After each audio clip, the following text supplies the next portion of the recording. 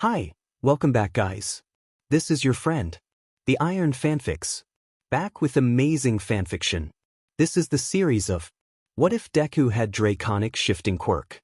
Now before starting, please give this video a like and subscribe to the channel if you want more videos like this.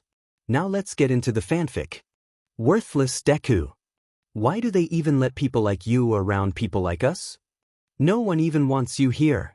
Izuku winced as he heard palms crackling beside him. Throwing a hand out to the side, he stopped Katsuki, hitting him lightly in the chest. "No, Kaken," he said. "They're not worth it. And you know you're one incident away from getting expelled. How are we supposed to be a duo then?" "Diamond extras," came the snarl. "You did your quirk therapy. Everything was wiped clean. Why can't they just let you move on with your FNG life?" "Because," Izuku sighed, "it gives them something to do." "Come on," he grabbed the blonde's hand, still warm from his quirk, pulling him down the street. "Mom said she'd have cookies waiting for us." But Katsuki followed Izuku to his apartment, and as soon as they opened the door, they were hit by the smell of Inko's chocolate chip cookies. She made the best chocolate chip cookies. The outside was slightly crispy while the inside was soft and gooey. A face peered out from around a corner. "Boys?" Inko smiled at them. "The cookies just came out of the oven. Why don't you two head up to Izuku's room and I'll bring them up in a moment." "Yes, Mom." "Thanks, Auntie." "Oh, I almost forgot." Inko walked into view, wiping her hands on a towel. "Hisashi went to the market to get stuff for dinner. Did you want to join us, Katsuki?" Much to Izuku's disappointment, Katsuki shook his head. "I would if I could, but the hag has some stupid gala tonight and she wants me to go." "HM. Well, how about I just call her? I'm sure we can figure out something so you can stay here." She winked conspiratorially as she walked back into the kitchen. Katsuki looked over at Izuku. "Your mom is literally the best." "Don't I know it?" Izuku laughed as they headed back to his room. "You mom is pretty cool too." "Yeah," the blonde scoffed, "if you don't mind the house being filled with random clothes everywhere. I swear, she'd stuff me into that couture sheet if she thought I wouldn't scorch it the moment she turned her back." The two boys sat on Izuku's bed, pulling textbooks out of their backpacks, flipping to today's assignments. Poured together. Izuku rubbed at his shoulder, uncomfortably, shifting around. Katsuki noticed, looking up from his notebook. "You all right, Deku?" Nodding, Izuku answered, "Yeah, just, But it's all right." Eyes narrowed, Katsuki reached for something at his neck, fiddling with something attached to a black cord he had tied around his neck. "Better?" he asked, even as he could see Izuku relaxing. "Yeah. Thanks, Kaken.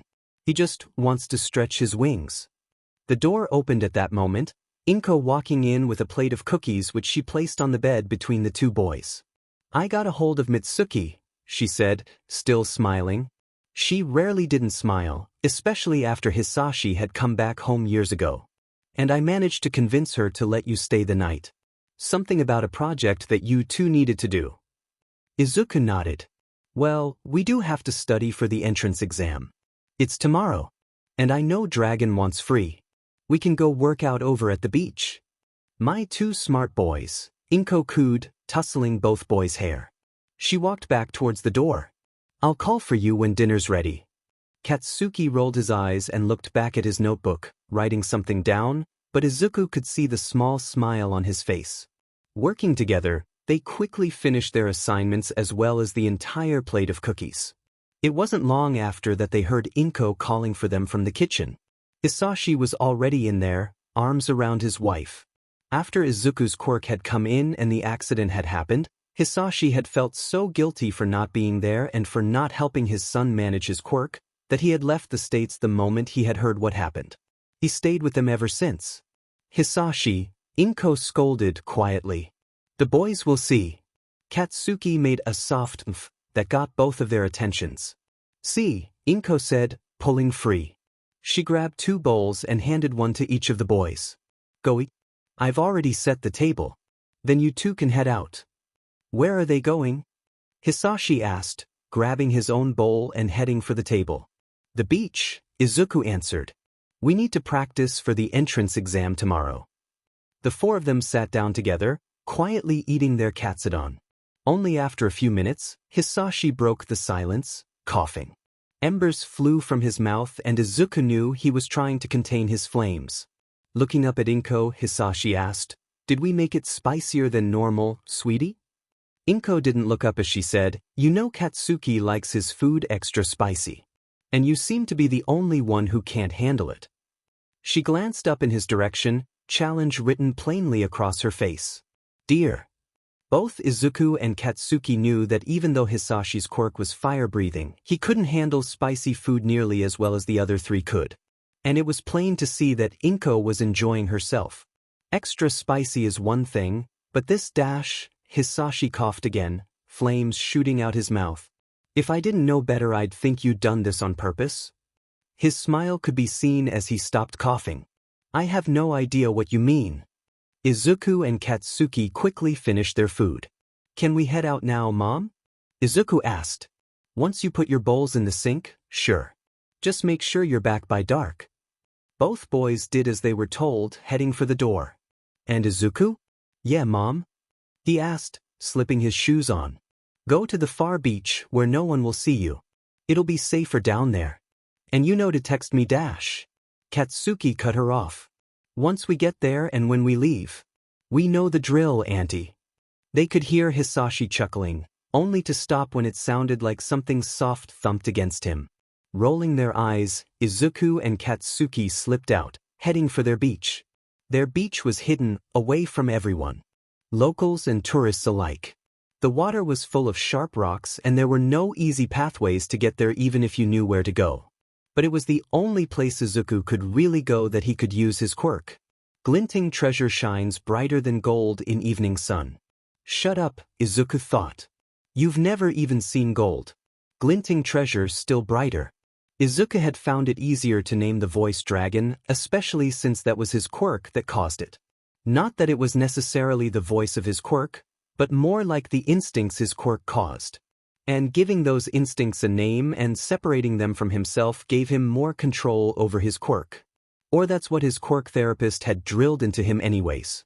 Izuku looked over at Katsuki. "You have your scale?" he asked, already knowing the answer. "Stupid Deku, of course I do." Grinning, Izuku let dragon free, relaxing as he felt his wings pull him into the sky. Shifting was like stretching muscles that hadn't been used in a while. It hurt, especially if he hadn't done it in a while, but it was a good hurt. "You going to stay up there all day?" Katsuki called from the ground, hand shielding his eyes. "Or are we actually going to spar?" "Spar," Izuku thought, diving for Katsuki, only to be met with an explosion to the face. He banked to the right, turning in the air and diving again. They continued that for a while before moving on to other exercises. The sun quickly set, neither boy paying attention. "Stop," Katsuki said, pulling his phone from his pocket. "Sheet," he muttered, looking up at the sky. "We're late. I think it's dark enough I can take us back into the city without anyone spotting us." "You really think you can carry me that far?" "I'm not that small," Izuku whined. "You can sit on my back. In front of my wings. It'll be faster than running. Just tell Mom that we lost track of time and are almost back." Katsuki sent the message as Izuku landed in front of him. Carefully, the blonde climbed onto Izuku exactly where he was instructed to. "Like this." "Hold on." Not waiting for a reply, Izuku took off into the air, albeit slower than he normally flew, both for Katsuki's comfort as well as the result of the extra weight. Izuku had been correct that it was dark enough that no one could have spotted him, especially with how dark his scales were. Not unless they were looking for him. He strategically picked a rooftop that was empty enough for him to land on as well as dark enough to hide the two boys as they climbed down the ladder Izuku hoped scaled the side of the building. "Think she'll be too mad?" Izuku asked as he shifted back, climbing down the ladder he had quickly found. "At you, probably. At me, not a chance." Katsuki was already on the ground, waiting for Izuku. "We both know she likes me better," he grinned. "Kaken." "Deku." Katsuki mocked as they took off running towards the Midoriya's apartment. Neither boy was aware of the shadow watching them from the same roof that they had landed on. Izuku stared at the large building, Katsuki practically dragging him along. This was it. And focus on yourself, Deku, none of those extras. You and I are going to be the greatest hero duo out there, but that won't happen if you try to play buddy-buddy with everyone you meet. But Kaken Dash, Izuku tried to interrupt, but the blonde stopped him. Don't even argue with me. You're better than all of them out there, and this is your chance to prove everything our shitty classmates said about you wrong. Izuku was having a hard time keeping up. Katsuki was taller than him and faster, not even slowing as they walked, ran, up to the testing building. This is your chance to prove them wrong too, Izuku panted in a small voice. Was the reply. I don't need to prove myself to anyone. I already know I'm better than all of them. Kaken, slow D-dash. Izuku tripped over the step, his hand ripping free of Katsuki's. Of course this is how it happens, was his only thought when he found himself face to face with the concrete, mere inches separating them. Couldn't you even keep up, Deku? Someone helped upright him. Sorry about that, a girl said, smiling. But I thought it would be bad luck to trip right before the exams. Thank you, Izuku stumbled. I-dash. Oi, Deku. Katsuki grabbed Izuku by the collar, dragging him away. Stop talking to round face already. Kaken. Izuku mumbled. Hastily he waved at the girl, who looked shocked, probably by Katsuki's attitude, but shrugged and walked inside. Izuku turned, pulling free of his friend's grasp. Kaken, that was rude. We don't have time for pleasantries, Deku, Katsuki growled. This is war. And round face and all these other extras are the enemies. It was useless, Izuku knew, trying to argue with Katsuki. He didn't have time for anyone who hadn't proved themselves to be worth his time, but if you stood in the way of what he wanted, the blonde would be quick to knock you down. And as far as Katsuki was concerned, everyone who was trying to get into the hero course, apart from Izuku, were only in his way, pawns meant to be taken out and moved past. Sighing, Izuku followed Katsuki as he found them seats. Everyone quieted when Present Mike walked onto the stage in front of them. That's dash. Don't even start it, Deku, Katsuki hissed. You can fanboy later. As if Katsuki wouldn't fanboy along with him once they were away from all these eyes. But Kaken dash. Later, Hello, listeners. Present Mike yelled. He immediately went into discussing the written test. They were handed out and Izuku began filling it out as fast as he could. A lot of the material was stuff he only knew because of his and Katsuki's study sessions. He finished it and began double-checking his answers, flinching when Present Mike called out, "Pencils down. Pass your test booklets to the end. All students applying for the hero course may stay in their seats. Everyone else, you're free to leave." Izuku and Katsuki stayed where they were, Izuku watching as people left. It was more than he thought would. As soon as the room cleared, Present Mike started talking about the practical portion of the exam and the 3 different enemies they would have to face. But there are 4 enemies, a boy ahead of them asked, loudly, standing up. Unless it's an oversight. And you, he turned back, glaring at Izuku, your mumbling is distracting. Wait, he'd been mumbling? Izuku started to apologize, but Katsuki cut him off. And how about you mind your own FING business, for eyes? What's it matter if he's mumbling? You're distracting, but you don't see any of us interrupting a hero about it. ASI was saying. Present Mike, trying to capture everyone's attention again, continued telling them about the exam. Kaken dash. Not now, Katsuki said, eyes focused on the slide Present Mike currently had pulled up. Izuku bit his tongue until Present Mike started to split them into groups. Kaken, Izuku tried again, right as they were about to head into different directions. I know what you're going to say, so don't, Deku, Katsuki grumbled. But Scarlet eyes flashed. Tell you what. You kill more robots than me and you can say it. Until then, Katsuki shrugged. Don't say it. There's no reason for you to anyways. But Later, Katsuki said, as his group left and, sighing, Izuku followed his. They stood outside a set of doors and Izuku started stretching, waiting for them to open. This was going to be easy. Robots. He could take the down, no problem. You're muttering again, the boy who had called him out earlier said, interrupting him. Izuku kept stretching. Habit, was all he said. He thought the other boy might have been about to say something when the doors opened and Izuku ran in, looking for an empty area where he could shift, but people wouldn't really be able to see him. Luckily, there was an alley that looked just large enough to fit him. It would be tight, but Izuku was sure he'd be fine. Running in, he noticed a ladder scaling the side of the building. Even better, he thought, climbing and shifting on the rooftop. As Dragon, Izuku jumped from the building, looking for enemies. A 2-pointer, crushed in his teeth. A 1-pointer, smashed by his tail. A 3-pointer, shredded by his claws.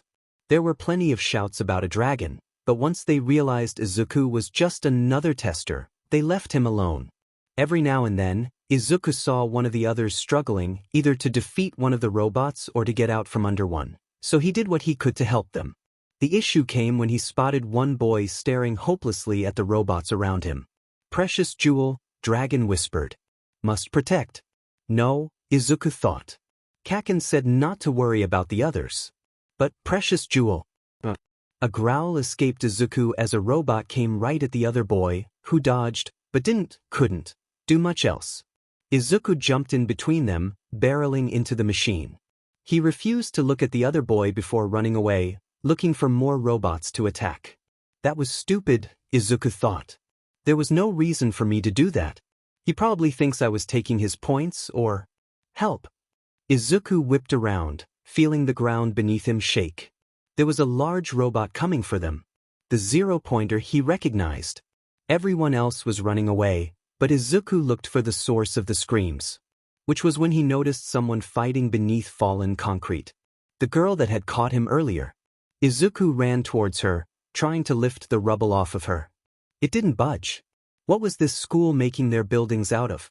Help me please, the girl shouted again, trying to pull herself free. Izuku looked at her, then the 0-pointer. Seeing the girl's panicked expression as he backed away from her, Izuku took off into the sky and dove. He crashed into the metal with a crunch, hitting the robot with his side. Apparently, the machines were made of much more inferior materials than the buildings because Izuku was caught off guard by the lack of resistance, and when the robot fell backwards, he went tumbling with it. There was a loud boom as they landed on the ground, Izuku shifting back out of his dragon form. He coughed up dust, climbing off of the now pile of scrap. Hearing a loud buzzer sound through the cityscape, marking the end of the test, Izuku looked over where the girl had been, seeing what looked like a nurse attend to her.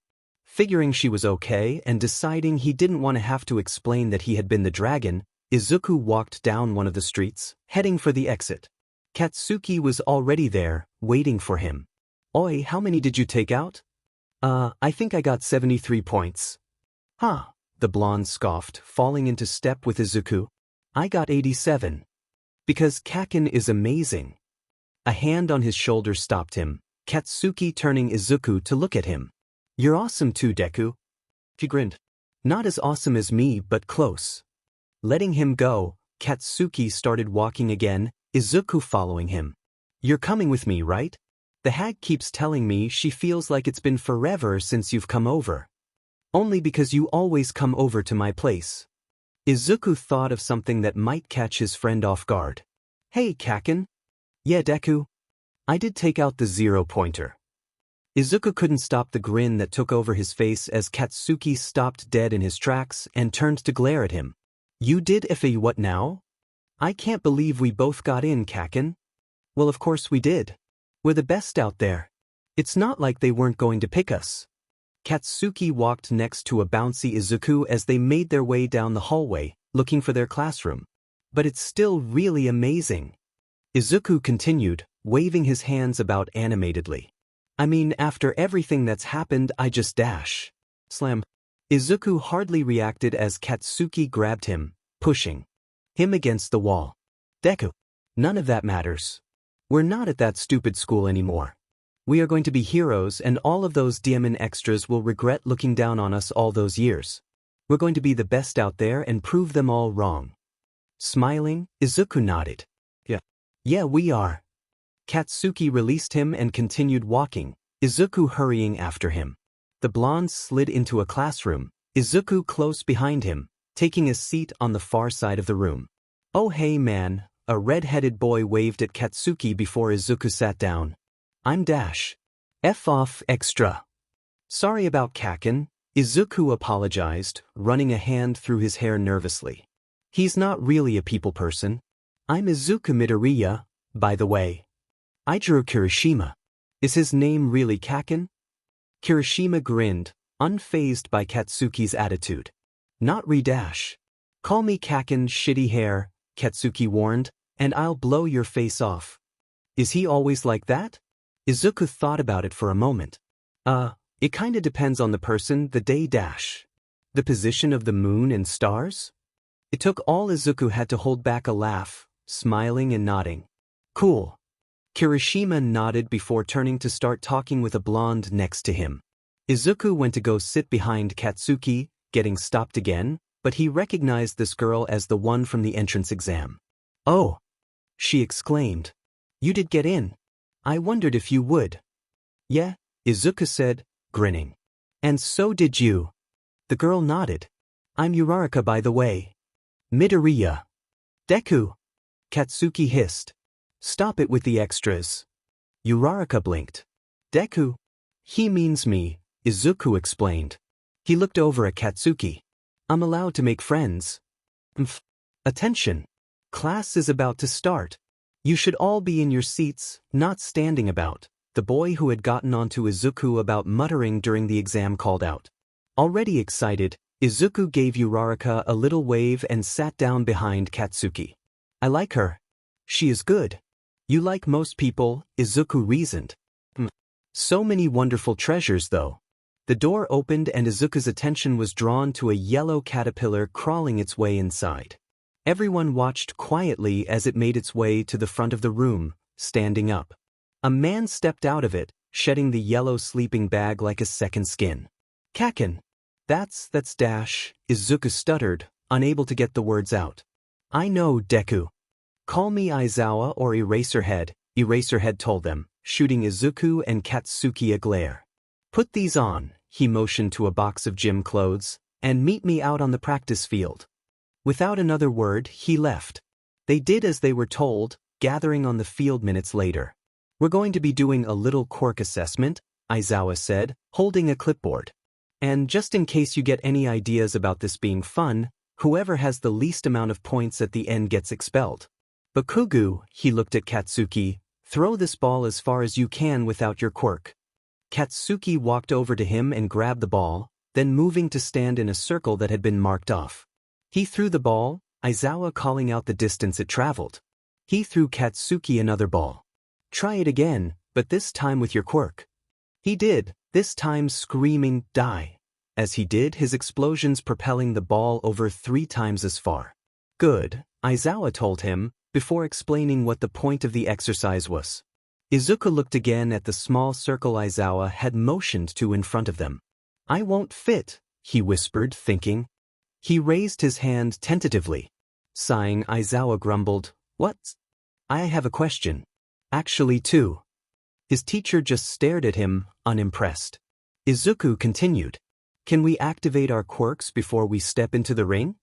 Aizawa looked up into the sky, muttering something Izuku couldn't hear. If you must. Okay. Second question. You said we have to stay inside the circle, right? Yes. The man looked disappointed, not only in Izuku but in himself for letting the kid speak. Great. Does that include tails? Aizawa scowled. Yes, tails count too. Grimacing, Izuku nodded. That would make it more difficult. He needed his tail for balance and trying to fit in that circle, let alone throwing a ball, without falling over would be a challenge in itself. Fit. He's tiny though. Did he say tail? Izuku felt his face burn, realizing he must have been muttering. And if you're so concerned, you can go next. Izuku nodded again. He walked a little ways away from his classmates, judging the distance between him and the others. Just to be on the safe side, he took 2 more steps back. He didn't want to accidentally hit anyone with his wings. What is he doing? Izuku shifted, feeling his wings and tail break free from his skin. Scales slid into place. He loved it, this feeling. It was almost like stretching. With a loud thump, Izuku's front legs landed on the ground. He couldn't help himself. Izuku looked around, trying to gauge his classmates' expressions. Several shocked faces and even more dropped jaws stared back at him. Can you ask them to stop staring? Stop staring, extras, Katsuki growled. It's rude. He's a dragon, Uraraka finished, watching him curiously. Looking away, Izuku walked over to the circle, trying to fit himself in. The circle itself was 3, maybe 4 feet wide. Izuku didn't know how wide he was, but he knew he was almost 15 feet long, almost half of that being his tail. Carefully, Izuku stood back on his hind legs and wrapped his tail around his feet. He wobbled a bit.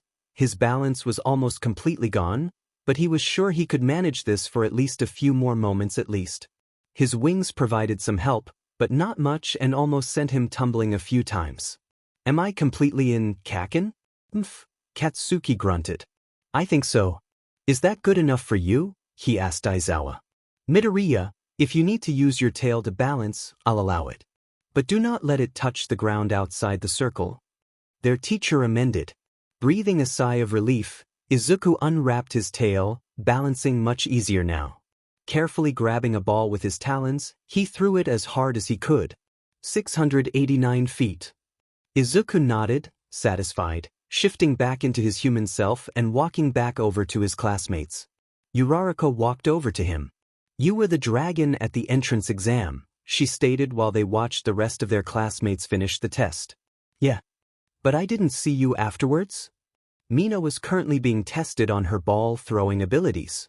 I shifted back after I hit the ground, Izuku told her. I saw you were being taken care of and I wasn't hurt, so I left. I didn't mean to leave you like that during the exam. But there was nothing I could against that concrete while there was something I could do against the 0-pointer. And I can't exactly talk while in dragon form. Wait, but then how dash? The next test, Aizawa interrupted her, will focus on speed.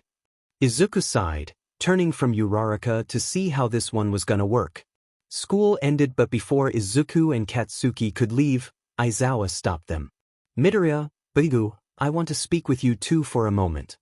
Izuku stiffened, already sure what this was about, but nodded and stayed behind.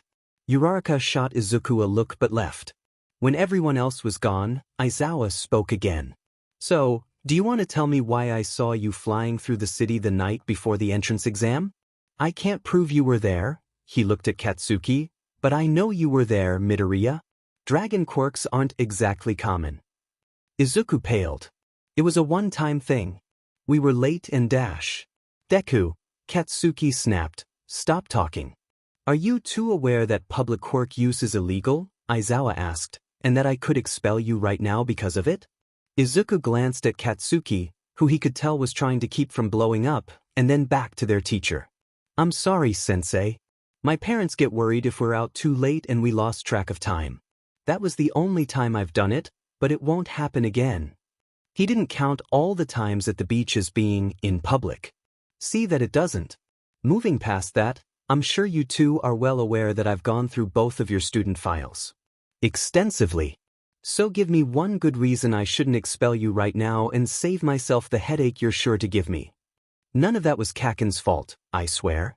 That, Izuku sighed, rubbing his wrist nervously, we weren't very well liked, but we never meant to cause trouble. It just happened. It just happened, Aizawa echoed, unimpressed. Tell me, how do fights just happen? Most of them, if I'm correct, started by Bakugo. He was trying to defend me, Izuku insisted, speaking quickly knowing Katsuki would interrupt him at any moment. If you want to expel someone, expel me. They were all because of me anyways. Katsuki whirled on him. Stupid Deku, don't you go dash.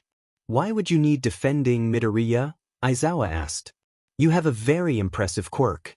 Most people would want to see you succeed if not benefit from it. Not dash. Katsuki snorted. Yeah, right, as if those extras wanted us to succeed. And for the record, I never started a single one of those fights. I ended them. Aizawa-sensei, it's not what it looks like, I promise. Izuku kept his eyes focused on the floor. He hated being judged for his quirk, or what his quirk had done, but it seemed like that was all he would ever get. My quirk manifested in a bad way. It was a complete accident. But that didn't stop how people looked at me. I was a danger, I should be put down, I've heard it all. And besides my parents, Kaken is the only one who stuck by me. So they turned against him too. Izuku looked at his teacher. I understand if you don't trust me, but at least give him a chance. Deku, I swear dash. Hey Aizawa. The door opened and Izuku immediately recognized the boy from the entrance exam. I didn't realize you still had students in here. Precious Jewel, Dragon exclaimed excitedly. Precious Jewel got in.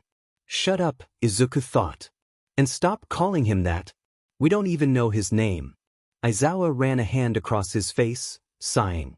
Shinso, wait in the hallway for another moment please. I'm almost done with these two. Looking Izuku and Katsuki up and down, Shinso nodded, walking back out the door. His name is Shinso, Dragon added unhelpfully. Precious Jewel will be Crown Jewel and accentuate rest of Horde. The Horde is red, yellow, blue, and white. How will he accent it? By standing out. I don't think you know what accentuate means. And stop thinking about people like that. I'm not going to expel you. Seeing Izuku's shocked expression, Aizawa added, yet. But if you step out of line even once, I won't hesitate to end your time here. No go. He waved to the door. Nodding appreciatively, Izuku grabbed Katsuki's arm and pulled him from the room, only to be greeted by Shinso on the other side. He gave you a hard time, didn't he? It wasn't a question. Don't worry too much about him, the purple-haired boy continued. He's softer than he lets on. So he won't expel us? Izuku asked, looking at Shinso's eyes. They were such a lovely shade of purple. Lilac? No, maybe lavender? Well, his hair was more lavender. His eyes were just a shade lighter. Oh no, Shinso deadpanned. He definitely will if he doesn't think you're hero material. Expelled his entire class last year. Sent most of them home in tears. Katsuki rolled his eyes. Whatever. Noticing Izuku staring at Shinso intently and mumbling too low to be heard, he grabbed the greenet's arm. We should get going or we'll be late. Snapping out of his trance, Izuku blushed. Sorry, I kind of zone out sometimes. Don't worry about it. Shinso gave them a half-hearted wave as he entered the classroom. Care to tell me what that was about? Katsuki snapped, already walking down the hall. Izuku hurried to catch up to him. I don't know what you mean, Kaken. You're a effing terrible liar. He sighed. Dragon dash. Oh hell no. Katsuki stopped, grabbing Izuku's shoulder. It may be your quirk, Deku, but it's still you. I don't care what bullshit your therapist tried drilling into your head, but your quirk works off of you, not some twisted mind of its own. I know, Izuku whispered, but it's still easier to pretend like it's separate from me. I'm still getting used to it. He started rubbing his wrist again. Then you had hurry up and get used to it, or you'll never be able to keep up. I know, Kaken. But now are we stopping by that one bakery before we go home? Hey Sho, you coming to bed anytime soon? Yeah, in a bit. Shoyuta ran a hand across his face as he looked at the two files in front of him. Frowning, Hizashi sat next to him. A case bothering you? Students. Ah, that makes sense. Hizashi looked at the folders, both of which were thicker than most of the student files he'd seen. Troublemakers? That's what I thought. But when I was talking with them after class, they said some things that made me wonder if any of this was even true or not. Like what? Not even hesitating, Hizashi grabbed the coffee in front of Shoyuta and took a drink, his face scrunching up. Ugh, how can you drink anything this sweet? Keeps you from drinking it, Shoyuta said, taking the cup back. Anyways, they acted like they were, I don't know, used to being distrusted. Like no matter what might have happened, they had just kind of accepted that I wasn't going to believe a word they said. Midoriya especially. Hizashi took the folders, flipping through them before he stopped on a page. Shoyuta waited as he read it, recognizing it as the police report. Those poor kids, was all the blonde said. Yeah. That would have been traumatizing enough without the kid's quirk activating for the first time. And all these other reports? Hizashi asked. disciplinary action forms from their previous schools. Show you decide. It looks like they pinned everything they could on those two. Their middle school went so far as to send UA a letter stating that it was a bad decision to allow Midoriya and Bakugo into the school, let alone the hero course. Called them nothing more than a couple of future villains that will stop at nothing to destroy society piece by piece. Well, that sounds overdramatic. And that's coming from me, Hizashi said, reaching for Shuta's coffee again, but missing as his husband pulled it from his reach. Mine. If you want coffee, go make your own. Or I can continue to just take yours, despite the abundance of sugar. Hizashi flipped through a few more pages before closing the file. So what are you going to do? Shoyuta shrugged. Watch them. If I don't think they can become heroes, I'll expel them like any other student. But if it turns out that nothing in that folder is true, well, you know that I don't tolerate quirk discrimination. He sighed again. I don't think there's anything I can do about it right now. Hizashi smiled and grabbed Shuta's coffee, quicker this time. He danced out of his husband's reach, pouring the remaining coffee down the sink. Well, if that's settled, bedtime. A startled gasp caught Izuku's attention. Many treasures. His eyes shot over towards Momo and he quickly looked away again. While she had been sparring with Todoroki, his ice must have cut through her shirt. He didn't even hesitate, abandoning Zero, as he shifted into Dragon and bounded over to his classmate. Standing in between her and everyone else, Izuku threw up his wings, shielding her from any lingering gazes. He growled once in warning. There was a flash of purple. Trash rat? Kaken, Izuku growled. Stop, Mineta. Mineta hesitated for a moment when he heard the growl, which was all Katsuki needed to catch up to him. They landed with a thud, Katsuki pinning Mineta to the ground. Don't even think about it, the blonde snapped, putting a hand near Mineta's head, because I won't hesitate. Bakugo, Aizawa called out, walking over, get off of him. But dash. Now. Reluctantly, Katsuki released the other boy, standing up. Izuku could hear Mineta mumble something, but he couldn't quite make it out. Judging by the sparks crackling off of Katsuki's hands, though, it wasn't good. What did he say? Katsuki didn't answer. Midoriya? Izuku twisted his head around, seeing that Momo had created herself a replacement shirt to fix the torn one. He pet his head to one side. Thank you, she told him, smiling, but you can shift back now. Nodding, Izuku shifted back to human, but before anyone could say anything else, he stormed over to Mineta as the other boy was pulling himself off of the ground, brushing off dirt. What the hell? My treasures. Protect from stupid trash rat. Midoriya dash. No, Izuku interrupted him. No, you listen. I have been called a villain and a monster more times than I honestly care to count, but you, he shook his head. I'm tired of people like you getting to treat others however you want and get away with it. The girls have asked you to stop multiple times in the short time we've all known each other. I know, I've heard it. We've all heard it. And I'm sure there's been more times. So stay away from them, Mineta. Turning away, Izuku said just loud enough for the other boy to hear him, You're more of a villain than I'll ever be. Says the words dropped off into a mumble, and Izuku froze, paling. What did you say? His voice was small. This couldn't be happening. Not here. No. You heard me dash. There was a squeak and Izuku looked back to see Katsuki grabbing Mineta by the collar of his shirt. Apologize, Katsuki hissed through gritted teeth. Now. Why should I apologize to a murderer? Mineta pulled himself free, but failed, so he settled for glaring at Izuku. That's what you are. You shouldn't even be allowed free, let alone at UA. Now that's enough.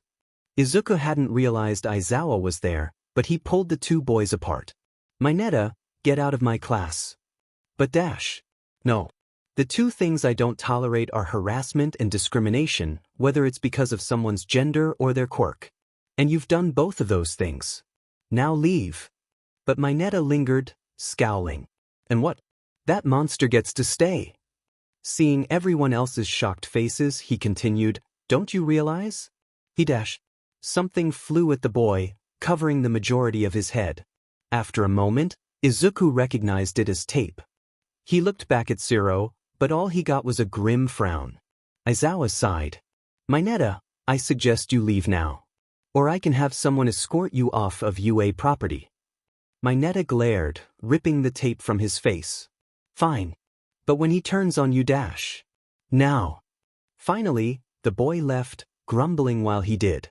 Shaking his head, Izuku breathed. It's never going to be any different, his arms wrapping around his chest tightly.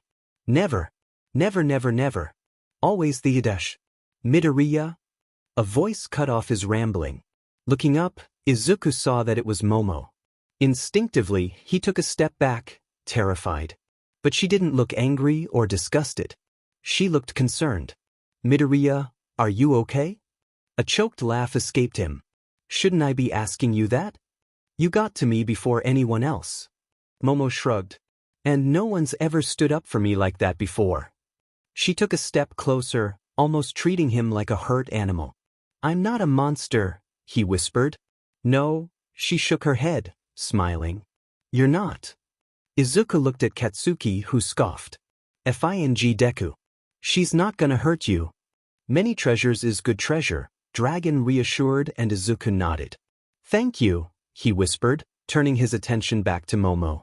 No, she said, pulling him into a hug. Thank you.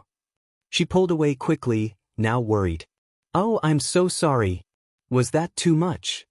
No, Izuku assured her, shaking his head, a small smile spreading across his face. It was just right.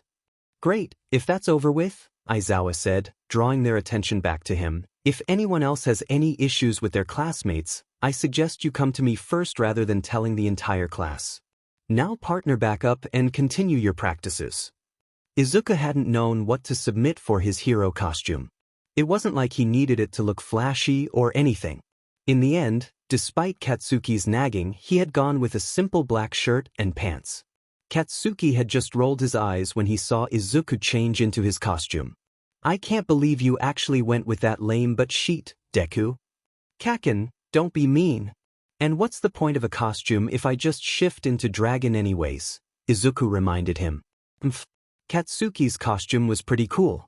Izuku's favorite part was the mask.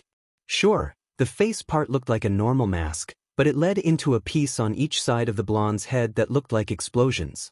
Hey bro, Kirishima came up, examining Katsuki's costume. What's with the straps?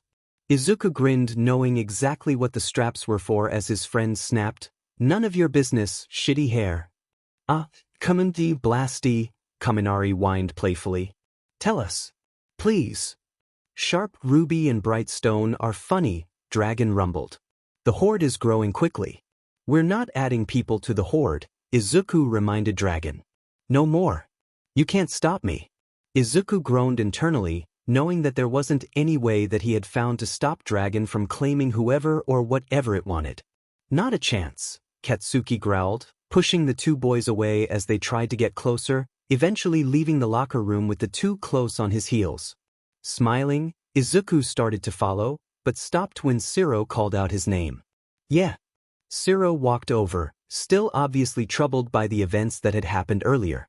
I just wanted to apologize about the whole situation with Mineta. I should have realized what he was doing.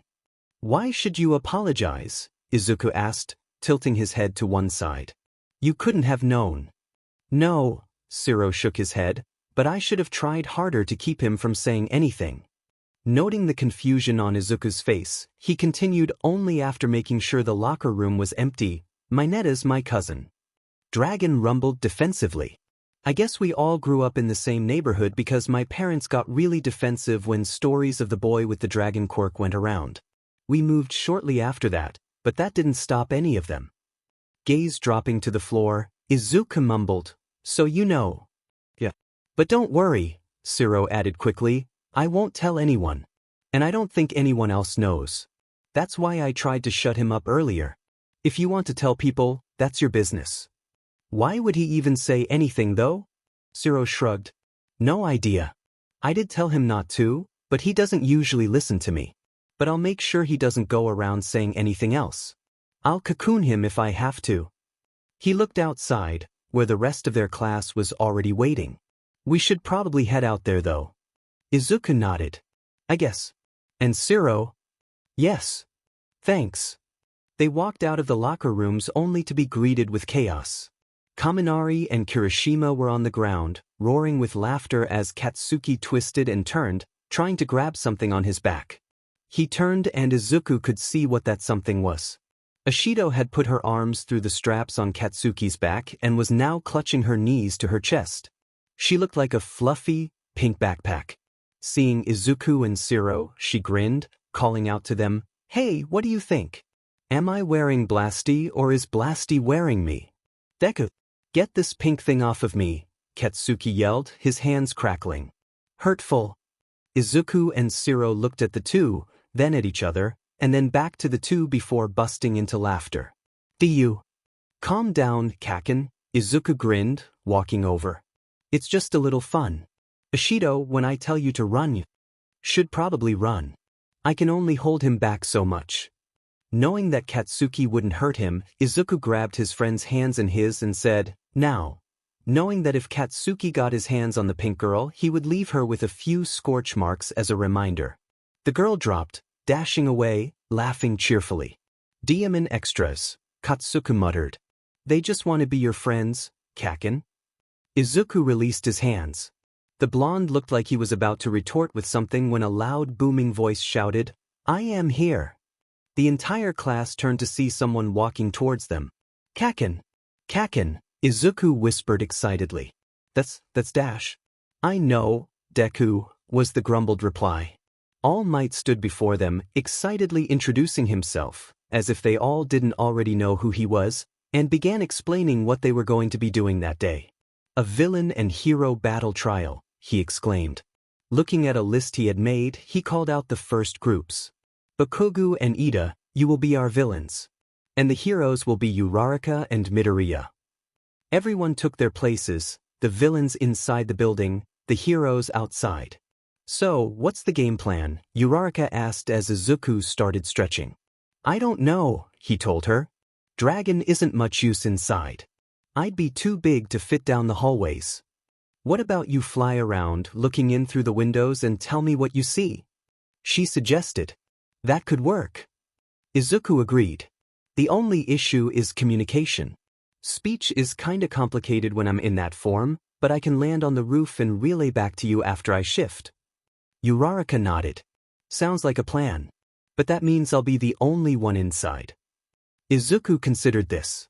"I could draw their attention outside. Make them think you're out there with me."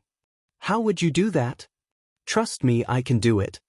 He knew that Katsuki never went anywhere without his scale. And without a doubt, he'd use it to know what Izuku and Uraraka were planning. "I'll get you a location on the bomb and then distract them." Izuku looked at the building All Might had assigned them. It was 3 stories high, so it wasn't like there was too much space for him to cover. "Sounds good. You ready?" Uraraka asked. Izuku nodded and stepped away, shifting. "And your time starts now." All Might's voice crackled over the earpiece and Izuku took off into the air. Looking down, he could see Uraraka run into the building. He just hoped they had come up with the best plan. Pulling his attention back to the trial, Izuku flew around the building, glancing through windows looking for Katsuki, Ida, or the bomb. A flash of white caught his attention and he pulled back, trying to find a spot where he could peek in the window. Landing roughly on the side of the building, he dug his claws into the brick. Hearing nothing inside, Izuku peered into the window, trying to keep his head out of sight and his wings against his back. Bright red eyes stared into his. "Kaken, you're not sneaky," Katsuki shouted through the window, throwing his hand towards the glass. Izuku pushed off from the wall, unfurling his wings as the explosion shattered the window. "Hold on," Izuku said to no one in particular, hoping Katsuki would believe that Izuku's teammate was on his back and not in the building. Pushing himself into the sky, Izuku flew to the roof, shifting back into human form as he landed. "Uraraka," he breathed. "They're on the 2nd floor, southeast corner. I'm going to shift back and try to distract them." "Got it." He could hear her breathing as she ran. Izuku shifted back, muscles already screaming from shifting back and forth too quickly. He took off into the air again, flying back to the room where he had spotted Katsuki and Ida. Deku and Roundface are outside. He overheard Katsuki tell his teammate, "Just keep an eye on the windows. As long as he's in dragon form, she's the only one that we have to worry about." "But how do you know she's with him?" Ida asked. "Did you see her?" "Of course not. But I just know, got it. Now stop yapping and help me play Whack-A-Dragon." Izuku landed on the building beside the window that Katsuki had broken and stuck his head through.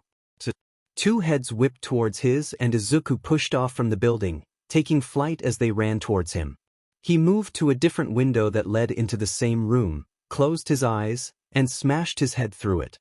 Katsuki ran over to him again and, again, Izuku flew off, repeating this process with every window. "Will you stop doing that?" The blonde snapped furiously as Izuku flew back to the roof. He shifted back to human, although this time not as quickly. "Uraraka? Midoriya? Are you all right?" she asked, sounding worried. "I heard glass breaking and screaming." "Yeah. The distraction is working. They think you're with me. I don't think I'll be able to lead them away, but I should be able to draw their attention away long enough for you to sneak in." "I can do that. You just be careful, okay?" Izuku didn't reply. He knew this was a bad idea, shifting back so quickly, but he did it anyways, grimacing the entire time, his entire body screaming in pain. Shakily, he flew back to where Ida and Katsuki watched for him. "You should be able to sneak in here." Izuku landed next to a window. Breathing hard, he stuck his head through it, only to be met with a face full of explosion. Claws scrabbling for purchase, he found none. And Izuku fell. When he opened his eyes, All Might was there, classmates surrounding them. Or rather, 3 All Mights and more classmates than Izuku remembered having. "You took quite a fall there," the heroes admonished. Dimly, Izuku realized he had shifted back to human. Before or after he had hit the ground he didn't know. "Ouch," was the only word his mind supplied him. "Deku!" Looking towards where the voice had come from, Izuku could see a group of Katsukis pushing though their classmates. "Out of my way, extras." They knelt down, examining Izuku, grabbing him underneath his chin and turning his head from one side to the other. "Sheet," the blondes grumbled. "Auntie's gonna kill me." "No, she's not," Izuku mumbled, putting a hand to his head in an attempt to stop the spinning. "Who else would she make cookies for? And now there's 3 of you. 3 Kachins. Can never have too many Kachins." Pulling his hand away, he saw red. "Oh. Yeah, oh." The Katsukis rolled their eyes and pulled Izuku to his feet. "I'm taking him to Recovery Girl." "I'll help." Izuku saw multiple Urarakas step forward, moving to help support him. "Wonderful." The All Mights agreed. "Then we shall move on to our next group." As they walked into the school, the multiple Urarakas and Katsuskis merged into one of each person. Izuku groaned. "Why the hell didn't you use those wings of yours, Deku?" Katsuki snapped, although softer than he usually did. "Not like you didn't have a problem using them before I blasted you." "I'm tired, Kakin. Shifted too much." Izuku giggled. "But I tricked you. And you fell for it. Silly Kakin. Silly, silly Kakin." "That reminds me," Uraraka said, looking at Katsuki. "How did he manage to convince you I was with him? He didn't explain it." Katsuki paused for a moment, the other 2 stopping with him. He grabbed a cord that sat around his neck and pulled it so that Uraraka could see what was on it. A single green scale danced in the air. When he's in dragon form, Deku can communicate with people only if they're touching his scales.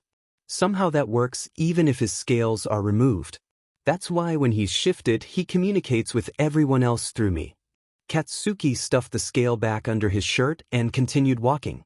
"He's not heavy. I can manage him if you want to head back to class." Uraraka shook her head. "It's fine. I'll head back once we know he's okay." "But I am okay," Izuku interjected. Just. Wonderful, amazing treasures, dragon supplied. Glinting treasure and floating moonstones, such helpful treasures. "Stupid dragon," Izuku muttered, only semi-conscious. "Stop trying to hoard people. 'Tisn't right." "Tell him," Izuku looked over at Katsuki. "Tell dragon you don't want to be glinting treasure." And you, he looked at Uraraka, floating moonstone. Tell him and maybe he'll stop. I want him to stop but he won't. Stupid dragon. And precious jewel. What's up with that anyways? We don't even know him but Dragon. Oh, Dragon thinks that that guy is amazing. What's so amazing about him? I don't know. He is pretty. So very, very pretty. Purple's a pretty color, don't you think, Kaken? A hand slapped over his mouth. Shut up, Deku, Katsuki warned. No one wants to hear about you and that noodle. Not a noodle, Kaken. Play nice, Izuku mumbled, pulling Katsuki's hand away. Glittering treasure? Floating moonstone? Precious jewel? What's he talking about? Uraraka asked Katsuki, because Izuku was clearly too out of it to provide an answer. You can ask him later. He pointed down the hall. There's the nurse's office. They carried Izuku in, surprising recovery girl. What happened? She asked. He overused his quirk and then fell 2 stories, Katsuki told her. He can shift into a dragon, but he shifted back before he hit the ground. It was really fun, Kaken, Izuku exclaimed. Flying. I love flying. There's so much freedom up there. It looks like he might have a concussion, recovery girl said, examining Izuku. You two can head back to class. I'm going to keep him in here for the rest of the day just so I can keep an eye on him. Katsuki nodded and turned to Izuku. You hear that, De? I'll come grab you when school ends, so you had better be in here. Of course, Kaken. Wait for Kaken. Izuku looked up at the ceiling, blinking, oh, I'm going down again, before he collapsed. Katsuki looked down at the pile of Izuku with disappointment. Deku, he muttered, hoisting him up to lay him on the nearest bed. Don't you two worry, recovery girl walked over, examining Izuku. He'll be completely fine by the end of the day, I promise. Now shoo. Katsuki and Uraraka left the room, the blonde already figuring out how he was gonna get payback for this. Aizawa, do you have a moment? Shoyuta turned around, seeing All Might barreling towards him. Bumbling idiot, he thought, but asked, What do you want, All Might? The number 1 hero fell into step beside him as they walked to the teacher's lounge. Have you seen Midoriya's quirk yet? I had some concerns. Oh no. Not a chance. No way this was happening. What did he do?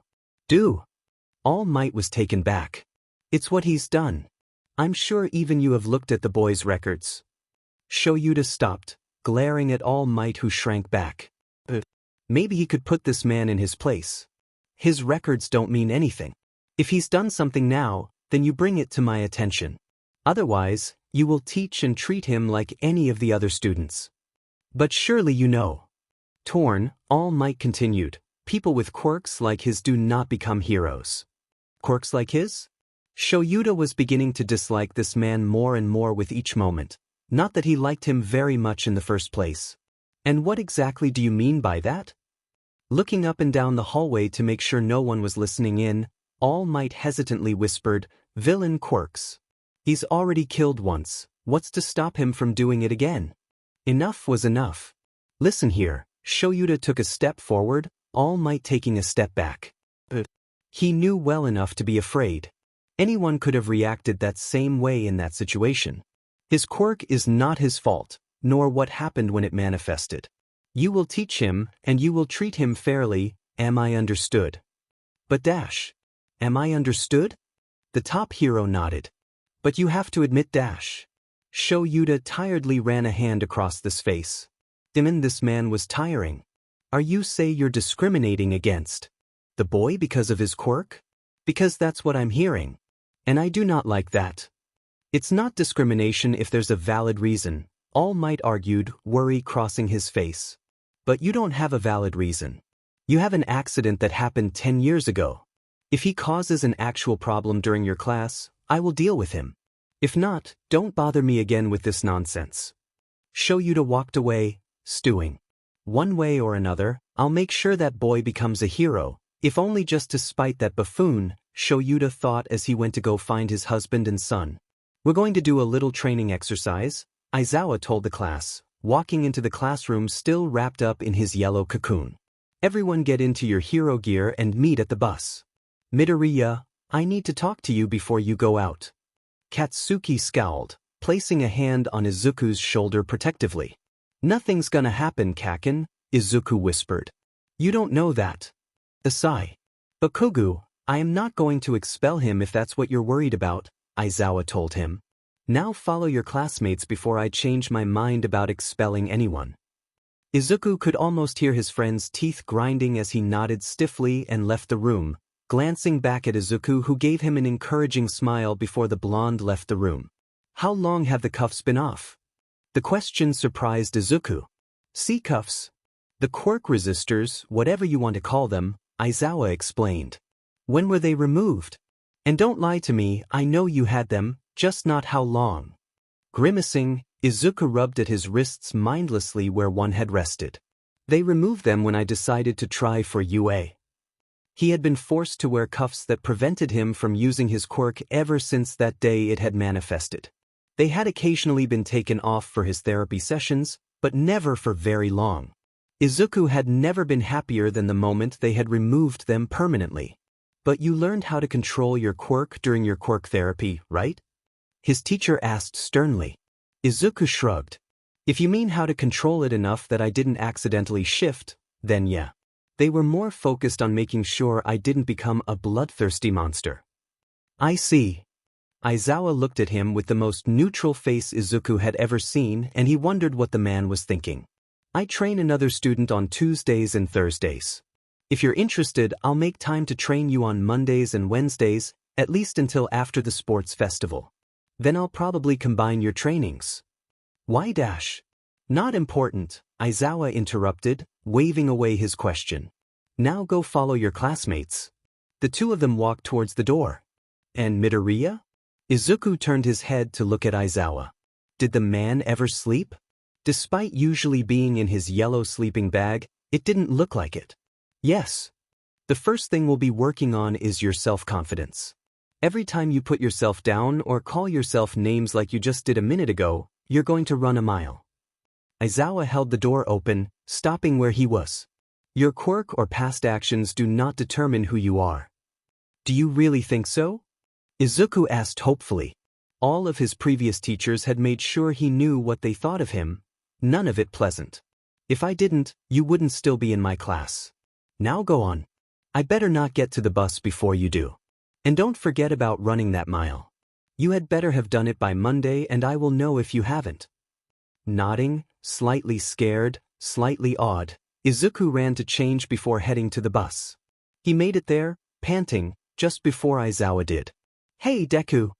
Katsuki motioned to him as he stepped on the bus, and Izuku sat next to him, grinning. Huh, must not have been bad if you look like that after talking to him, the blonde grumbled. Aizawa's going to work with me on my quirk after school, Izuku explained, still excited. Teach, is what we do not good enough for you now? Katsuki's eyes narrowed. Of course it is, Kaken. But aren't you the one who told me that I was behind with my quirk? Bouncing in his seat, Izuku continued, plus it's only Mondays and Wednesdays for right now, so we can still walk home together on the other days. Whatever. Don't sulk. We're still going to become the best hero duo ever. You two are going to be a duo? Kirishima sat in the seat in front of them, turning to face the two. Got a problem with that shitty hair? Katsuki growled. Why would I? The redhead asked. It's really cool. You don't see a bunch of duos anymore, not with the newer heroes. It'll help you two stand out. But it's not like you need any help with that, Bakugo? And what's that supposed to mean? Katsuki moved forward, only inches from Kirishima's face. You have an amazing quirk, the redhead explained coolly. Very showy. You won't have trouble getting people to like you. He grinned. Apart from that attitude of yours. Why do I care what any extras think of me? Katsuki demanded, sitting back in his seat, arms folded over his chest. And I don't have an attitude, he mumbled. Yes, you do, Izuku confirmed. But that's what makes you so cool. The rest of the bus ride was filled with mindless conversation. Izuku was surprised by just how many people wanted to talk to him, questioning him on his quirk and just overall being nice. Hey Midoriya, can you breathe fire? How fast can you fly? Can you carry others? What's it feel like to shift like that? Midoriya, Uraraka chimed in, probably noticing how overwhelmed he was by all the questions, and he hadn't even answered any of them yet. You must really like Ryukyu, right? Ryukyu is amazing, Izuku agreed, thankful that the conversation was being steered away from him. She's my second favorite hero. Only second favorite, Kaminari teased. Who could beat out one of your own kind? Rolling his eyes, Izuku answered, All Might, of course. Can anyone not like him? But Ryukyu's a close second. Shut the nerd up now or he'll never stop, Katsuki grumbled, slamming a hand across Izuku's mouth. Kahin. The nickname came out garbled and Katsuki pulled his hand away with disgust. Did you really just lick me, Deku? He accused, wiping his hand clean on Izuku's shoulder. Thought you were done with that sheet. Thought you were done putting your hand over my mouth, Izuku countered. Gotta shut you up somehow. You two bicker like some old married couple, Ishido stated cheerily. You holding out on us, Blasty, and dating this beautiful broccoli? Beautiful broccoli? Izuku couldn't control the flush that rose to his face and hid behind his hands. He peeked out from behind them at Katsuki, who was grinning. Me and Deku? Figure it or for yourself, Pinky. Don't be rude, Kakin, Izuku said, lowering his hands slightly. He looked at Ishido. Kakin and I aren't dating. He's amazing but not really my type. The people around them erupted into laughter as the grin vanished from Katsuki's face and he snarled, Hey, I am everybody's type. Smiling consolingly, Izuku patted his friend's cheek, quickly pulling away to avoid being bitten and replied, You just keep telling yourself that. One day it might come true. Why you little dash? Quiet. Everyone looked forward to see Aizawa standing at the front of the bus. They had stopped and not even realized it. This is the USJ. It's a training center owned by the Hero 13. And we're going to be working here today. Aizawa turned and got off the bus, not even waiting as he walked to the building, his students following him. Inside, the other Hero 13 waited for them. They immediately launched into what Izuku figured was a well-rehearsed explanation of the training center and the different environments it contained. Izuku stood next to Katsuki, trying to absorb every word. This place really was amazing and he wanted to know as much about it as he could. A few minutes into 13th's speech and the air shifted, Izuku freezing. Bad Dragon growled. Trouble. Izuku looked around, trying to spot what he sensed but couldn't see. There's nothing. You're just overreacting. True. Purple mist started to fill the center of the training center, figures starting to emerge from it. See? I told you. 13, protect the students, Aizawa yelled, running towards the villains. The mist spread up to where the students were, coalescing into a person and Izuku ran to stand between him and his classmates, pulling free from Katsuki. Mine, he growled, stay back. Dragon was screaming, fighting to shift to better protect his horde, but Izuku was fighting to stay human. Move aside, child, the man told him. I don't intend on hurting any of you. Deku. Midoriya. Katsuki and Kirishima ran towards Izuku and the man. Sighing, the villain raised an arm. Just can't do things the easy way, can we? And both boys vanished in the mist. Kakin. Kirishima. Izuku cried out. Treasures. Why don't I separate the rest of you while I'm at it? The villain mused as his mist spread to envelope the rest of the class. When Izuku opened his eyes, the ground was tilting beneath him. Groaning, he lifted himself into a sitting position, seeing two others next to him, already conscious. That was unexpected, he admitted. You're telling me, Ishido exclaimed. What kind of exercise is this, anyways? I don't think it's an exercise, Karo, Azui admitted. I think they're actual villains. Wait, really? Ishido glanced over a small railing and gasped. There's more of them in the water. Pushing himself up, Izuku looked to see that Ishido was right. Around 15 villains swam in the water around them. The boat, Izuku whispered, more to himself than anything. He looked at the girls. Azui, Ishido, any ideas? I can't take on that many alone, even in water, Azui shook her head. And please call me Tsuyu. Oh, then I want both to call me Mina, Ashido said, excitedly, clasping her hands together. And as for those villains, she shrugged, my acid doesn't do a lot in water. What about you, Mr. Dragon? Can't you just take them out? Treasures. Best Emerald and Feisty Spinel. Izuku didn't even try to resist. This was happening whether he wanted it or not. Pay fight. Port. Dragon rumbled contentedly. Izuku nodded and smiled. Well, you both might as well call me Izuku. As for those guys, I think I can. But not all at once. Here's what we're going to do. Izuku explained his idea. He didn't think it was much, but both girls agreed it was a solid plan. Quietly, Izuku crawled around to the back of the boat, keeping out of sight of the villains while Tsuyu and Mina distracted them. He slid off of the boat and into the water, shifting as he did. He was very careful not to tip the boat or cause waves that might alert the villains to what he was doing. In the water, Izuku was just as fast as he was in the sky. He didn't know if it had to do with the fact that he didn't have horns or spikes to provide resistance, although he guessed that it did. Taking a deep breath, Izuku dove beneath the water, keeping his wings pinned to his back. One of the villains tried to climb the side of the ship, but Mina stopped him, spraying him with acid and yelling, "Bad villain," as he fell into the water. I think that one's gonna try next, Karo. Tsuyu motioned to one that was swimming closer to them. Mina kept an eye on him, whispering, Izuku's been gone a while. You don't think one of them slipped away and got him already, do you? None of them have disappeared unless there were others that we didn't see, Tsuyu confirmed. Plus, he's a literal dragon. I think he can handle himself, Karo. Yeah. Mina moved her hand forward again, spraying another villain with her acid. No, stay down there. She dropped her voice again. What do you think about that? She asked.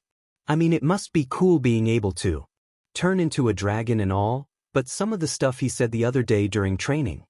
Mina shook her head, trailing off. How could people treat him like that? He's so sweet.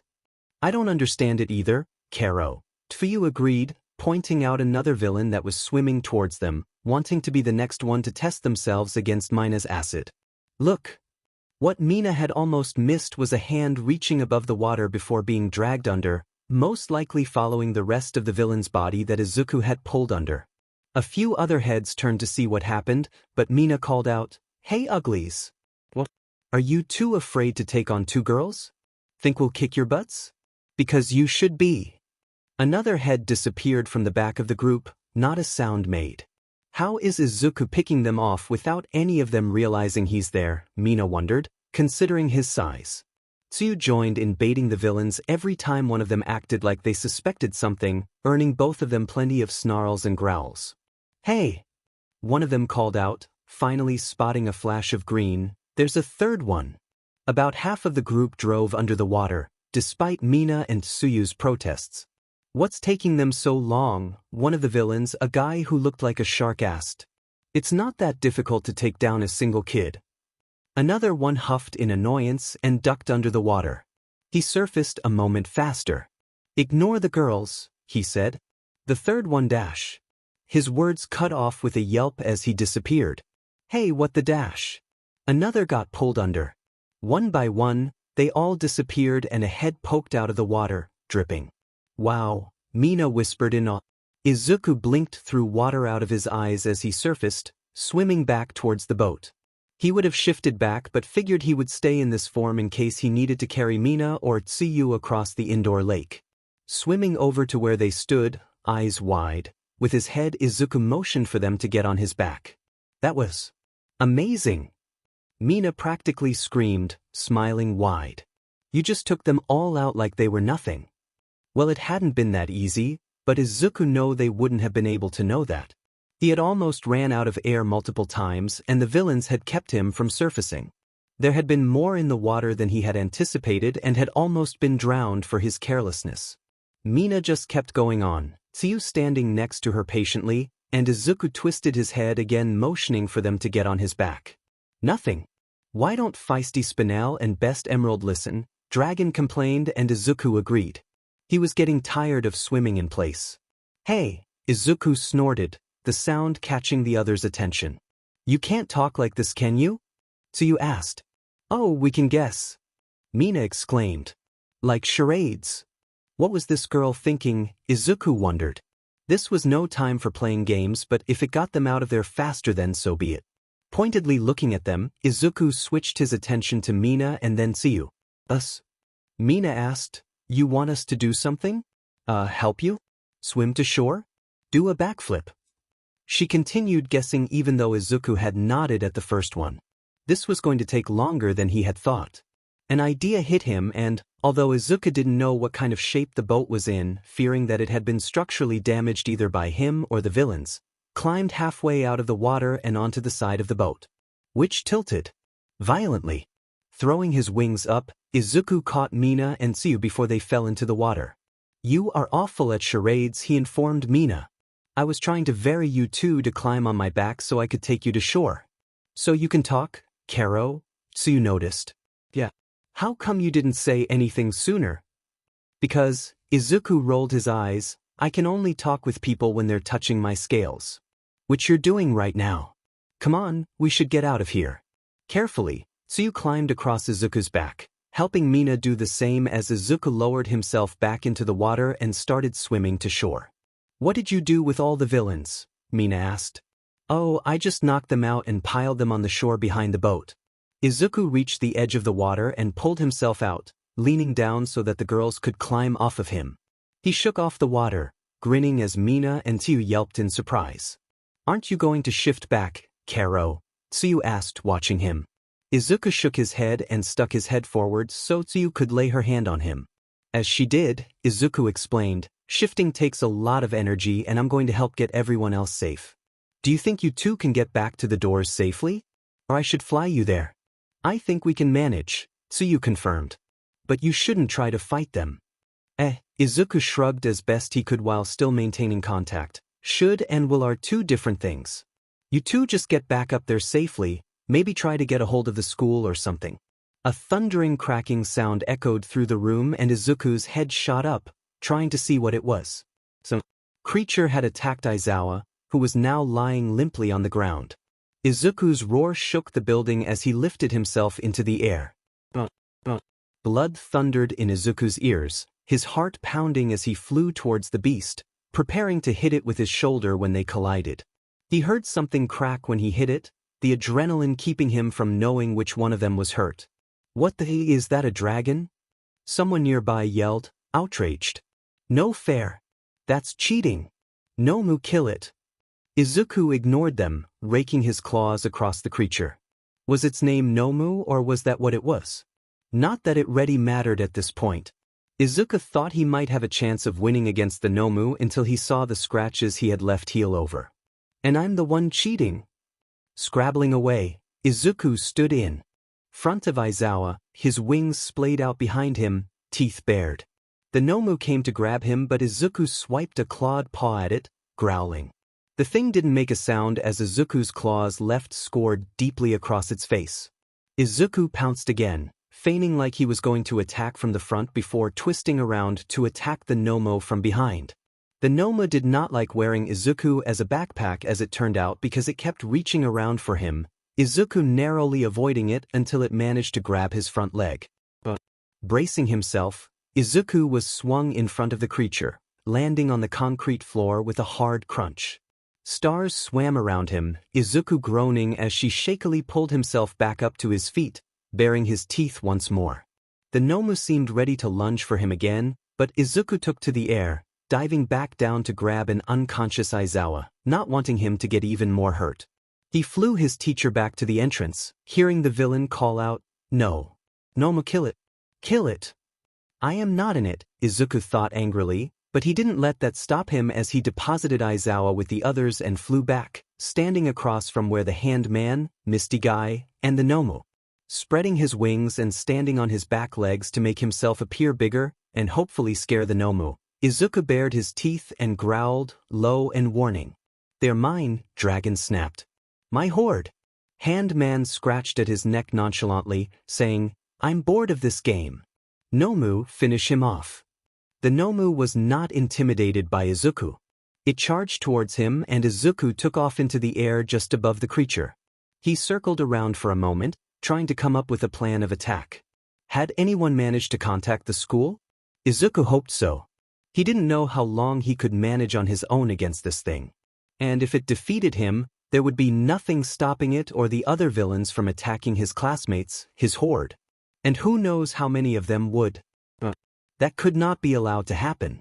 Swooping low, Izuku grabbed the Nomu by its shoulders in his talons and threw it towards a wall. It landed with a crash and Izuku hoped the thing was defeated. But it was not meant to be. The Nomu shook off the hard landing and pulled itself to its feet, slowly walking towards Izuku. Things were making less and less sense. Who was he waiting for again? All that mattered was protecting what was his. Izuku dimly realized Dragon was taking over more and more, that he was losing himself, but he needed to protect his horde. He had to. He would not allow himself to be beaten. Izuku landed with a snarl, baring his teeth. He snapped. The Nomu charged at him and in response, Izuku charged at it. They slammed into each other. Dazed, Izuku attacked again, slamming at the Nomu with his front legs. It didn't even seem to affect it. And Izuku was wearing out. Seeing its chance, the creature lunged for Izuku. He tried to dodge it, but the Nomu was faster and quickly had a hand around Izuku's throat, squeezing. Claws tried to pull the hand away, scrabbling against the Nomu's skin, but it ignored the attacks, which quickly healed. Everything was going fuzzy. Izuku tried to pull the hand away, but he was growing weaker and weaker with every second, everything going dark around him. I failed. A loud boom echoed around them and Izuku faintly heard, "Do not worry because I am here." He knew he should recognize the voice, but he didn't, only focusing on trying to break the Nomu's hold on his throat. Oh, so the boss has finally decided to show up. Nomu, change of plans, the hand guy rasped. Attack him. Next thing Izuku knew, he was flying through the air, crashing hard as he hit something. The snaps were audible as he desperately drew in air. The room spun and Izuku faintly realized someone else was fighting the Nomu. No, he was supposed to do that. Had to protect his horde. He tried pulling himself to his feet, but collapsed again, his front right leg giving out, sharp pain shooting through him. Fine, he thought dizzily, air then. But his wings refused to work either. No. Had to protect what was his. But here he was, unable to even move. Looking back up at the fight, it was easy to see the man was losing. Did Izuku know him? He couldn't remember. The blue-haired villain was shouting, looking triumphant. Izuku hated it. Trying again, Izuku slowly stood up, keeping weight off of his hurt leg. One wing dragged across the ground, but Izuku ignored it. He would teach these people what it meant to mess with a dragon and his horde.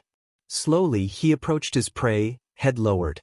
Silently cursing his injuries, Izuku limped closer until he was standing behind the blue-haired villain. The man, noticing a shadow fall over him, turned around and Izuku bared his teeth, snarling. He wouldn't hurt the man. No, not yet. He wanted to play with his prey first. Izuku swiped at the villain with his broken leg, knocking the man to the ground. Cheating! He yelled. You're cheating! It's not fair. Nothing is fair, Izuku growled, slamming a foot down, trapping the villain under him. You attacked what is mine. You are all only pawns in a game. Insignificant. Izuku growled again, pressing down harder. How dare you insult them? Kurogyri! The man coughed out, struggling for air under Izuku's weight. Some assistance? Purple mist started to surround the two of them. Izuku eyed it warily but didn't move. He didn't trust it, but at the same time, he refused to lose his prey. You lose, the villain whispered. Izuku could see his twisted grin under the hand covering his face, as the mist surrounded both of them. Growing anxious, Izuku snapped at the man but only bit air as the darkness took over. When everything lit up again, Izuku was in a corner. He had failed his horde. Allowed them to be hurt by others. He wanted to check on them. He wanted to destroy the ones who had hurt them. But when Izuku looked around, Handman, Misty, and the Nomu were nowhere to be seen. However, new people were swarming all over the place, separating Izuku and his horde. Crawling to his feet, careful of his broken leg, Izuku tried to sneak by everyone but was quickly caught by two others. Izuku retreated back into his corner, his wing dragging limply on the ground. The figures had him cornered, but there was too much pain for him to even try and put names to them. He looked back and forth between the two, letting a rumble escape his chest. It wasn't a smart idea to corner an injured dragon. Midoriya, calm down, one of the figures said, arms up in front of them. We're not going to hurt you. Izuku growled again. He did not trust these people. Something in the back of his head told him they were friends, but if they were friends then they would have been Horde and these were not Horde. Another figure walked towards them. What's going on with Midoriya? They asked, and Izuku recognized them as Sharp Ruby. Thieves, Izuku snapped. I don't know, the figure responded. I think he's hurt. Sharp Ruby nodded. Go get Bakugo, maybe he can get Izuku to calm down long enough for someone to look at his wing. The person to Izuku's right, the one who hadn't spoken yet, moved closer. I see you. Izuku grumbled, trying to position himself as far away from the person as he could. Not sneaky. I could ice him, the person said, and Izuku narrowed his eyes. No, Sharp Ruby said. But you should probably step away from him. Midoriya?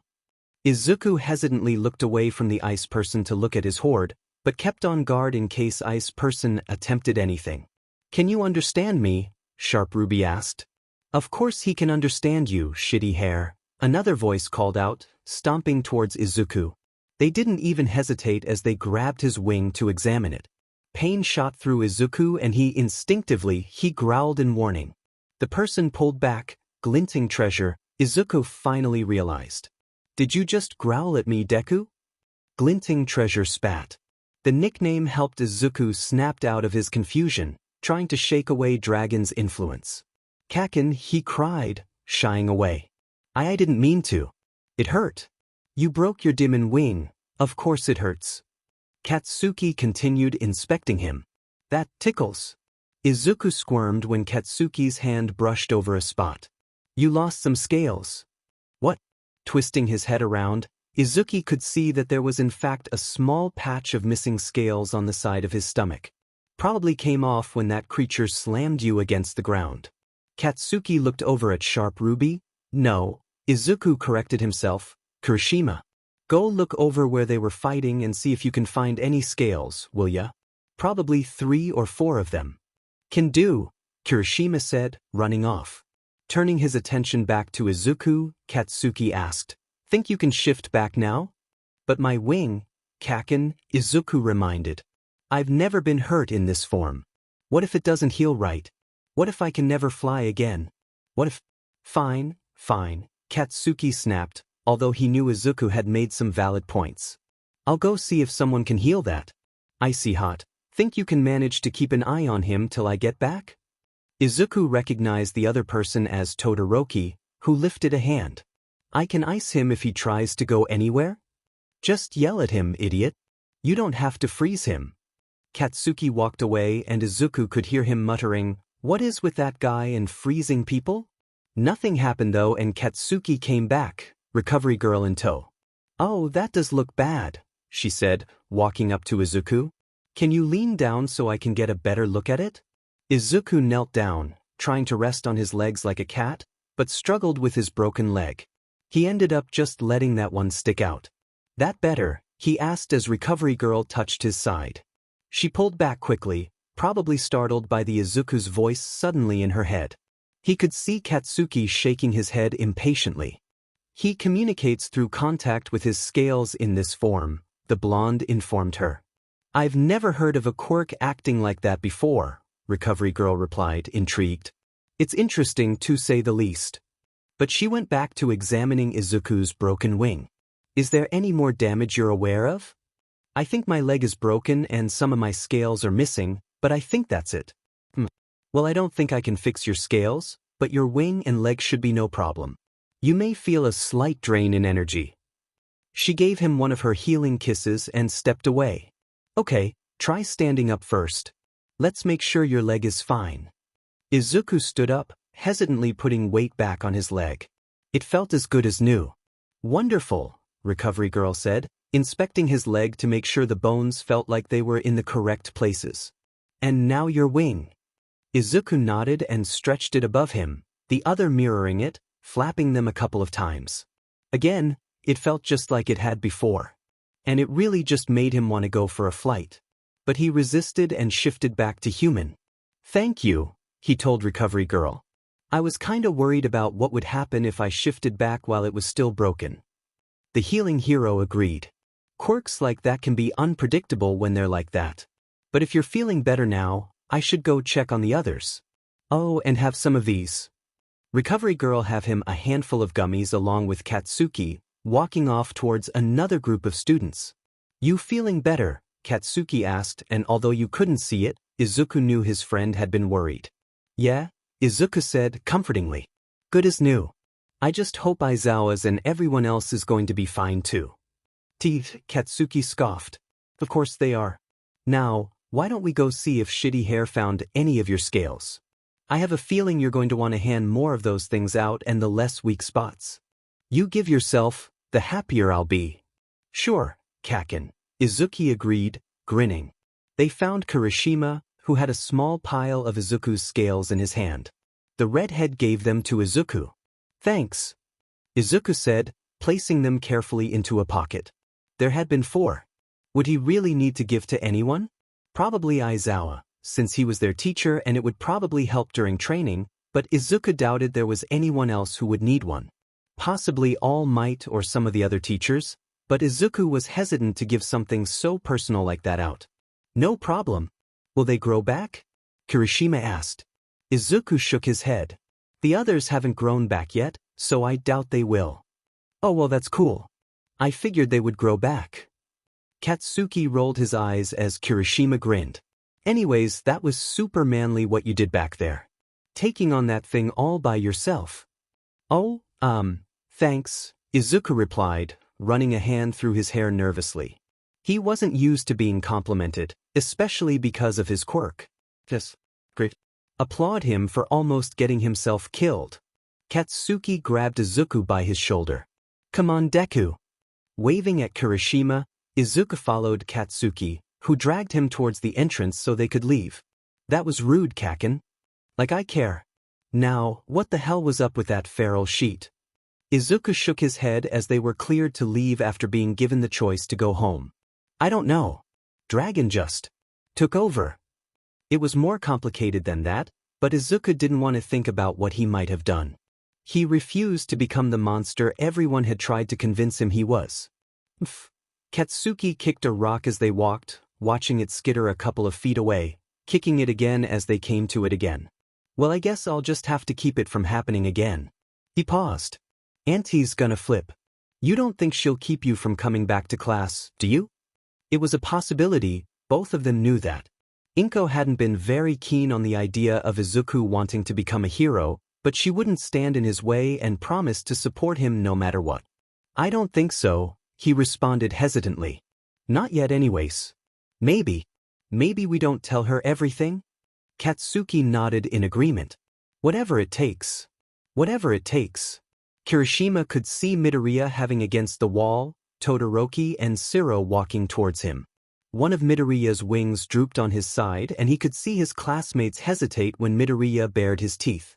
"He's not thinking clearly," Kirishima reasoned, running over to help. "What's going on with Midoriya?" he asked. A growl startled him and Kirishima looked at the dragon, surprised to see his teeth bared. "I don't know," Siro shook his head. "I think he's hurt." Kirishima had no doubt that was Midoriya's issue, especially considering how he was one to put any weight on one leg and a wing was hanging limply. Nodding, he suggested, "Go get Bakugo. Maybe he can get Midoriya to calm down long enough for someone to look at his wing." Out of the corner of his eye, Kirishima saw Todoroki move closer to Midoriya. Izuku growled again, trying to move away. "I could ice him," Todoroki said, lifting a hand. "No," Kirishima shook his head. "But you should probably step away from him." "Midoriya?" The giant head turned to look at him and fear shot through Kirishima. Man, that wasn't manly at all. And it wasn't like his classmate would hurt him. But just looking at Midoriya was intimidating. He had to be at least 15 feet long, Kirishima reasoned. And while he didn't have any spikes or horns, the dragon's snake-like appearance was startling in its own right. Shaking out of his trance, he asked, "Can you understand me?" "Of course he can understand you, shitty hair." Bakugo stormed over to them and walking right up to Midoriya, grabbing his wing gently but without hesitation. Midoriya flinched, letting out a low growl. Bakugo froze, took a step back, and in an ice-cold voice asked, "Did you just growl at me, Deku?" Watching as the fierceness seemed to vanish from Midoriya's stance, the dragon shied back, rumbling softly. "You broke your demon wing, of course, or hurts." Bakugo sighed, exasperated, continuing his examination. He seemed to ignore Midoriya's fidgeting. "You lost some scales." It was weird, only hearing part of the conversation, and Kirishima had to wonder how the blonde knew what Midoriya was saying or if they just knew each other that well. Another rumble and Midoriya twisted around looking at a spot that Bakugo was examining. From where he was, Kirishima could see that it was lighter than the rest of Midoriya's body. Probably came off when that creature slammed you on the ground. Bakugo turned to face Kirishima, motioning him closer. Curious and still slightly ashamed that he had been scared of his classmate, who honestly was one of the sweetest people he knew, he walked over, grinning. "Go look over where they were fighting and see if you can find any scales, will ya? Probably 3 or 4 of them." "Oh, he could do that, no problem." Still grinning, Kirishima replied, "Can do," before running back towards the center of the US. To himself, he muttered, "That was so manly," thinking about how Bakugo had just taken complete control of the situation with Midoriya. He was still thinking about the blonde as he spotted shimmery green scales and bent to pick them up. "Mom, I'm heading out." "Okay, be safe. And watch out for cars." And dash. Izuku walked out, shutting the door behind him and cutting off his mom. He'd be there all day if he let her continue. As it was, she'd been hesitant to let him leave the house after the villain attack. But Izuku convinced her he'd be fine and that this was an assignment set by his teacher, which it kinda was. The morning air was cool against his skin as he took off at an easy jog down the street. Aizawa had told him to run a mile before Monday, and even though he doubted his teacher was going to even be at school the next day, he ran it anyways. Izuku had made sure to map out a path the previous night to make sure the distance equaled a mile. Okay, maybe it was closer to 2, but it would take him past his favorite coffee shop and that was worth the extra distance. Other than a few dogs barking at him, the trip was fairly uneventful, something Izuku was grateful for after the events at the USJ, and he made it to the coffee shop sooner than he had anticipated. Pulling a small travel notebook out of his pocket, Izuku jotted down how long the run had taken, wanting to keep track and see if he could shorten the time. The little cafe was packed. The line of half-awake people leading almost all the way to the door.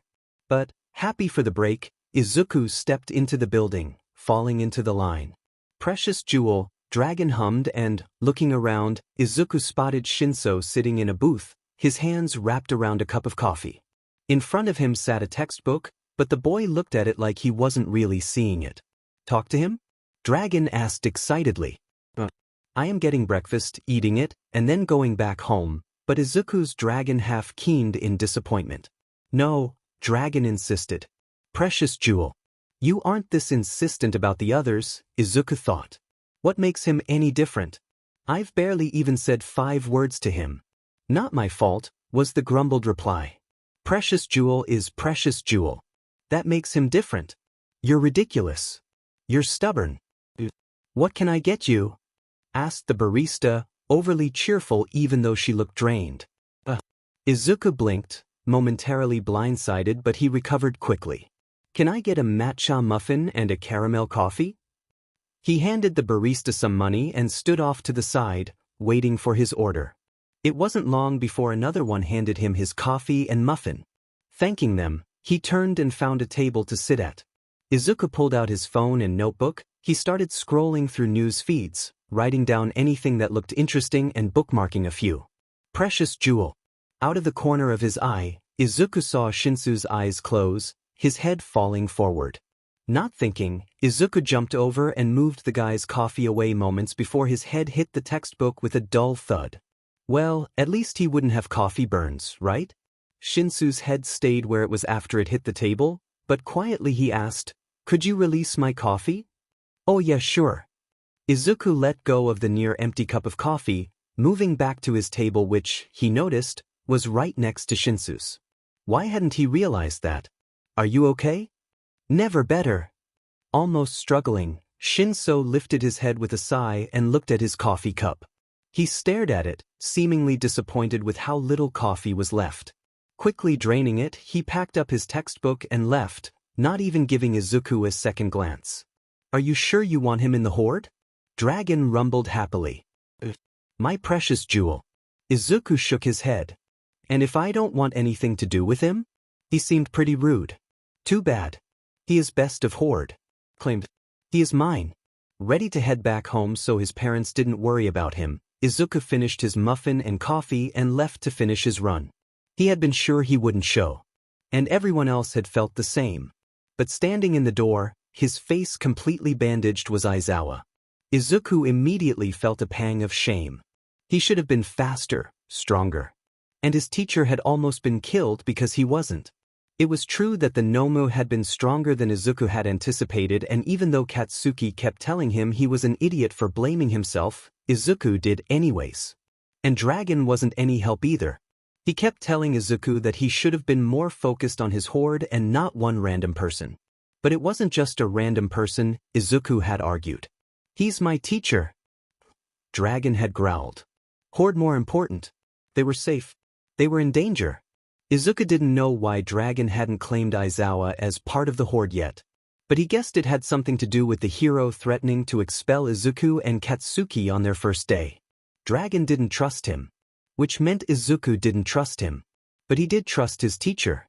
He did, or he wouldn't have agreed to the extra lessons. But it wasn't like his quirk had a mind of its own. Dragon was just how he personified his quirk, making it easier to control. So if Dragon didn't trust Aizawa, then it meant Izuku didn't. Not personification. Dragon is dragon. Own self. You can't be your own self, Izuku told his quirk. You're just a voice inside my head. He could almost feel the glare in Dragon's snarl. Is treasured wisp any less of own self even connected to prized onyx? You just in control, Dragon is not. But Dragon is own self. Was Dragon really that much of its own being, like Dark Shadow? It had taken over at the USJ. Had that been what happened all those years? Deku, stop muttering. Shaking free of his thoughts, in a small voice, Izuku said, sorry, seeing that everyone was watching him. Aizawa didn't even look in his direction, only saying, quiet down and pull out your hero studies textbooks. We'll be starting chapter 2. Now dash. The day passed by slowly as Izuku waited impatiently to start his extra training.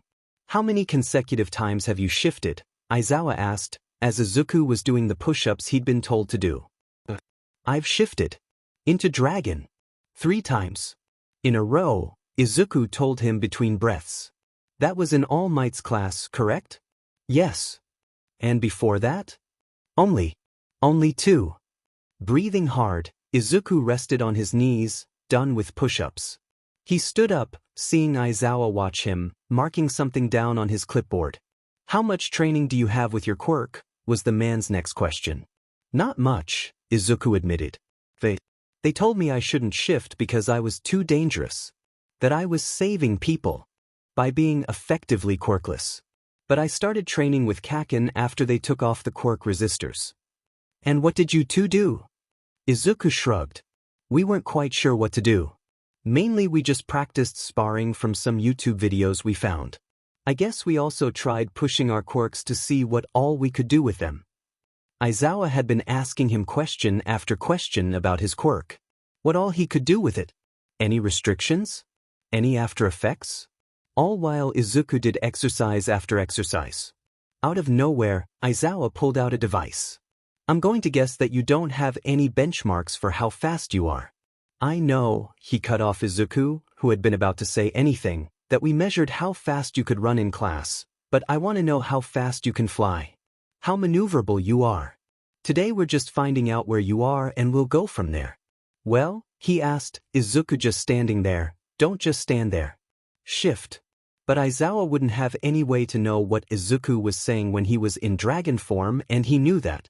Which was one of the reasons he was glad that he had those scales that had fallen off. Sure, He would have appreciated them being in a more protected spot, but you couldn't have everything. Hesitantly, Izuku pulled something out of his pocket. It was one of the scales, a brilliant emerald green that matched his hair, hanging from a black cord. He held it out to his teacher. I thought this might help. I can only talk to people when they're touching my scales, Izuku explained. Staring at the scale before taking it, Aizawa asked, and this is why Bakugo talks for you? Izuku nodded. Kaken has one. But he didn't want me removing any more of them because they don't grow back. The less weak spots, the better. He's not wrong. But you should have told me about this sooner. How many of these weak spots do you have? Izuku touched his left wrist. One here, he said. One on each of my ankles. And there's a spot. He moved his hand to rest over his right kidney, right here where I lost a couple at the USJ. About that. Aizawa turned his attention from the scale to Izuku. What you did back there was foolish. You could have gotten yourself killed. He'd been expecting to get into trouble for what had happened. But you would have died if I hadn't done anything. I'm not saying you can't go up against large groups because you obviously did, but your quirk isn't made for it. It's better for one-on-one, so you were already at a disadvantage and then that creature showed up and you were losing and I knew I could help and dash, Izuku cut off, shifting from foot to foot. And I just want to be able to help people. And you needed help. Running a hand across his bandaged face, Aizawa sighed. I understand that, Midoriya, but what if that thing had killed you?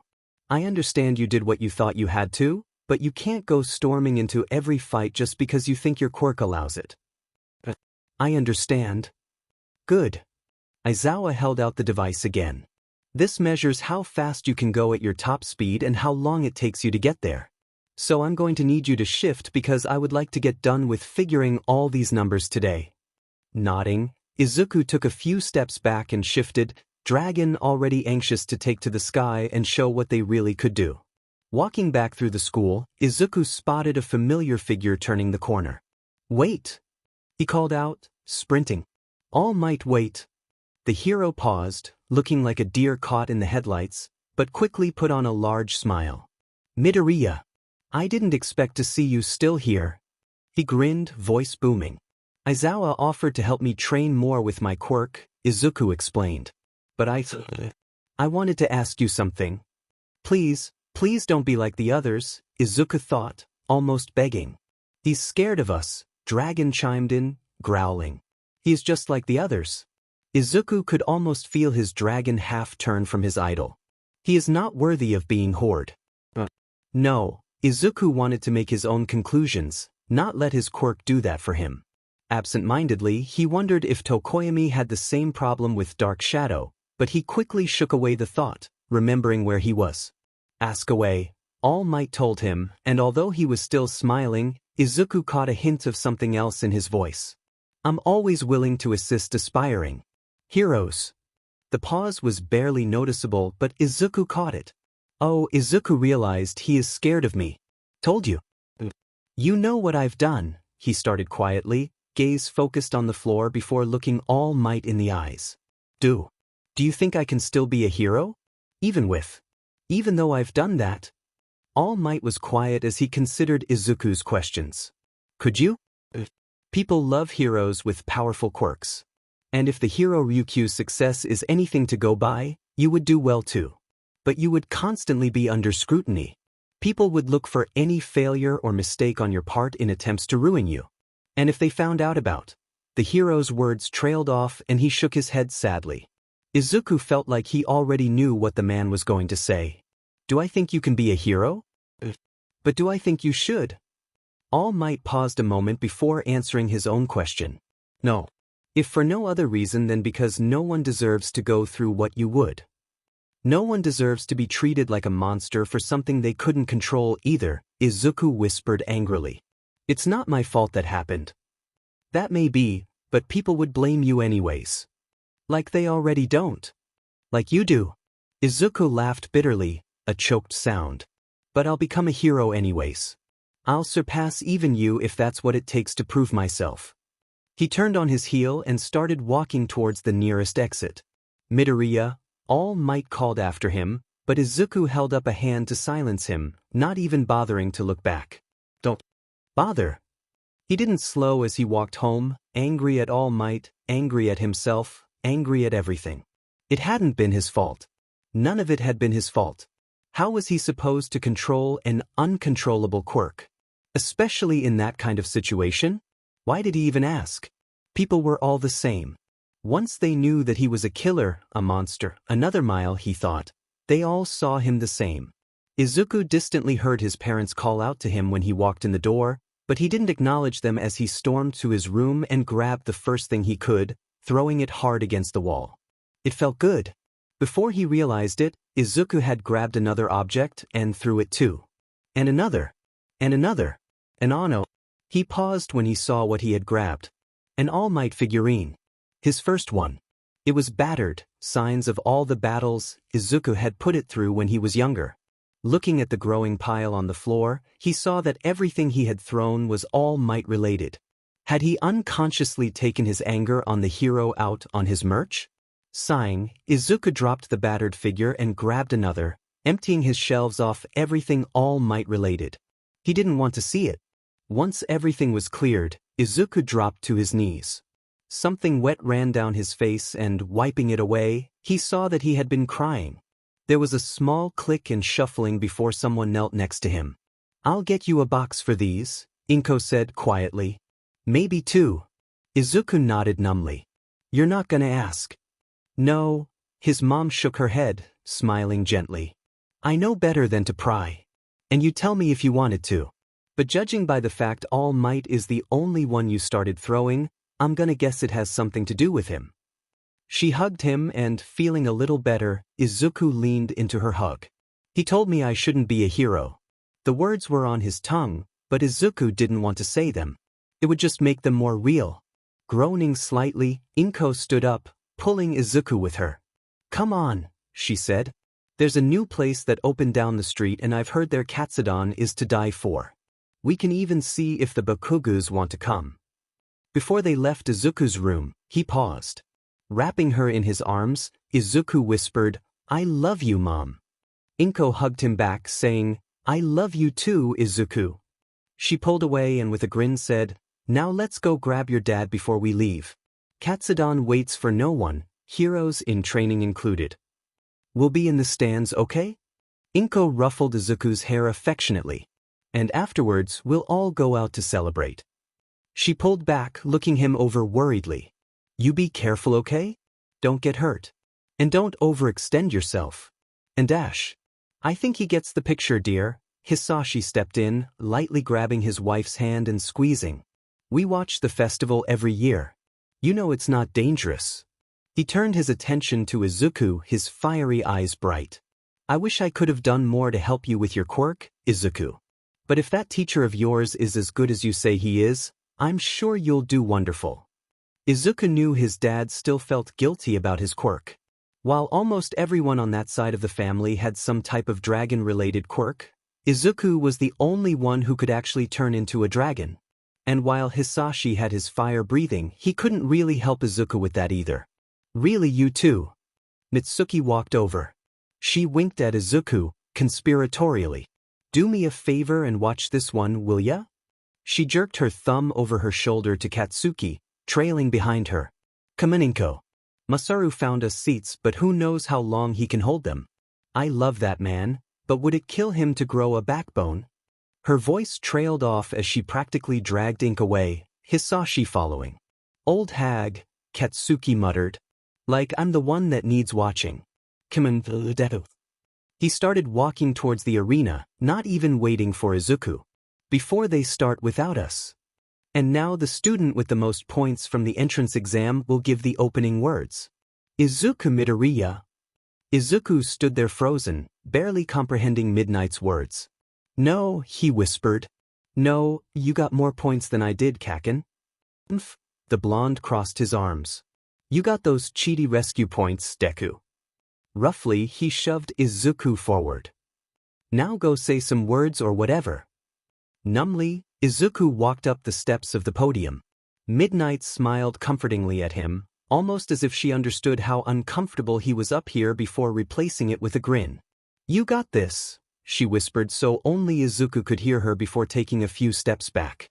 Moving so he was in front of the microphone, Izuku looked out at the crowd around him. There were so many people. Watching him. Judging him. His mouth was dry, head pounding. The crowd seemed distant. Words and hard work. And things. Thank you. Izuku turned from the microphone and walked back down the steps to stand next to Katsuki. I blacked out.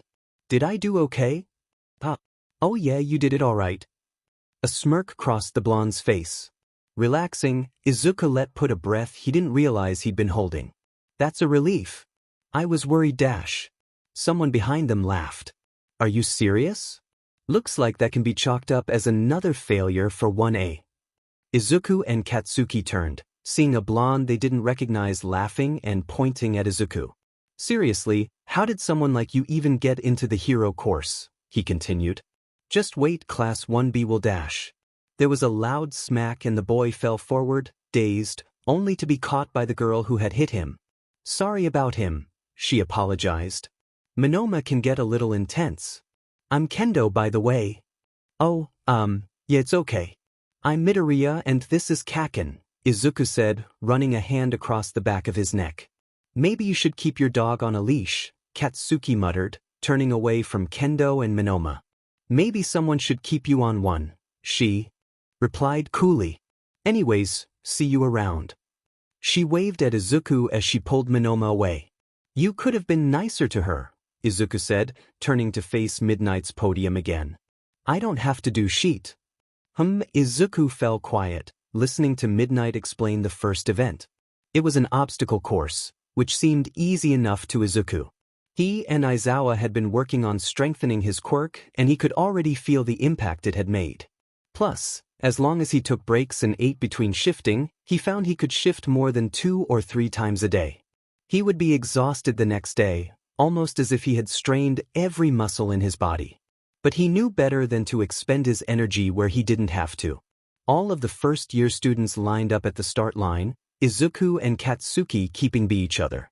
Good luck, Kaken. Good luck, Deku. And just like that, they were off. Precious jewel. Izuku didn't look. He was too focused on the first obstacle that had just come into view. Giant robots. The same ones that they had faced in the entrance exam, the 0-pointers. Crush. Smash. Dragon roared excitedly. We're avoiding them, not fighting them. A grumble. Fun ruiner. Something cold brushed by him, quickly passing. Todoroki slid past on a sheet of ice, sending a spike up to stop the robots. It did not stop the robots. Izuku felt the crash in his bones, the ground shaking under him as the machines walked into the ice and it shattered. A shadow loomed over him. Looking up, Izuku saw the lead robot stumble over a large remnant of ice. Almost as if in slow motion, it fell. And Izuku ran. Let me at it. I can stop it. Remember the exam? We didn't stop it. And who knows how much stronger these ones are. No, you'll get your chance later.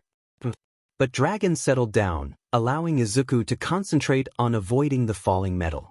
If he thought the ground shaking earlier was bad, this was worse. He could hardly keep his balance. Maybe Dragon was right and he should shift? No, he didn't need to shift yet. He could do this as himself, not his other form. Izuku climbed over the broken metal, trying to be careful. Another crash as the last of the 0-pointers fell and Izuku lost his grip as he was climbing over the last pile. A sharp pain cut through his hand. It was bleeding too heavily to see how deep the cut went, but Izuku didn't think it was too bad. His fingers were all still attached and he could move them, so that was a plus, right? Seeing people start to pass him, Izuku jerkily tore of a strip of his gym uniform, tied it around his hand, and kept running. The next obstacle wasn't that far. People had stopped to look at it and Izuku slowed. Platforms stood in the middle of a giant hole, sturdy-looking ropes connecting them. Todoroki, Ida, and Katsuki were already crossing, moving quickly. Izuku didn't hesitate. He ran off the edge and dove into the canyon. There was immediate silence, Izuku realized as he free fell. Eraserhead, was that your student that just dash? Give him a moment.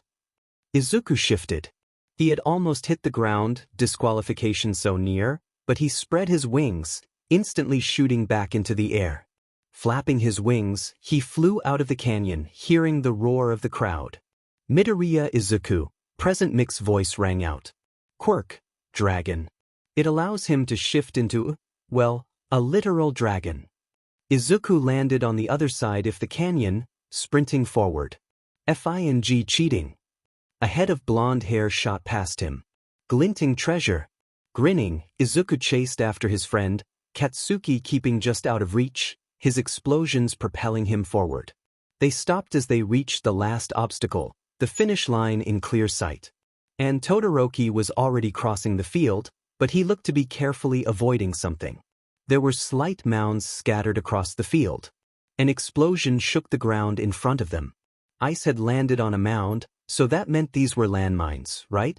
And the goal was to get across quickly, not set as few off as possible.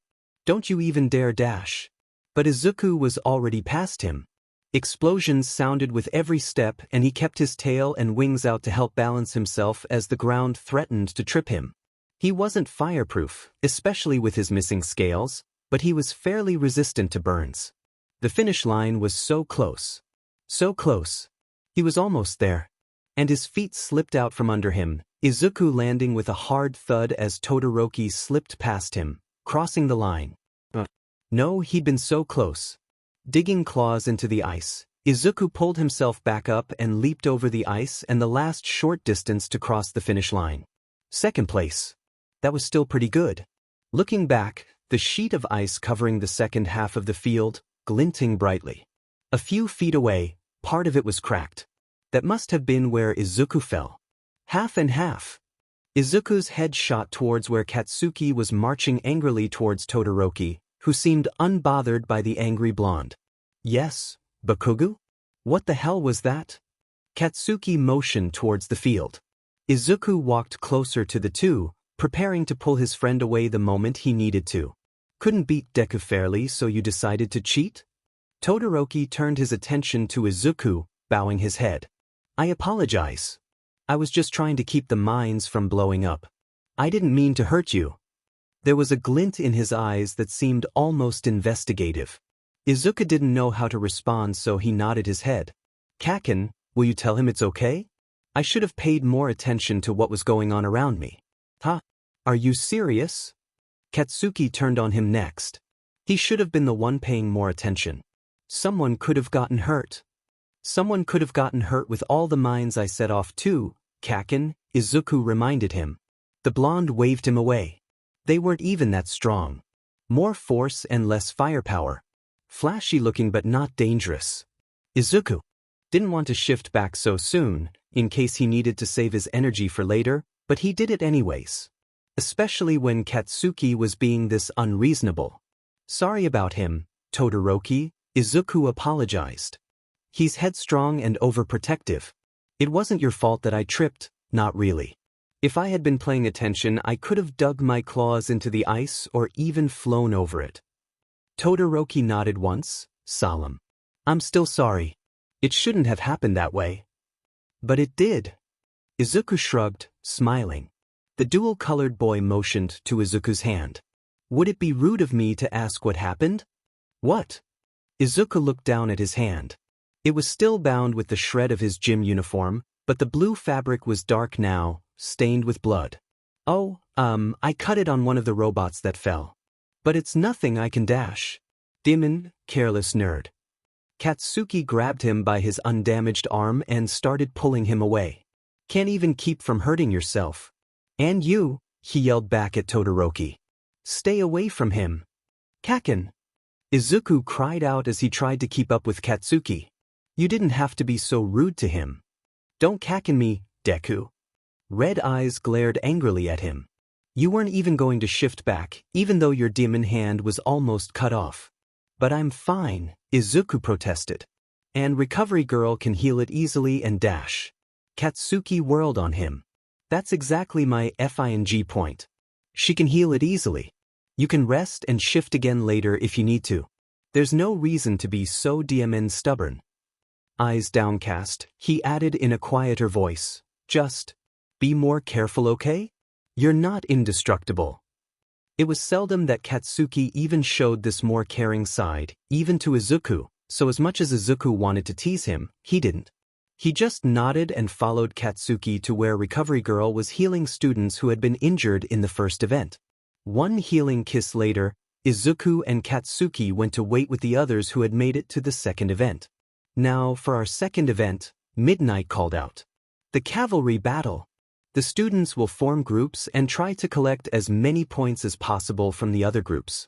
The students who finish the obstacle course fastest will have higher point values than those finishing after them, with the student in first place being with 1 million points. Izuku instinctively moved closer to Katsuki. Of course they would be a team, they always would be. Hold on, Deku. And just like that, Katsuki vanished into the crowd of students and Izuku wondered if he didn't want to be teammates, but the blonde quickly reappeared. And behind him was Precious Jewel. Dragon crowed, twisting excitedly. Kaken? We're better off with 3 rather than 2, right? So I went and grabbed the panda. Katsuki jerked a thumb over his shoulder, smug. Walking past Izuku he whispered, "You're welcome, Deku." Izuku swallowed thickly. "Hey Shinso." Shinso nodded. "Midoriya. The Pomeranian said you wanted me for your team. But I don't know exactly why. Looks like you could do well enough on your own." So he'd seen Izuku transform. Of course he had. Was that a good thing? Bad? Dragon seemed excited, but Izuku wasn't so sure. Yeah, Izuku shook his head, trying to clear his thoughts. I figured I'd be the horse dash. Dragon. Horse, Izuku continued, and you too can grab headbands. Shinso seemed unimpressed. That's really your plan? Unless you have a better one. Waving his words away, Shinso shrugged. It doesn't really show what we can do, only what you can do. You too can use your quirks to capture and protect the headbands, Izuku explained. I won't really be able to do much without hurting you too. And you don't think they'll plan for a 10-foot dragon to come charging at them? Katsuki barged back into the conversation, pushing Izuku behind him, who yelped indignantly. For the record, he's 15 feet long, not 10. Even behind him, Izuku could see the terrifying grin cross his face. And who says they'll be able to see us? Izuku nodded, pushing forward again. In a low voice, he told the other boy, I have a way to keep people from seeing us for the most part. That'll help. Looking up into the stands, Shinso's gaze focused on something Izuku couldn't see and he gave in. Fine. But only because everyone else is probably already paired up by now. A sudden realization hit Izuku like a truck. He grabbed Katsuki's arm and pulled him back a few steps. Quietly, he asked, When I'm dragon, do you hear a second voice? Pulling his arm back, Katsuki told him, I hear you arguing with yourself a lot. Oh no. Does. Do I call you glinting treasure? When you hear me arguing, I mean. What the hell is this about, Deku? Of course you call me that. His friend looked at him like he was crazy. And maybe he was. And you have stupid nicknames for the rest of our classmates too. Oh no. I'm going to die, Izuku mumbled, already planning what he wanted his headstone to say. Here lies Izuku Midoriya. Died of shame after his quirk developed a consciousness and started claiming random strangers. Precious Jewel not random stranger, Dragon grumbled, unhappily. Precious Jewel is Precious Jewel, best of horde, most precious treasure. Precious Jewel is a random stranger that you decided to claim for reasons I don't understand, Izuku countered. Whatever, he thought. Let's just get this over with. Just please stay quiet, dragon. A soft harumph filled Izuku's mind, along with the image of dragon curling in on themselves, even though his eyes glinted brightly. Stay quiet. Not scare Precious Jewel. Thank you. Izuku shifted, aware of how almost everyone paused to watch him. It bothered him more than he cared to admit, and as much as her wanted to hide behind his wings, Izuku resisted. Instead he turned his attention on Katsuki. Kaken, will you show him where to sit? Panda, Katsuki called out, sit in front of his wings. And you all, he yelled, catching the attention of everyone around.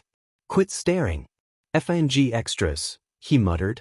Shinso didn't reply, he just stared at Izuku. Heat rose to Izuku's cheeks, but he knew it was hidden beneath his scales. Small miracles. Izuku lowered a wing and bowed his head, hoping Shinso wasn't scared of him. Katsuki noticed the other boy's hesitation immediately. Just get on his back already. See? The blonde moved forward, climbing onto Izuku's back. Easy. Yeah, Shinso mumbled. Easy. But he followed Katsuki's example, sitting behind him. Izuku raised his wing and head, shielding his two passengers. Comfortable? One of them stiffened. What the hell? Katsuki was nice enough to explain. Might as well wear a sign, Izuku thought. Would freak people out less.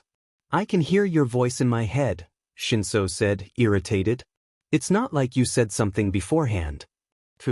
Izuku hoped Dragon would keep his promise and stay quiet. The last thing he needed was to have to explain his quirk's nickname for the other boy. So here's what I had in mind. And Izuku explained his plan. Go! The arena started to fill with smoke. I won't be able to fly, Izuku had told Shinso and Katsuki, explaining that while one person wasn't an issue while he was flying, he didn't want to push himself with two and risk making them an easy target. And I can't breathe fire, but I do have smoke. Izuku was going to blind their opponents. Despite having a dragon quirk, Izuku had never gotten his dad's ability to breathe fire, but he had something close. He could breathe out endless plumes of smoke, thick enough that he and his teammates wouldn't be spotted through it. Feeling the buildup in his chest, Izuku had started to breathe it out, avoiding the other teams while he did. Even as it dispersed around him, Katsuki, and Shinso, it retained its white appearance, clouding them from sight. How much longer, Deku? Katsuki asked, blasting a team that had dared come too close. Another minute? Izuku guessed, avoiding a sheet of ice that flew in their direction. I've never had to fill this much area before. But it wasn't even a minute later when Izuku told them, there. That should be good. I think the entire field should be blinded, and Shinso agreed with him. Everywhere around them was white, confused shouts coming from the other teams. Ready? Izuku asked. Ready, Shinso and Katsuki replied as Izuku wove himself deeper into the smoke. Above the clouded field, it was chaos. Civilians in the stands were yelling, the heroes around them trying to calm them. A blood-curdling scream erupted from the field. It only made the panic worse. DMN problem child, Aizawa muttered, knowing exactly what his students were up to. He had been surprised when Bakugo had added Hitoshi to their team and even more surprised that he had joined them. Aizawa and Yamada had both guessed their son would stick with the general students, if any had made it through to the second round. They had not expected the three to team up. Civilians are panicking. A voice crackled across a walkie-talkie that was up in the announcer's booth with Aizawa and Yamada. Vlad King. We should put a stop to the event. I agree. They're worried about the dragon attacking, Ectoplasm added. No, Aizawa grabbed the walkie-talkie. I will guarantee that no one will get hurt.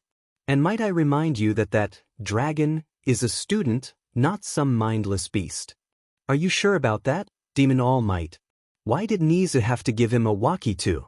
You seem overly protective of the boy, Eraserhead. Are you sure your judgment isn't Cloud Dash? Yamada grabbed the walkie from Aizawa's hand, but Kayama beat him, jumping to her friend's defense.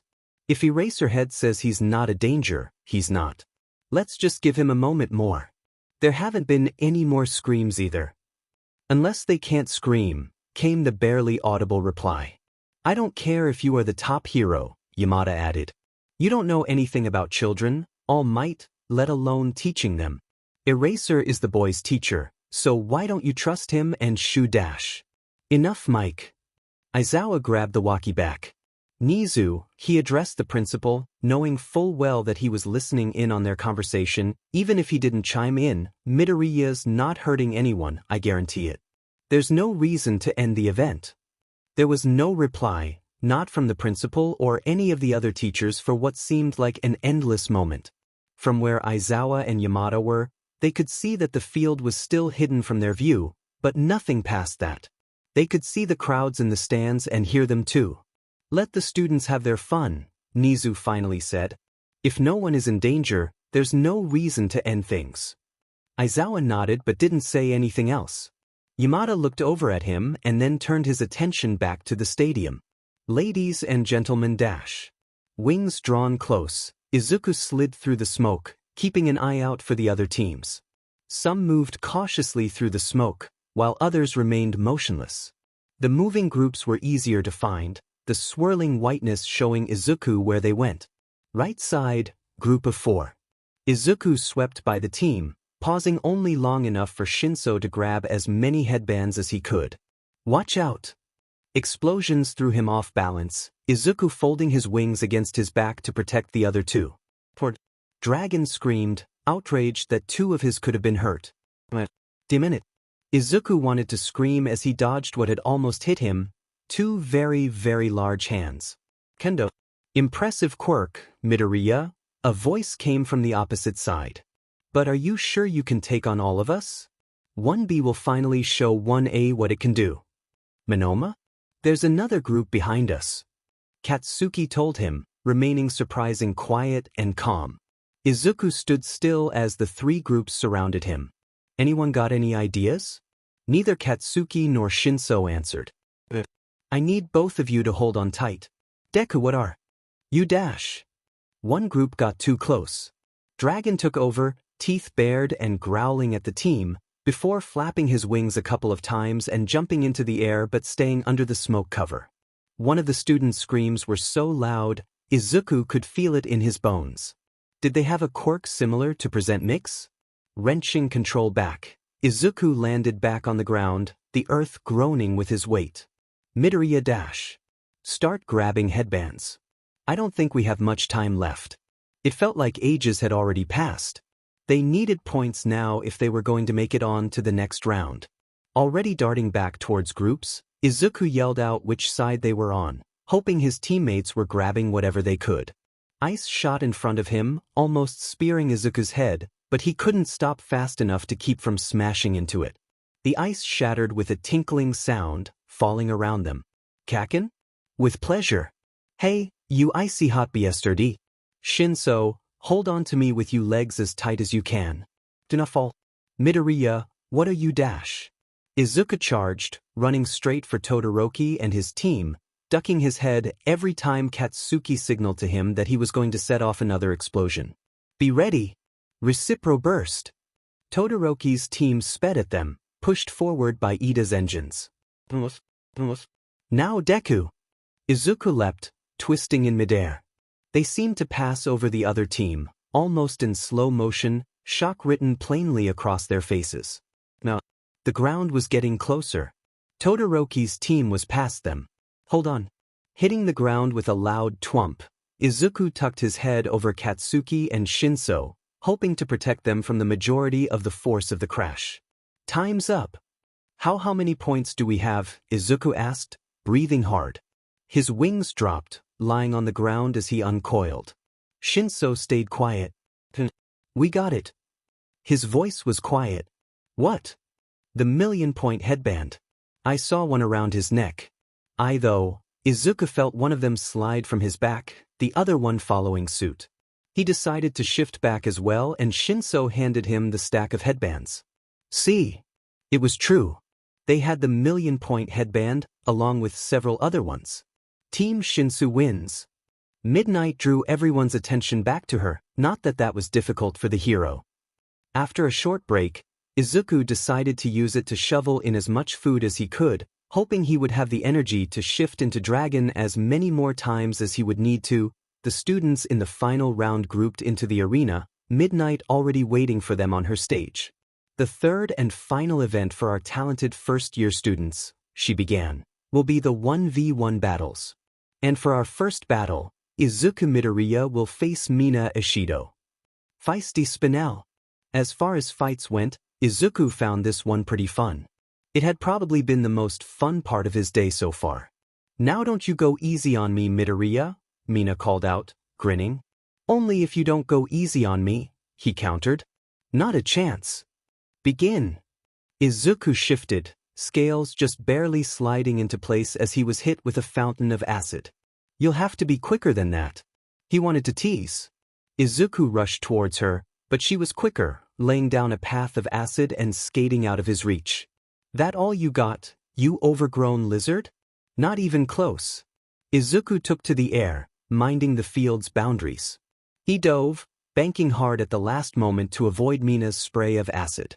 He flew around her, looking for any way he could get close to her before just finally going for it. Diving once more, Izuku was greeted with acid, but he ignored it and grabbed Mina under her arms with his talons. Flying to the edge as lightly as he could manage, Izuku tossed her from the ring. Mina yelped as she landed in a crouch, and Izuku dropped back to the ground, shifting back into human. Izuku Midoriya wins. Stepping over the out-of-bounds line, Izuku offered Mina a hand, pulling her to her feet. Are you okay, Mina? I didn't hurt you, did I? Me? What about you? She asked. Not that my acid was that corrosive, but you took it head-on. And a bunch of it too. I'm good, Izuku assured her, smiling. It was just kinda tingly. They started to walk back under the stadium. And really? Overgrown lizard? Mina giggled and, being incredibly contagious, Izuku started to giggle too. Hey, it totally fits. She shoved Izuku lightly. I'm going to head up to the stands with everyone else. Good luck out there. Yeah, thanks, Izuku said as she walked away. Izuku didn't want to watch the other battles. Well, he did, but he also wanted a fair fight between him and whoever he would end up against. Even though he wasn't sure his quirk analyses were anything special, no matter how much people told him otherwise, especially Katsuki, he knew between that and his quirk, he was strong. Best to give his opponents a fighting chance. Midoriya. Whirling, Izuku saw Todoroki walk into the room Izuku had decided to hide in. Todoroki, did you want something? The dual-colored boy was one of his few classmates that Dragon hadn't claimed yet, but Izuku wondered if that was about to change. He thought, not here, not right now. You did well in the other challenges. Todoroki went to stand across from him. I wanted to make sure you were okay after the first event. Izuku held up his hand. All healed. That's good. Todoroki's voice remained neutral, but he did seem somewhat relieved. We're the next battle, Midoriya, and I just wanted to let you know that I won't be holding back. I have to defeat you using only my ice. Only his ice? But won't that mean you're still holding back? Izuku asked, tilting his head to the side. You're only using half your power. Todoroki shook his head. I won't use my fire. I can't. I won't. He told Izuku about his father, Endeavor, and everything he'd put his family through. Everything he put Todoroki through. That's why I have to beat you using only my mom's quirk. I have to show him I can be the best without his fire. That could have been me, Izuku realized, if things had been different. If mom and dad had been different people. If people weren't scared of me. If they'd wanted to use me. But aloud he said, but it's not their quirks. It's yours. You control both, not them. Todoroki's story seemed to have sparked something in Dragon, who was torn between wanting to comfort Todoroki and wanting to eat Endeavor. Brilliant Opal? He asked, almost hesitant. Sure. Izuku couldn't help Dragon's protectiveness. Even he felt like protecting the other boy. Against anything and everything. Brilliant Opal. Dragon curled up, excitedly. Help Horde. I think I kind of understand, Todoroki. Izuku shook his head. But your quirk is amazing. Both sides of it. I appreciate the sentiment, Midoriya, but please forgive me if I don't believe you. But Dash. We should head out there. I believe we're up. Up next. Izuku Midoriya versus Shuto Todoroki. Good luck, Izuku said as he walked out onto the field, Todoroki by his side. Shocked, Todoroki replied, You, too? Izuku was conflicted. He wanted to show the other boy that fire wasn't as evil as he thought it was. And why would you only use half of your quirk if you could use all of it? Trauma Izuku understood, but this was different. Revenge? Spite? If only he could help the other boy. But he had to focus on winning. He had to prove that he could be a hero. He had to prove that he wasn't. No, he wouldn't use that word. Partially because he knew Aizawa wouldn't approve, but mostly because he was tired of that label. It didn't fit him then and it wouldn't define him now. Begin. Izuku shifted, immediately taking to the air. Shards of ice flew at him. He twisted in the air, shattering them with his tail. Todoroki threw more ice at him, Izuku dodging. He dove, reaching out for his classmate but ended up hitting a thick wall of ice. Growling, Izuku took off again. I won't tire out, Todoroki. Not this easily. He dove again, speeding up as fast as he could before he crashed into the ice, large cracks spiderwebbing across its surface, the sound thundering around him. Izuku slammed his whole body against it, more and more cracks emerging every time until the side he had been attacking broke. You can't beat me with ice, Izuku wanted to say, a snarl escaping him as he reached in the ice shelter for Todoroki. Claws finding something, Izuku pulled out his prize. Just as Todoroki sent more shards of ice at him. While his scales protected his body, the ice tore through his wings like paper. Brilliant opal? For what? Why hurt? Pain? Broken. Izuku growled, grabbing Todoroki anyways, fighting through the pain. He had to win. He had to.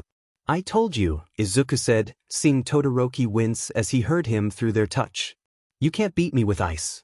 Unable to fly, Izuku carried a struggling Todoroki to the edge of the field.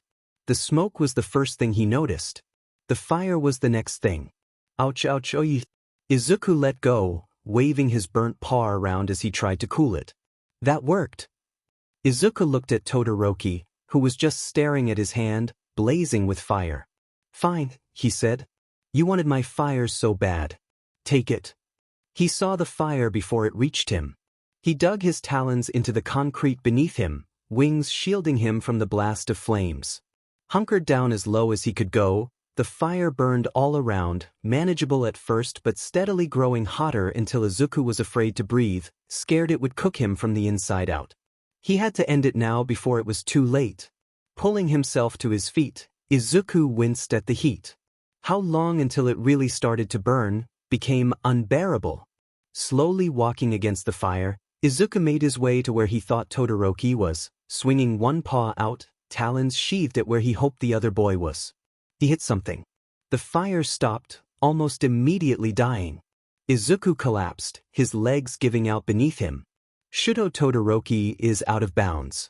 Midoriya, are you able to stand? Looking over at Midnight, Izuku blinked a few times. Stand?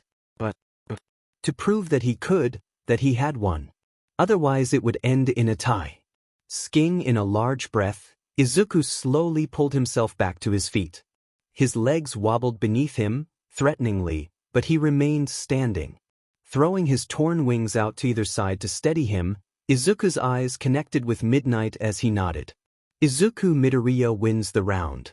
It took all he had to stumble back into the stadium, collapsing the moment he entered the cool hallway. Wake up already, Deku. Izuku jolted upright. The festival. We're still here, don't worry. You haven't lost yet. Here. Katsuki, sitting in the chair next to his, handed him a bowl. Izuku didn't hesitate, his dragon side starving. Thanks, Kaken. What happened? He asked between bites. You collapsed after your battle with Icy Hot. Still won, but Recovery Girl wanted to make sure you weren't gonna pass out again during the next one. Katsuki shook his head. Just had to show me up, didn't you, nerd? Things started to fall into place. You lost.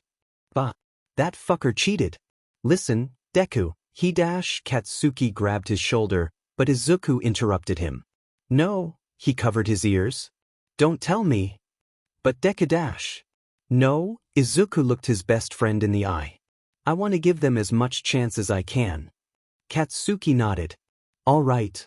Motioning with his head, he added, should probably get out there. They're about to start. Izuku nodded. Thanks, Kaken. Standing up, he was relieved that he felt fine. Better than fine even. The nearest entrance to the field wasn't far, but he kept his pace quick either way.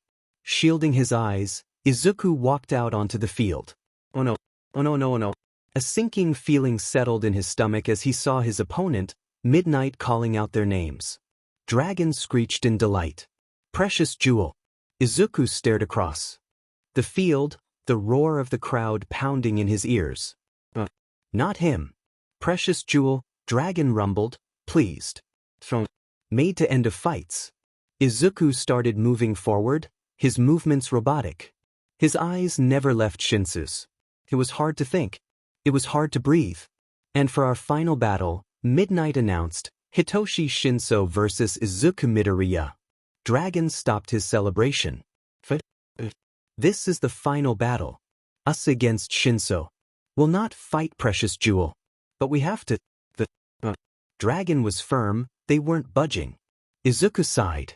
I don't need your permission to use my quirk. Not fight Precious Jewel. Yes, we will. Dragon growled. Begin. Stop fighting me and just let me do this, okay? Not fight Precious Jewel.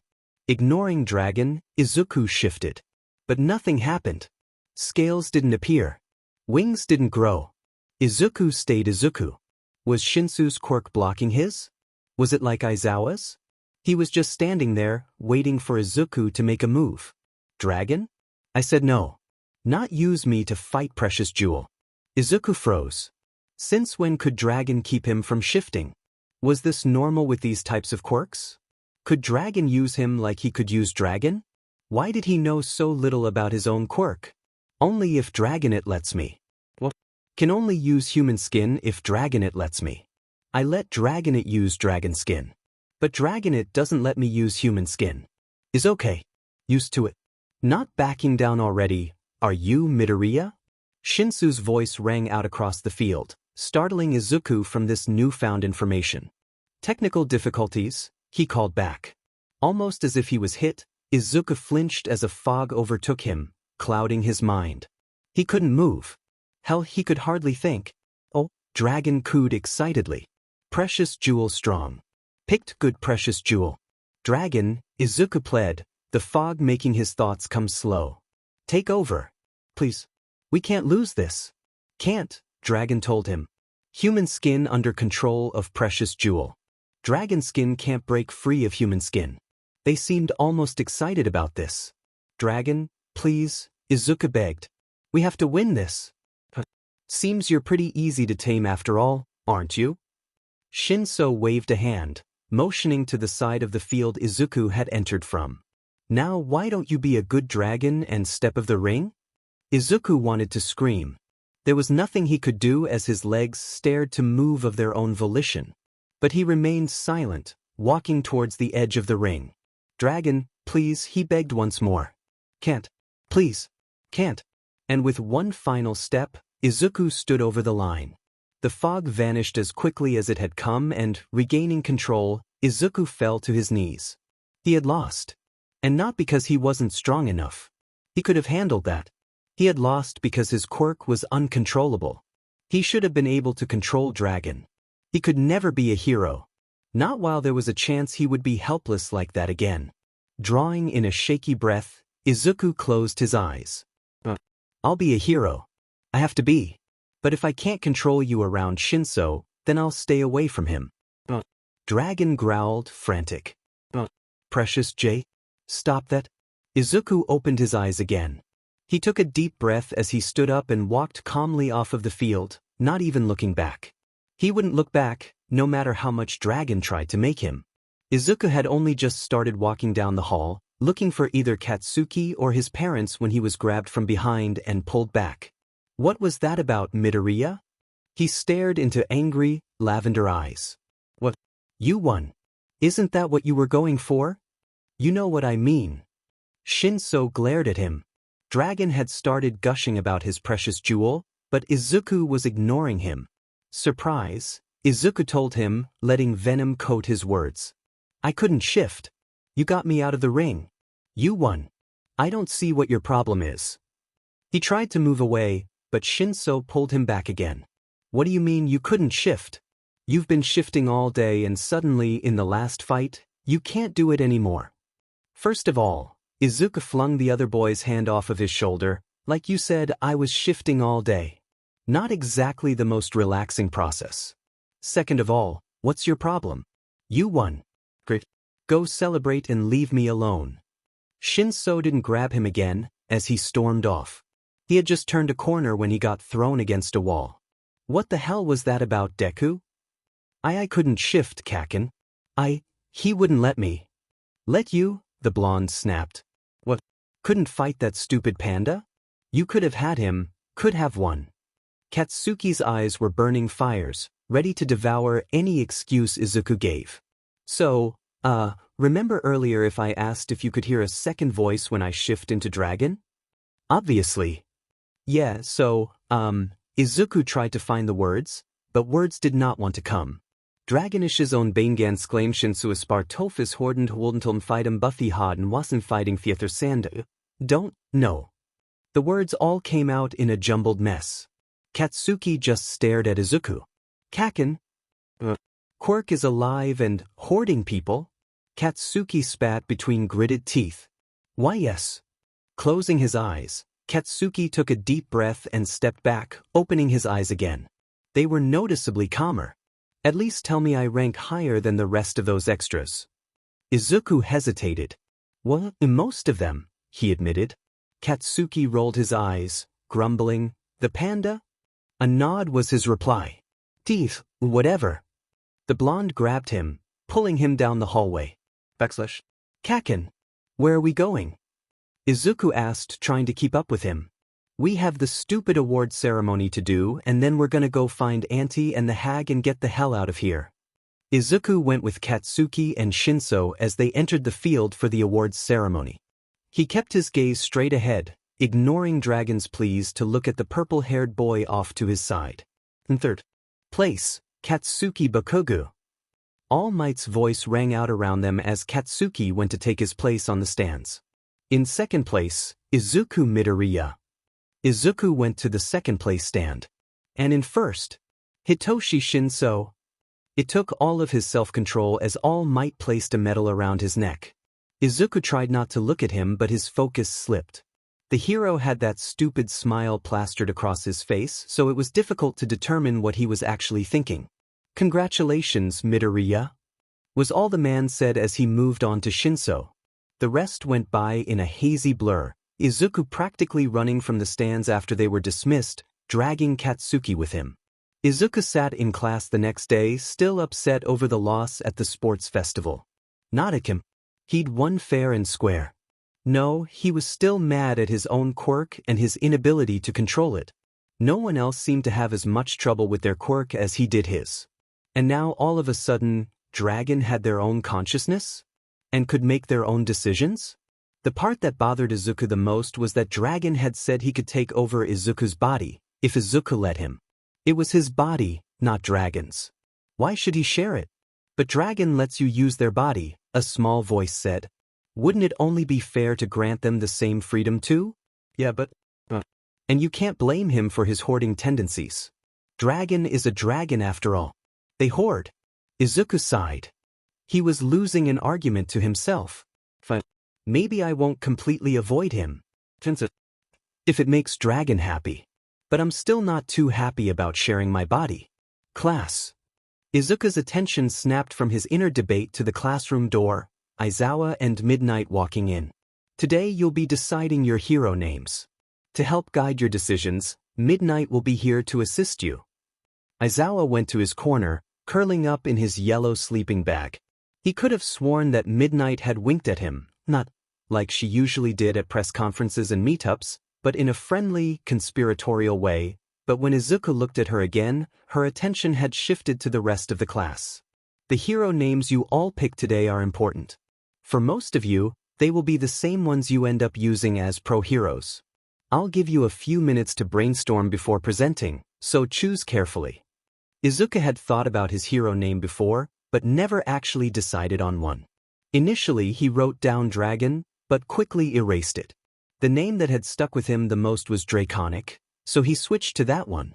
Curiously, he peeked over Katsuki's shoulder and saw that his friend had written King Explosion Murder.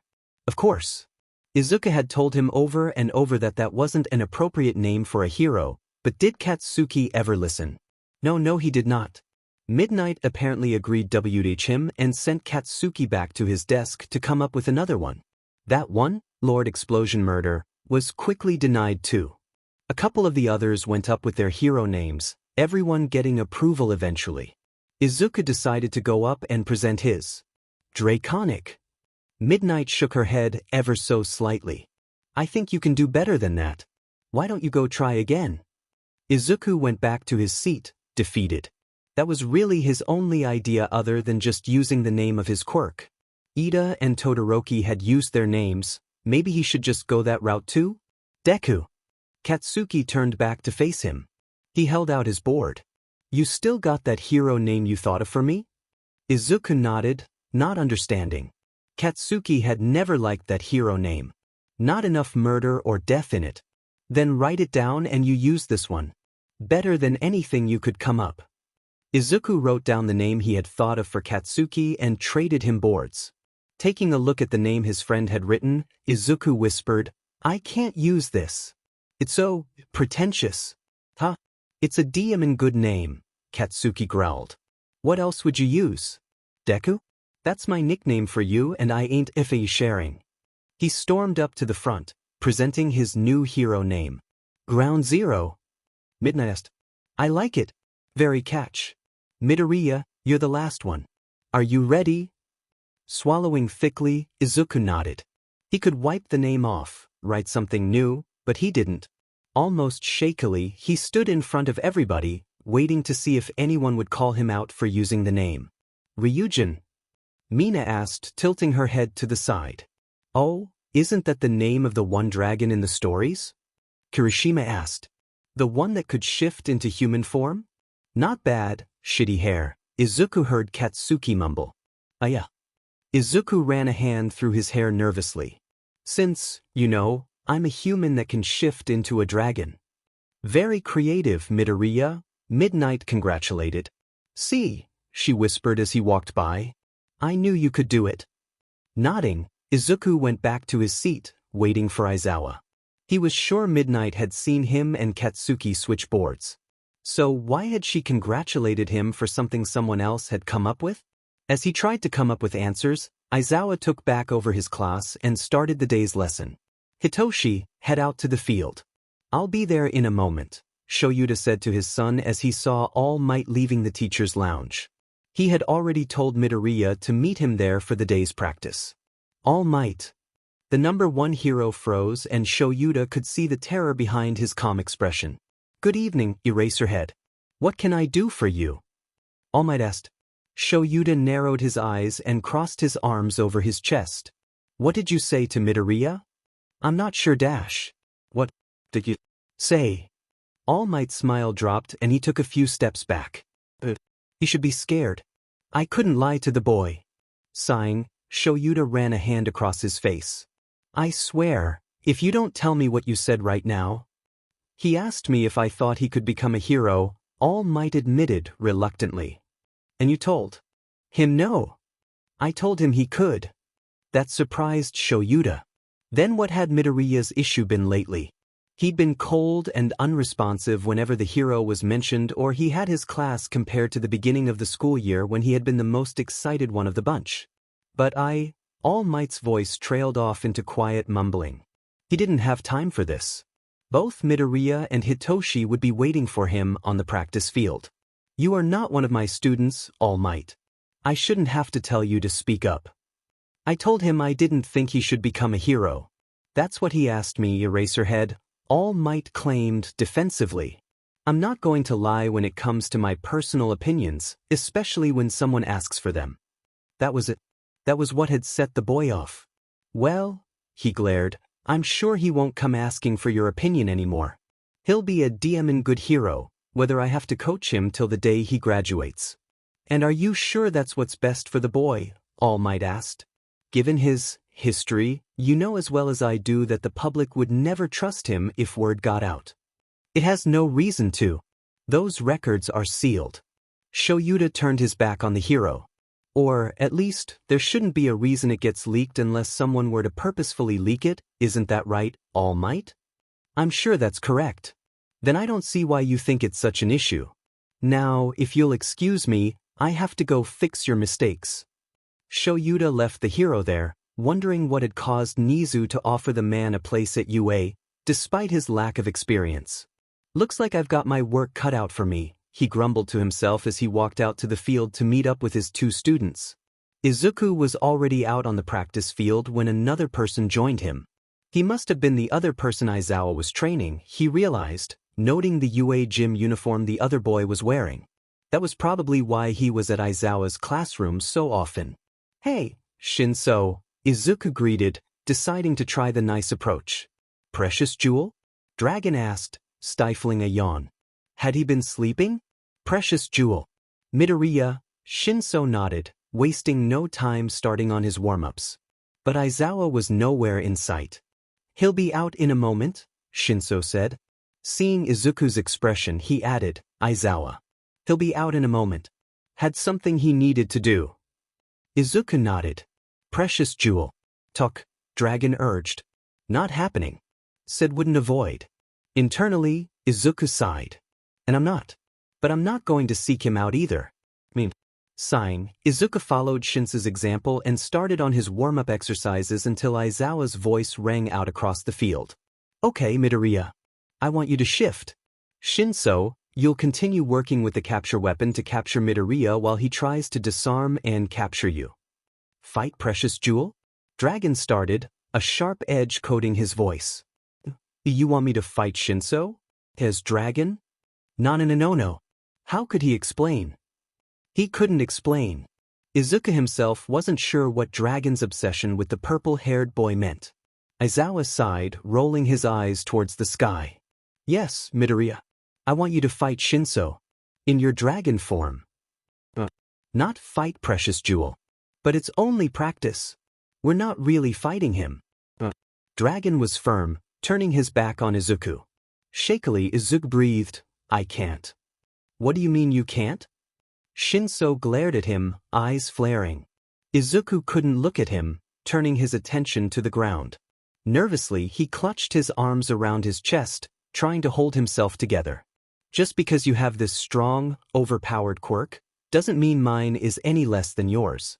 Or maybe you think you're too good to fight someone with a quirk like mine. Quirk like his? Izuku shook his head, not understanding that last bit. No, that's not it at all. You have an amazing quirk. But I can't fight you. Why not? Because this was it. If Shinso didn't label him as a creep after this, tell the entire school, Aizawa would most likely expel him. Any chance he'd had at becoming a hero was officially over. Because Dragon won't let me. What? Izuku forced himself to look up at Aizawa, who had been the one to ask the question. It looked like Shinso had wanted to as well, but was silent, face twisted in confusion. Goodbye, future. It was nice knowing ya. How would he ever explain this to Katsuki? Their plans to become a duo were now ablaze, Izuku regretting every step that had brought him to this point. And my quirk? Their name is Dragon, or at least that's what I call him. And, eyes flitting over to Shinso before going back to their teacher, Izuku continued, and he won't let me fight Shinso. Silence fell between them, but all Izuku could hear was his heart pounding in his ears as he awaited those few short words from Aizawa. A short eternity later, Shinso was the first to speak. What the hell? He stormed over to Izuku. We've said, what, 2 sentences to each other and your quirk won't let you fight me. What? You have some stupid dragon claim on me? He shoved Izuku hard enough to send him stumbling. I don't need you protecting me just because you have some stupid, flashy quirk and I don't. I don't need your help to be a hero. I never said you did. Izuku said, regaining his balance. He threw his arms up, trying to protect himself from any more attacks. And it's not like I can control him. Dragon does what he wants to.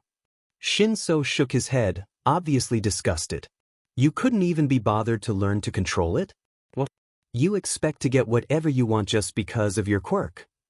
Shinso, that's dash. Learn to control it? Midoriya stepped forward, seething. It hadn't been his fault. What had happened hadn't been his fault. And he was tired of being blamed for it. Learn to control it? Not all of us are so blessed to actually be able to use our quirks, let alone learn to work with them.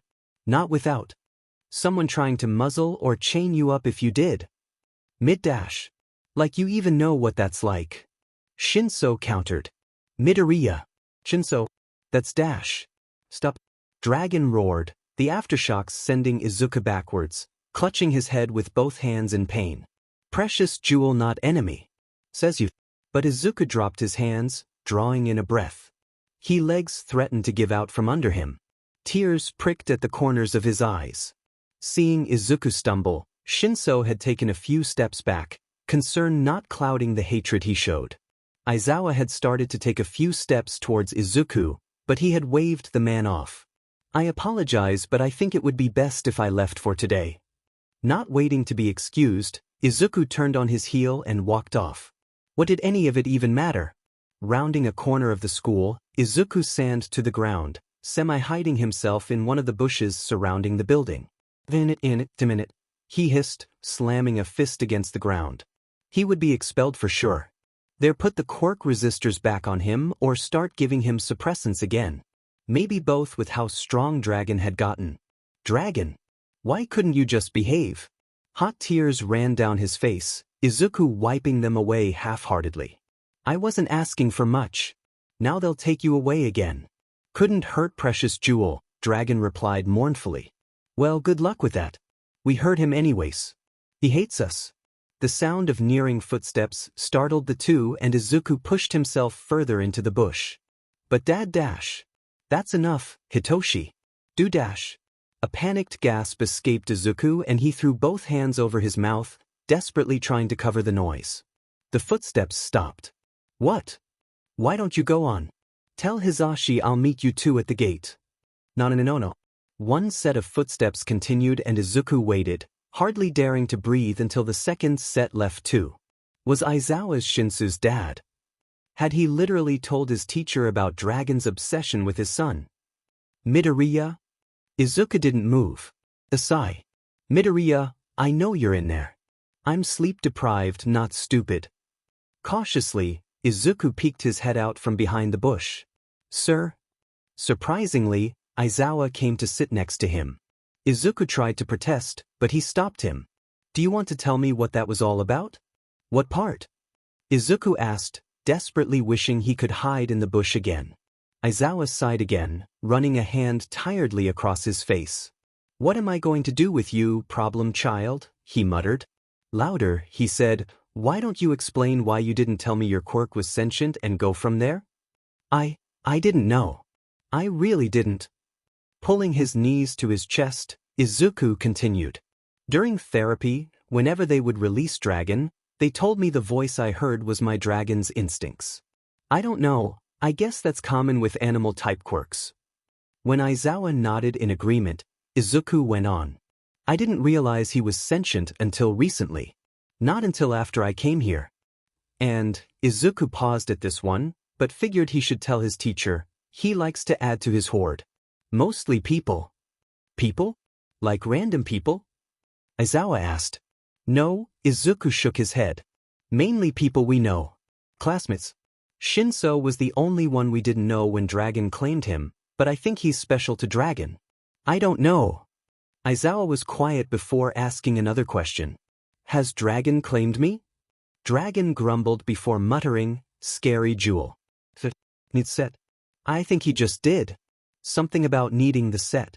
And no, Izuku added quickly, seeing his teacher's expression, I don't know what that means. Well, I guess that's just one more thing to figure out. Aizawa stood up. Wait, aren't you going to expel me? Aizawa raised one eyebrow. Do you want me to expel you? Izuku shook his head hurriedly, also standing up. No, sir. I just thought. Midoriya, people have problems with their quirks all the time. That's why you're here, to learn to use it correctly. But, his teacher shot him a bone-chilling glare. You leave again before I excuse you and you can consider yourself expelled. Understood? Yes, sir. Izuku breathed a sigh of relief. Good. We'll start working on exploring your quirk more in depth tomorrow. And Dragon, I expect you to be just as active of a participant as Midoriya is. Dragon, surprised to be addressed by anyone other than Izuku, nodded. Yes, scary jewel. He says he will be, Izuku relayed. Good. Aizawa started to walk off, but stopped, saying over his shoulder, and Midoriya. I figured you out of everyone would understand this the best, but you're also here to learn from your classmates. And given how attached many of them have already become to you, I don't think they would have an issue giving you assistance if you asked for it. Treasured wisp and prized onyx. That made sense. Izuku nodded. Yes, sir. Not wasting another moment, Aizawa left and Izuku sat back down in his hiding spot, he and Dragon determining the best way to ask Tokoyami and Dark Shadow about their partnership. As soon as Izuku walked into the classroom, he was glad to see Tokoyami was already there. Mumbling, "I'll be right back, Kaken," he hurried over to his classmate. Midoriya? Tokoyami didn't look up from the book he was currently engrossed in. Hey, Tokoyami. Izuku ran a hand through his hair, wondering how to begin asking his and Dragon's questions. Would you mind if I asked you some questions about your quirk? For that inquisitive notebook of yours, the avian-headed boy asked. Kinda? I'm just really curious about Dark Shadow. It's not that often you meet someone with a sentient quirk. That seemed to catch Tokoyami's attention. Even Dark Shadow seemed interested, slipping into view as Tokoyami set down his book, closing it. How did you realize he was sentient? Tokoyami asked. Most see him as a shadow of myself, a mere copy. Not a copy, Dark Shadow chirped, swirling around. The way you two act, Izuku confessed. He had noticed the two talking plenty of times and was honestly embarrassed that he hadn't thought to talk to them about their partnership. If he was a copy of you, you wouldn't have to discuss things with him, he'd just know. The two seemed to find this explanation acceptable. Then what? Tokoyami asked. Is it you wish to ask us? Not even trying to hide his excitement, Izuku pulled out his notebook, wanting to make notes for future reference. I think the biggest question I have is how do you control him? Or I guess, Izuku continued, putting his pen to his mouth, thinking, do you need to control him? Just because he and Dragon had some issues, didn't mean Tokoyami and Dark Shadow did. Tokoyami politely waited for Izuku to stop rambling before answering. Dark Shadow and I are a team, he explained, scratching Dark Shadow under his chin. The shadow bird let out a pleased chirp. Although Dark Shadow does sometimes require a more forceful hand or he lets his dark nature take over. Dark Shadow squawked indignantly, pulling away. No, Fumi. Only want to keep you safe. He whirled around Tokoyami, wrapping him in his shadows. Come, my friend, Tokoyami assured. You know I wouldn't trade you for the world. As for your first question, he said, turning his attention back to Izuku, how I keep him under control varies depending on the situation. Much of the time, it just requires keeping his attention from wandering and giving him activities to keep him focused. Other times, I shine a light on him, but I prefer not to use that method if I don't have to as it weakens him. Izuku nodded eagerly. That makes sense. You wouldn't want to upset him or make him feel uncomfortable. Does Dark Shadow have preferred pronouns? Dragon did, after all, and it seemed only polite to see if Dark Shadow did as well. Tokoyami shrugged. He seems content with he-him pronouns. And dash. Everyone to your seats. Even though he crawled in on the floor, Izuku could see Aizawa enter the classroom thanks to the vibrant yellow sleeping bag he never seemed to be without. Thanking Tokoyami and Dark Shadow, Izuku rushed back to his desk, his mind already whirling with ideas of how to incorporate what he had just learned with Dragon. Today we'll primarily be working with Dragon, Aizawa told him when they got out to the practice field. I'm curious to see how he interacts with different members of his horde and those who aren't. Hey lil listener. A voice called out. Behind Aizawa, Present Mike walked towards them. Listeners. Aizawa rolled his eyes at the intrusion but continued. Present Mike has agreed to help out for the time being. Midoriya, you are to keep Dragon from claiming him. Yes sir, Izuku nodded. But, no buts, Dragon. Maybe later when we don't need him for training anymore. Dragon grumbled but acquiesced. Shinso turned his attention to the three of them. You'll be working on your exercises with the capture weapon today. Shinso nodded, the piece of material already in his hands. He turned from them, focusing on his own practice. Izuku was curious to know what he and Dragon would be doing but regretted it the moment Aizawa answered his unspoken question.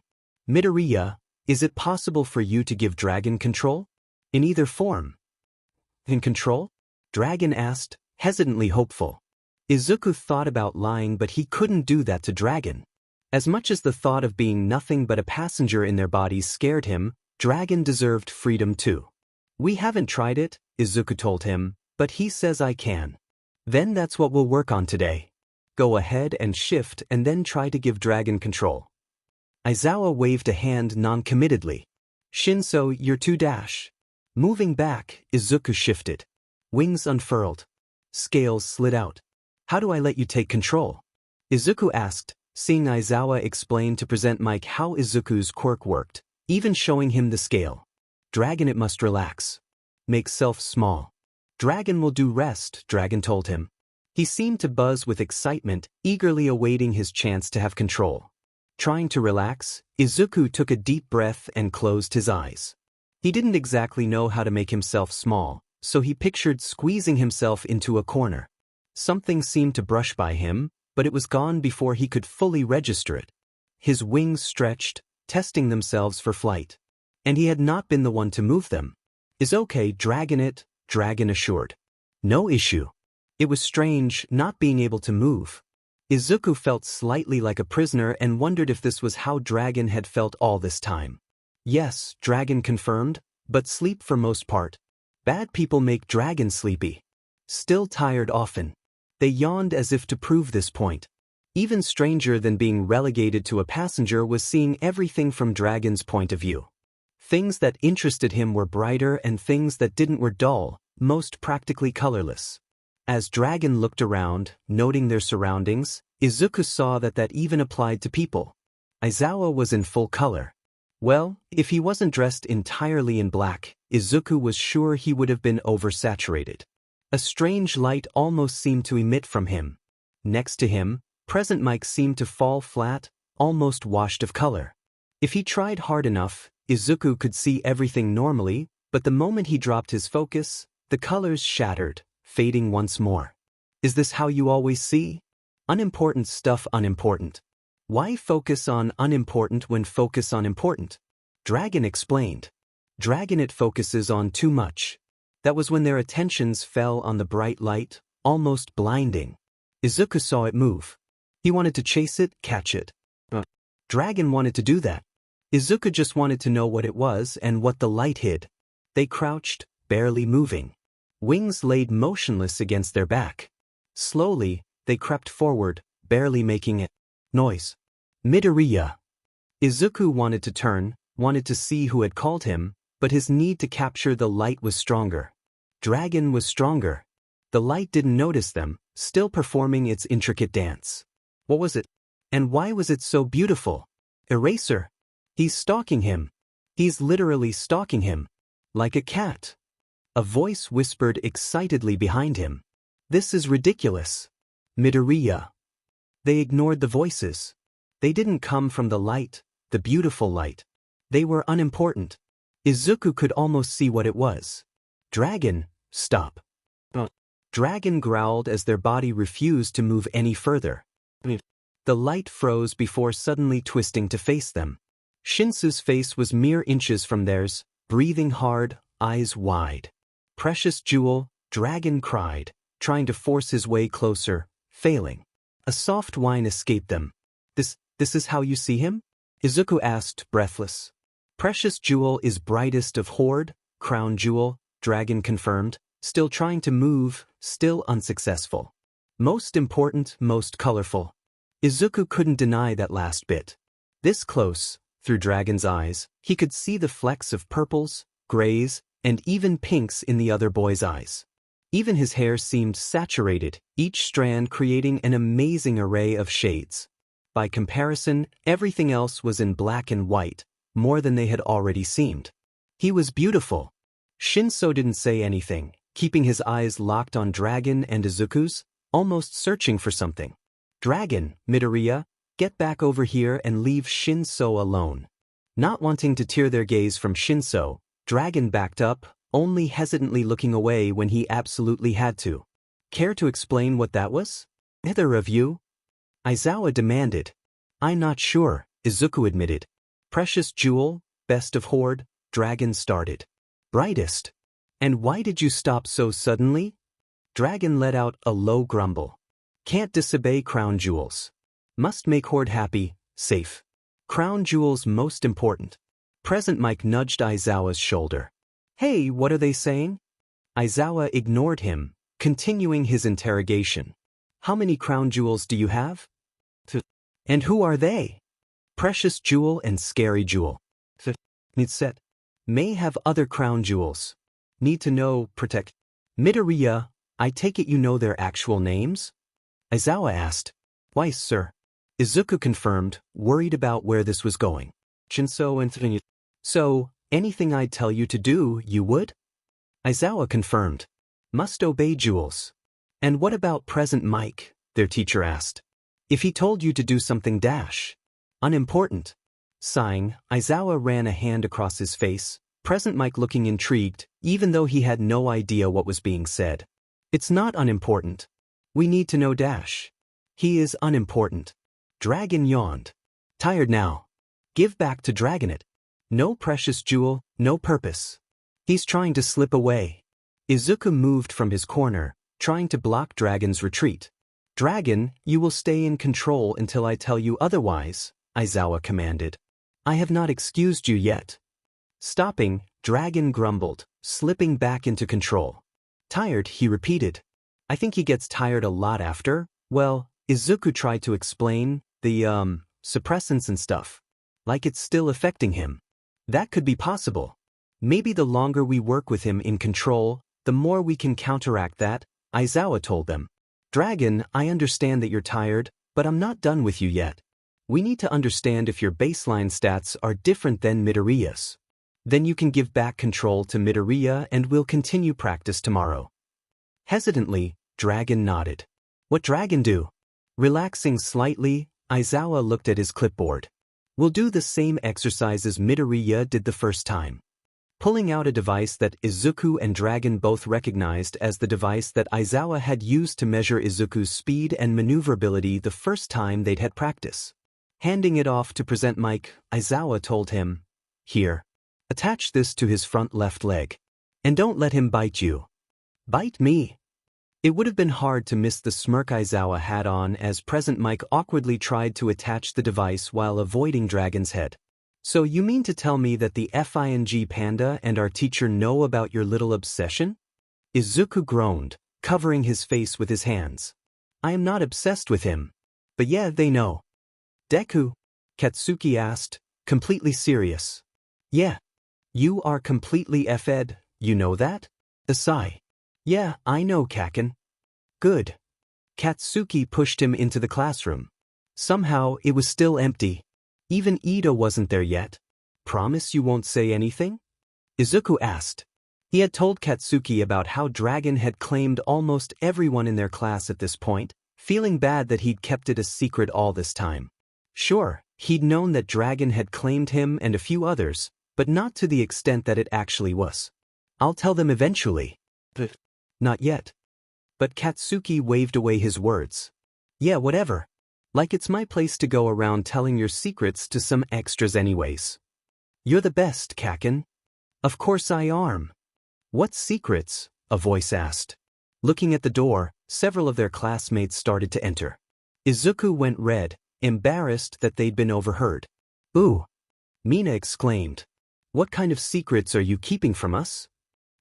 Nothing. Izuku stuttered while at the same time Katsuki muttered, None of your dimmin' business, raccoon eyes. It's not right to dig into our classmates' personal lives, Ida exclaimed, waving his hands about.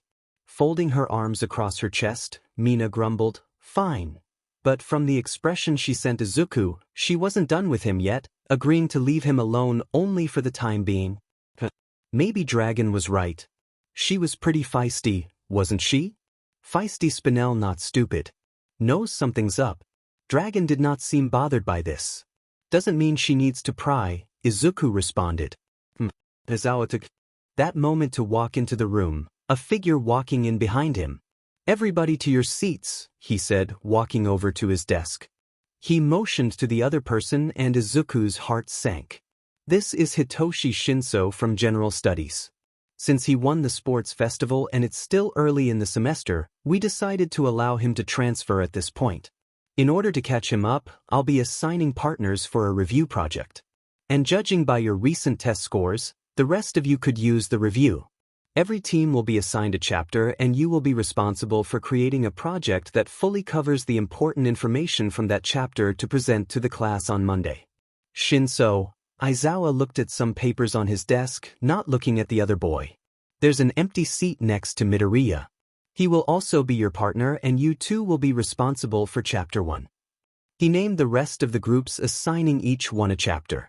Whipping his yellow sleeping bag out of nowhere, he told them, use the rest of the class PRD to work on your projects. I don't care what it is, a demonstration, PowerPoint, or whatever. I'm going to sleep and you're not to interrupt me, got it? The room was filled with a chorus of, yes, sirs. Satisfied, Aizawa curled up in the sleeping bag, hiding behind his desk. Izuku looked over at Shinso, who was already going through the chapter, making notes. Shinso dash. Stop. I'm not here to make friends, despite what he thinks. The purplet stayed focused on what he was doing. I'm going to write down what I think is important. You can do the same or whatever it is you do. He looked up, eyes fierce. You can give me what you have and I'll create the project from there. I can't afford to fail this. Izuku frowned. Shinso, I'm just as capable of doing this project. We could probably use one of the computers in the library after school or something. But Shinso ignored him. Sighing, Izuku flipped open his textbook and notes and began to write. Freak. Villain. Izuku flinched when he heard the words he was used to hearing thrown at him. But when he looked around to see who had said them, he saw that they hadn't been directed at him. People stood off to the side, whispering to themselves and their friends, making sure to stay out of his and Katsuki's ways. Kaken? He asked, unsure of what was going on. Aizawa had cancelled training after school, saying that something had come up that he needed to take care of. Luckily for him, it meant that he got to walk home with his best friend again, something that never really happened anymore. The Fanji extras, came the snarled reply. Just ignore them, Deku. Midoriya. Midoriya, wait. Izuku turned, only to have the source of the shouts run into him. Siro, he helped right the other boy who was breathing hard after running to catch them. I'm sorry, he panted. I didn't know.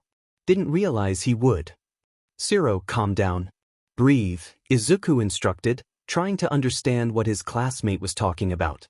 Taking in a few deep breaths, Siro tried again. Mineta. I didn't realize he would go this far. Izuku's blood froze. But not because of what Siro had said. It would be a lie to say that at this point Dragon's feelings hadn't bled into his own. And he had just seen someone shove Shinso. Ignoring Siro, he moved towards the other students, his legs stiff beneath him. A growl escaped his lips. Precious jewel, Dragon snapped, baring his teeth. Protect. They had to protect. Protect precious jewel, brightest of horde. Get away from him. Dragon itched to break free, but Izuku restrained him. Barely. Four boys had decided to attack Shinso. Cowards, Izuku and Dragon spat, their voices blending into one. Deku. What the hell? Freak. Villain. Hitoshi ignored the taunts. They were nothing new, although they had lightened up considerably since he'd won the sports festival. Not that they'd ever truly be gone. After all, people didn't trust people with quirks like his. And apart from seeing people he wouldn't usually have to, he was glad his dad had cancelled training. He'd seen enough of Midoriya for the day. Hitoshi sighed, shaking his head. What was the guy's issue anyways? Why couldn't he just leave him alone? Being the, albeit adopted, son of two teachers, let alone that they were also pro-heroes, Hitoshi knew a decent bit about sentient quirks. They were rare and people with them required special training at a young age to keep both the kid and the quirk from going crazy. If Midoriya did have one, and all evidence pointed towards it, why couldn't he control it by now? And why had he acted like the victim the other day in training? As much as Hitoshi hated it, quirks were almost like a social standing. The better and stronger yours was, the more people liked you. And Midoriya had a very strong quirk. A golden boy trying to play the pity me, I'm too powerful popular card, he was sure of it, and Hitoshi didn't have time for people like that. Regardless of whether or not Midoriya and his quirk, his dragon, had a crush or claim on him or whatever. He wasn't here to make friends. And certainly not with someone like that. And then his dad had had the nerve to pair them up on that stupid project. As if Hitoshi hadn't already read the textbook from cover to cover over the course of his many sleepless nights. Hey freak, I was talking to you. Hands landed on Hitoshi's shoulders, hitting him forcibly. He stumbled a few steps before regaining his balance. What? You think just because you made it into the hero course, you're better than us now? You're still a villain and always will be, even if that dumbass teacher claims otherwise. Now wait just a moment. Hitoshi turned to see who the voice belonged to. He didn't care if someone insulted him, but they were not allowed to insult Shoyuta. Not ever. A different voice joined in that made his skin prickle. Precious Jewel, the voice. He didn't have to look to know that it was Midoriya. Or had his dragon taken over. Either way, the shorter boy stepped in between him and his taunters. Cowards, he snapped. Deku. What the hell? Another voice called and the angry Pomeranian strode towards them. What was his name again? Bakugo? No, not quite. Midoriya ignored him. Really? 4 against 1. Midoriya, I don't need you to dash. Right? The leader of the group interrupted, rolling his eyes. The villains have to stick together. Can't have one of them getting caught. Villains. Pomeranian snapped, tiny explosions popping off of his palms. Still in front of him, Midoriya twitched, his hands curling into claws. Just you wait. Shinso is going to be an amazing hero and prove you all wrong. Now back off and leave him alone. He's mine. His voice changed on that last word. Almost. Almost as if there had been 2 voices speaking. Get going. Or don't. Pomeranian shrugged. I already sent Shitty Hair to go find a teacher. What? Another of the boys asked. Too scared to fight us yourselves? Or are we just too insignificant compared to villains like yourselves? Midoriya growled again, but Pomeranian put a hand on his shoulder, effectively holding him there. Even so, Hitoshi could see him shaking. You're not worth our time, the blonde said flatly. Or worth getting expelled. Really? That's what you're worried about? The first boy asked with a malicious grin. You don't honestly think they'd let the 3 of you become heroes, do you? They'd probably just throw you in Tartarus and throw away the key. He pointed at Hitoshi. He's already living up to his status. The sports festival? You can't be a hero if you take away somebody's free will. Hey, Hitoshi interrupted, I was allowed dash. And you, he motioned to Pomeranian. All you'll ever do is destroy things. Not to mention you almost killed that one girl you fought. I didn't do anything I know she couldn't handle, the blonde retorted back. And that girl is stronger than you give her credit for. She just as easily could have killed me. Semantics, the teen waved his words away. And you, he faced Midoriya. Well, they'll let just about anything into the hero course it seems. Wild animals like you belong in zoos. Or better yet, a museum. I'm sure somewhere there's an exhibit on murderers that would just kill to add you to their collection. Hitoshi blinked. Murderers? What had Midoriya done? He didn't get the chance to ask, the greenet already running off, the students watching their exchange tripping over themselves to move away. The bullies laughed, obviously pleased with themselves. Demenit, Pomeranian muttered, pulling something over his head and shoving it into Hitoshi's hand. Go calm him down before he dies something stupid. I'll explain when Shitty Hair and the teacher get here, he said. But dash. Now, Panda. Ignoring the taunts and jeers, Hitoshi did something he thought he'd never do. And ran after Midoriya.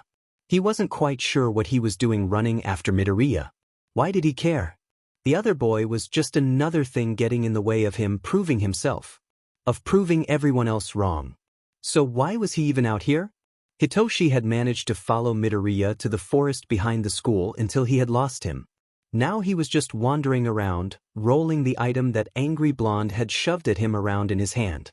Looking at it, he recognized it as an emerald green scale. A small hole had been drilled through one end, a black leather cord strung through it. Did Midoriya's scales work even when they weren't attached to him? Stuff. We can't just go after people. They pushed Precious Jewel. Hurt mine. Listen, he doesn't even like us.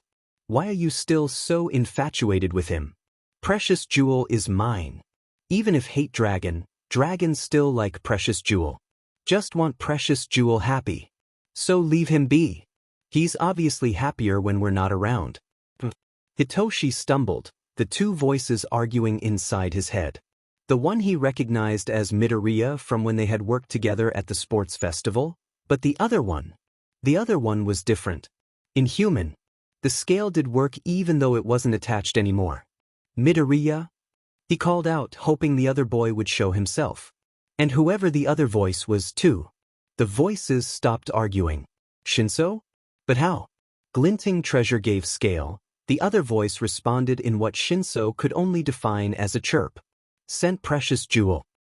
Can't you have to? Midoriya? Hitoshi called again, the voices getting louder. Come on, we need to go. But, Precious Jewel. Stop arguing with me. He's almost found us. Around a tree, Hitoshi caught sight of a tail winding around a tree. Midoriya, I can see you. Just stop running off already. Surprisingly, the dragon stopped. No. Neither voice spoke as Hitoshi approached Midoriya. What happened back there? He asked, hesitant to ask a question but knowing the boy, dragon, would answer, regardless of his quirk. The dragon shook his head, eyes closed tight. Throwing his hands up in the air, he exclaimed, exasperated, "Are you serious? You won't leave me alone, but you refuse to talk to me?" Eyes opened slowly. Midoriya turned his head to look at him. Please just feel not safe to be around. The other voice scoffed. Not hurt, Precious Jewel. Never. Just tell me what the hell is going on. Precious Jewel brightest in horde. Must keep happy, safe, voice explained. Midoriya growled. They hurt you. Enemies. Midoriya jerked his head back, shaking it from side to side. We can't hurt them. Another growl. Protect Precious Jewel. Hitoshi just stood there in shock. Midoriya's quirk was sentient. The other voice, it had to belong to his quirk. His dragon. Your quirk is alive, was all he managed to say. Midoriya froze, both voices quiet before one of them spoke. No? Hitoshi shrugged. I know a little bit.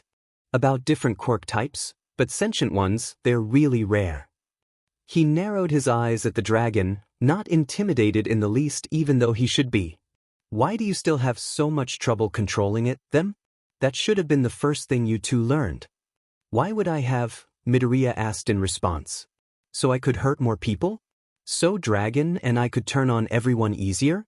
We were set up to fail and they wanted us to lose control. They want us to prove that they were right. The words echoed through Hitoshi's head. But that one word from earlier still stood out. Murder. You killed someone. It wasn't a question. Midoriya seemed to shrink in on himself. Well, as much as a large dragon could. It was an accident. How was I supposed to control it, him? Dragon doesn't see things the same way we do. He tried to hurt Glinting Treasure. The other voice, dragon, Hitoshi realized, growled. Protect. Hitoshi bit his lip, thinking. After a pause he asked, why don't you shift back? Midoriya shook his head. Dragon is still too wound up. It's all I can do to keep him from going after those guys. Nothing allowed to hurt Precious Jewel, dragon, added, menacingly. Nothing. It helps, staying like this, Midoriya assured. It really does. Wordlessly, Hitoshi went to sit under a tree, his back against it. He had chosen one that had a lot of empty space around it. Perfect for Midoriya to have room to lie down. Patting the ground next to him, he suggested, why don't you come lie down? We can talk. And boy, did they have a lot to talk about. Obviously, he and Midoriya were a lot more alike than either of them had realized. Midoriya slowly approached him, although his movements were jerky, almost as if he was fighting with himself, and laid down next to Hitoshi. They sat like that, speechless. Even Dragon kept silent, unwilling to break the silence. Can I ask you something? Out of the corner of his eye, Hitoshi could see Midoriya look at him even though his head remained where it was. Sure. Swallowing thickly, Hitoshi tried to find the best way to phrase his question. Well, more like questions. He had so many. Can't decide what to ask first? What? The question startled him from his thoughts. Midoriya shrugged. Or what could pass for a dragon attempting to shrug? Not that I blame you. Hitoshi eyed him warily. Why do you say that? A huff. A thin puff of smoke trailed from the dragon's nostrils. I still have questions most of the time. Although maybe that's to be expected, he added, mostly saying that last bit to himself. It only makes sense you would have a lot too. Hitoshi took a moment to appreciate the predicament he had found himself in. At the command of the crazy blonde, he had followed another student that he barely knew into the forest behind the school. A student who just so happened to currently be a 15-foot dragon that, incidentally, had some sort of dragon claim on him. How had he even gotten to this point? All he had ever wanted was to be a hero like his dad's. Why me?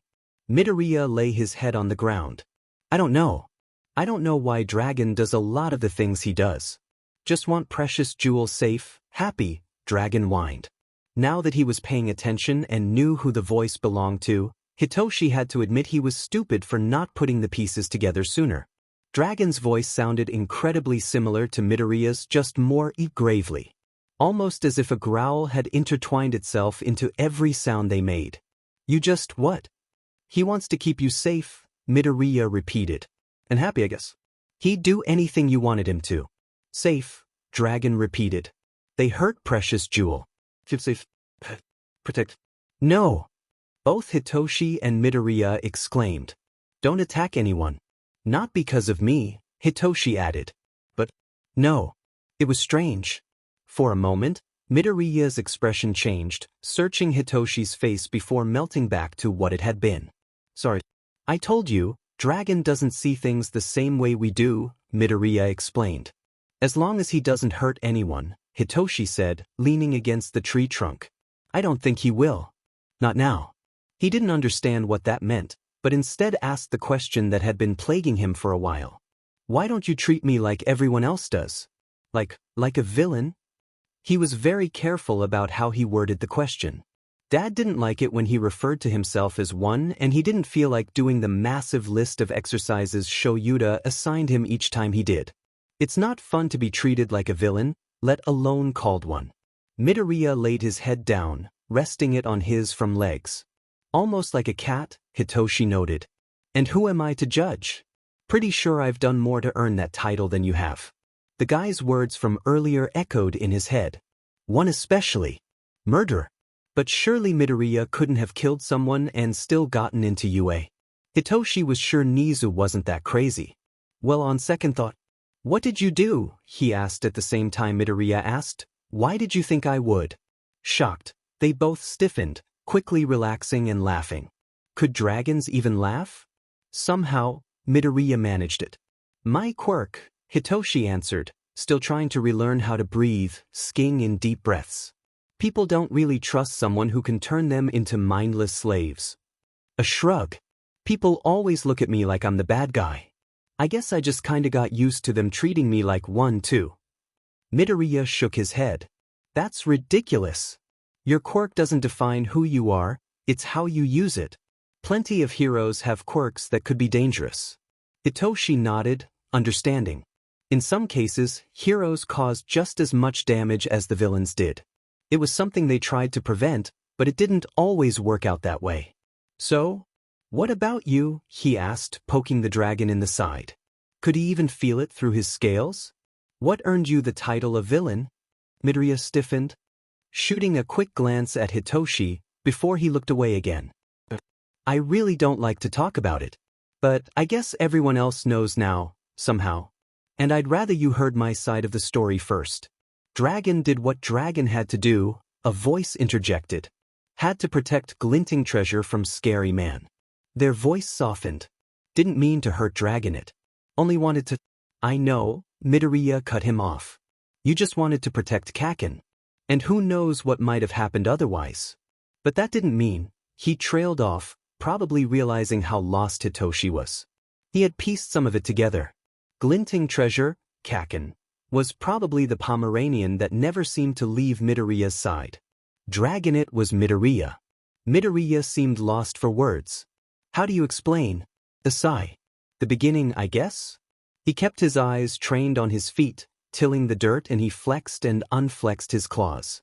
You know how they say sometimes quirks can manifest when the kid is stressed or scared?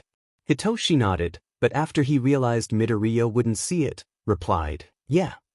That's what happened. Kaken and I were out playing and there was this small forest that was usually blocked off. Not that usually stopped up from exploring. Others would occasionally join us. Kaken's quirk had already come in at that point and people wanted to see it. It was just us that day though. I wanted to go in but Kaken didn't. It was already getting late, but I ignored him and he ended up following me anyways. He always did think he needed to protect me since I didn't have my quirk yet. Even before that, he was always trying to protect me. What we didn't know was that the heroes had chased a villain in there. Stomach sinking, Hitoshi had an awful feeling, ideas about what had happened in their sprouting. Did he? Midoriya shook his head minutely. Kaken pushed me out of the way, trying to scare the guy off with his quirk. They were really just sparks back then, but they still stung. The guy just laughed and took Kaken. He tried to get free and kept yelling at me to get away while I could. But I just laid there. Useless. He could see it clear as day. Little Midoriya and little Kaken playing in the trees. Sparks lighting up the dark either in an effort to see or to intimidate. And a blonde child in the arms of a villain while Midoriya watched helplessly.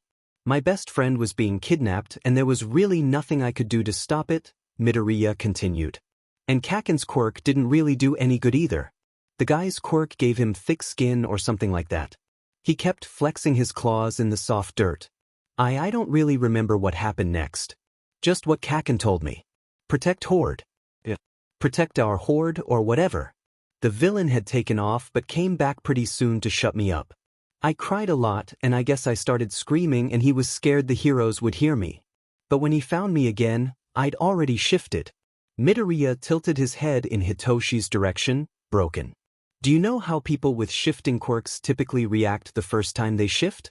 Especially when they have animal forms?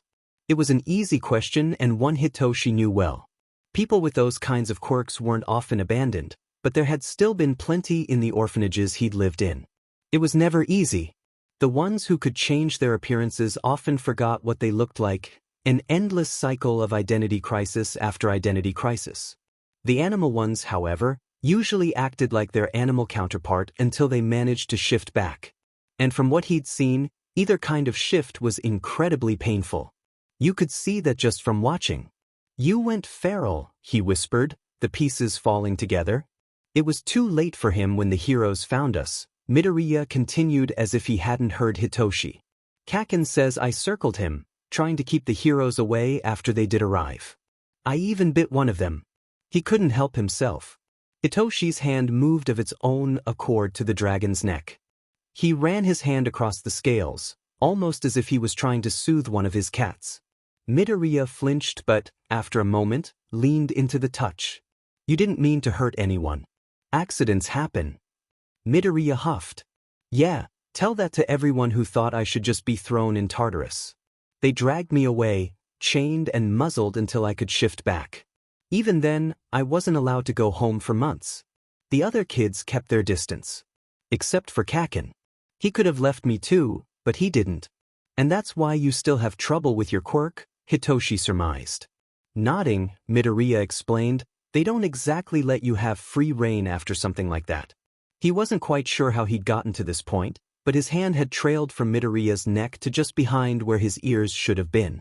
It was weird and he'd have to ask how that worked later, but his attention was captured by the deep rumbling that started after he began scratching the spot. Are you purring? Midoriya pulled away, eyes wide and his expression hurt. I am a dragon. Dragons don't purr.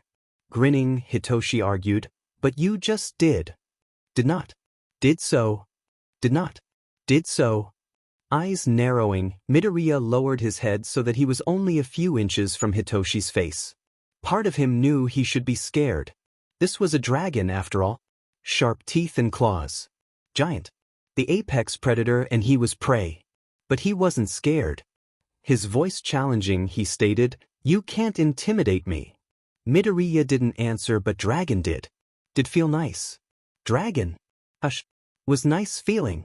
Not going to lie to Precious Jewel to protect Dragon's silly feelings. And just what those feelings were, Hitoshi wondered, but didn't ask, a theory already forming in his mind. And that was not a subject he wanted to bring up right now, if ever. Out there, he began slowly, did you really mean what you said?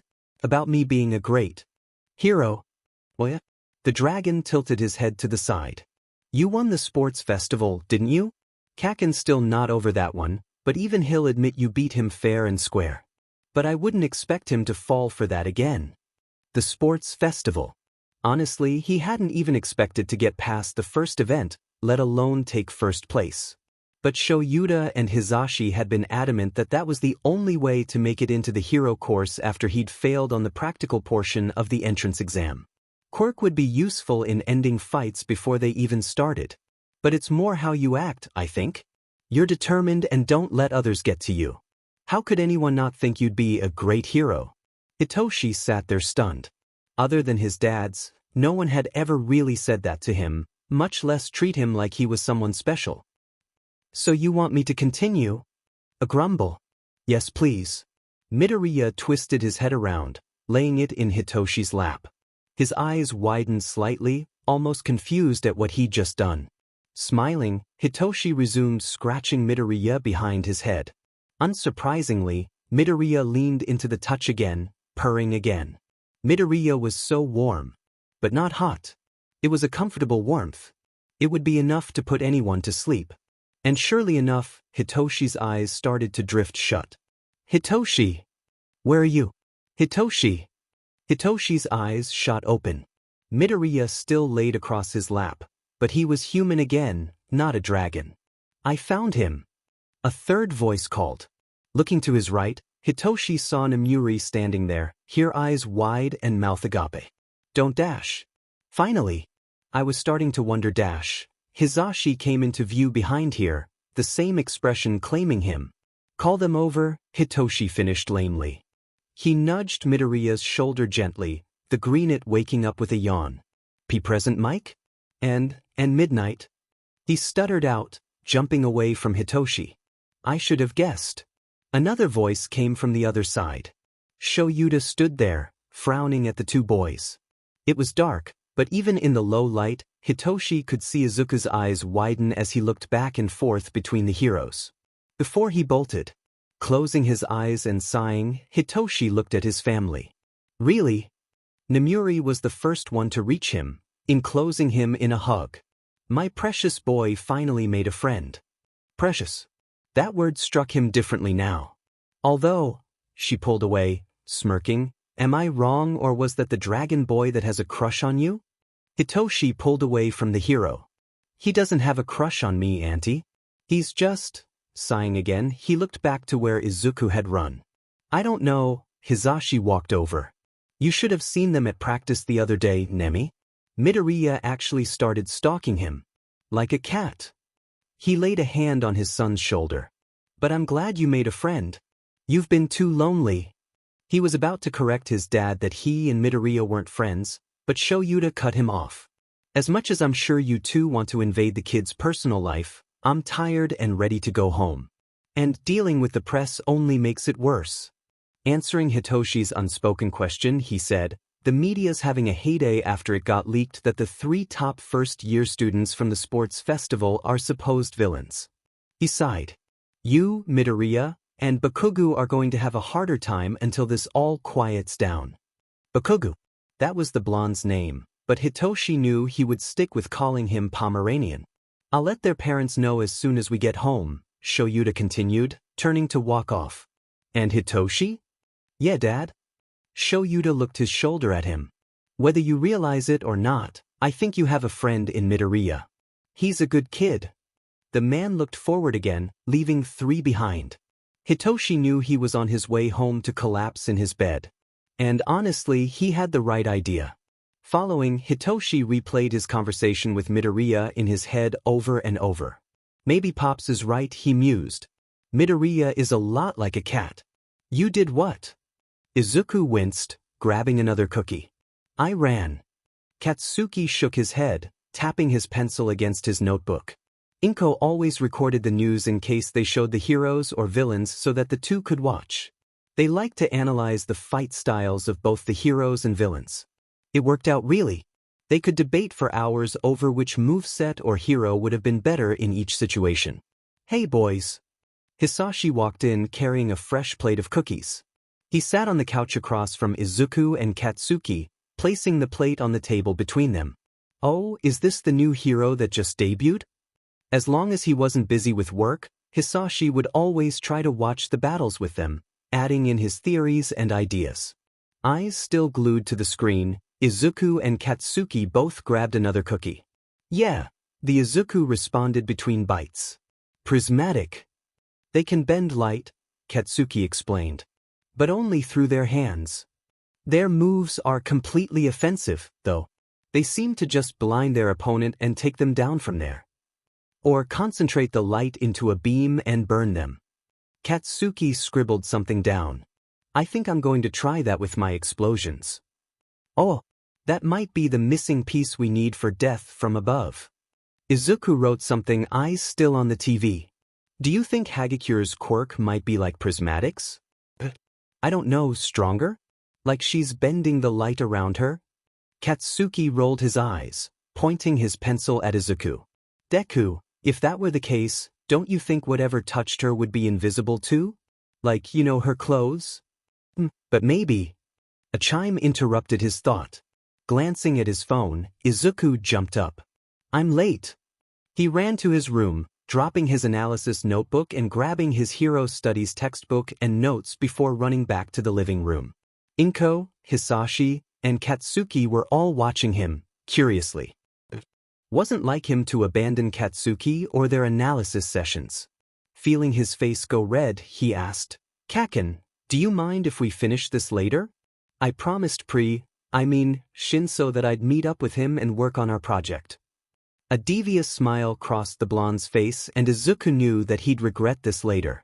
Sure, lover boy. Go get your precious panda. Izuku wanted to say something in response, but his phone chirped again. He didn't have time, so he just ran out the door, plotting his revenge. Shinso had suggested they study at his house, despite Izuku's protests. But the library too many people, Shinso had said. Plus, I study better with a cat in my lap. You like cats, right?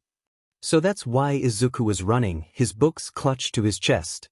When Shinso had sent him the address, Izuku had looked up directions, mentally saving the route he'd have to take so that he wouldn't get lost.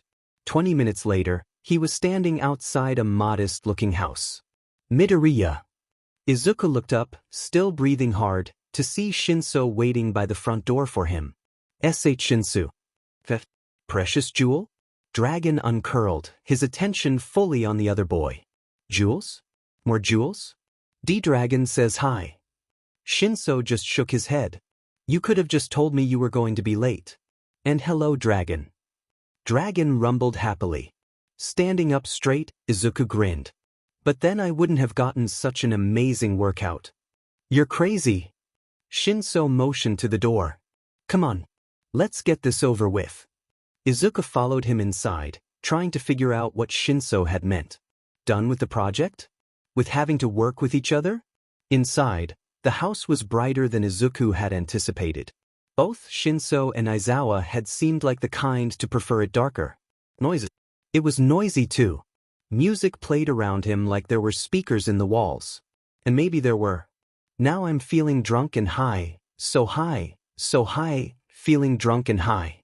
They passed someone dancing around the kitchen, singing along to the song with a bag of chips, occasionally eating one.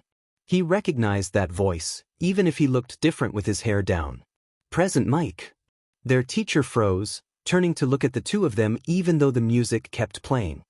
He had a chip almost to his mouth as he looked at Izuku and Shinso. Dorito? He asked, holding the bag out to the two boys. Izuku just stared. A sigh. Midoriya, come dash. Zashi? Did you scare Midoriya? A different voice asked from down the hall. A woman walked into view and it wasn't difficult for Izuku to know who she was either. Midnight? More jewels? Dragon asked excitedly. More jewels. Scheming jewel. Screaming jewel. All mine. You weren't supposed to claim him. We need him during practice. And Dragon needs complete set, Dragon argued. What? Complete set? That's what he had meant. Dragon wanted all of Shinso's family in his horde. Good going, Hisashi. You broke him. Midnight sighed, walking over to Izuku, who stood there still frozen. You didn't tell him, did you, Hitoshi? The other boy shrugged. I thought he'd figured it out already. I told you to tell him. Midoriya. Midnight snapped her fingers in front of Izuku's face, bringing him out of his thoughts. Midnight? He asked again, his voice small. None of that here. Nemuri or Auntie works just fine as long as we're not at UA. And that's Hisashi. Izuku blinked, still processing. Izuku's good too. You got it, kid. Shida's gonna be gone for a bit longer, but if you need something, just come find me. Or get Hitoshi to come find me. She grabbed him by the shoulders, directing him upstairs, stopping by an open door. Turning, Nemuri started to walk back downstairs, but Izuku blurted out, Dragon? Dragons claimed, eh? She turned back towards him, smiling. Yeah, I heard they tend to do that. Sho mentioned it and I was hoping I would get that honor too. Do I at least get a cool nickname? I think you're Scheming Jewel. Scheming Jewel. So sneaky. Scheming Jewel. Nemuri considered it for a moment. I like it.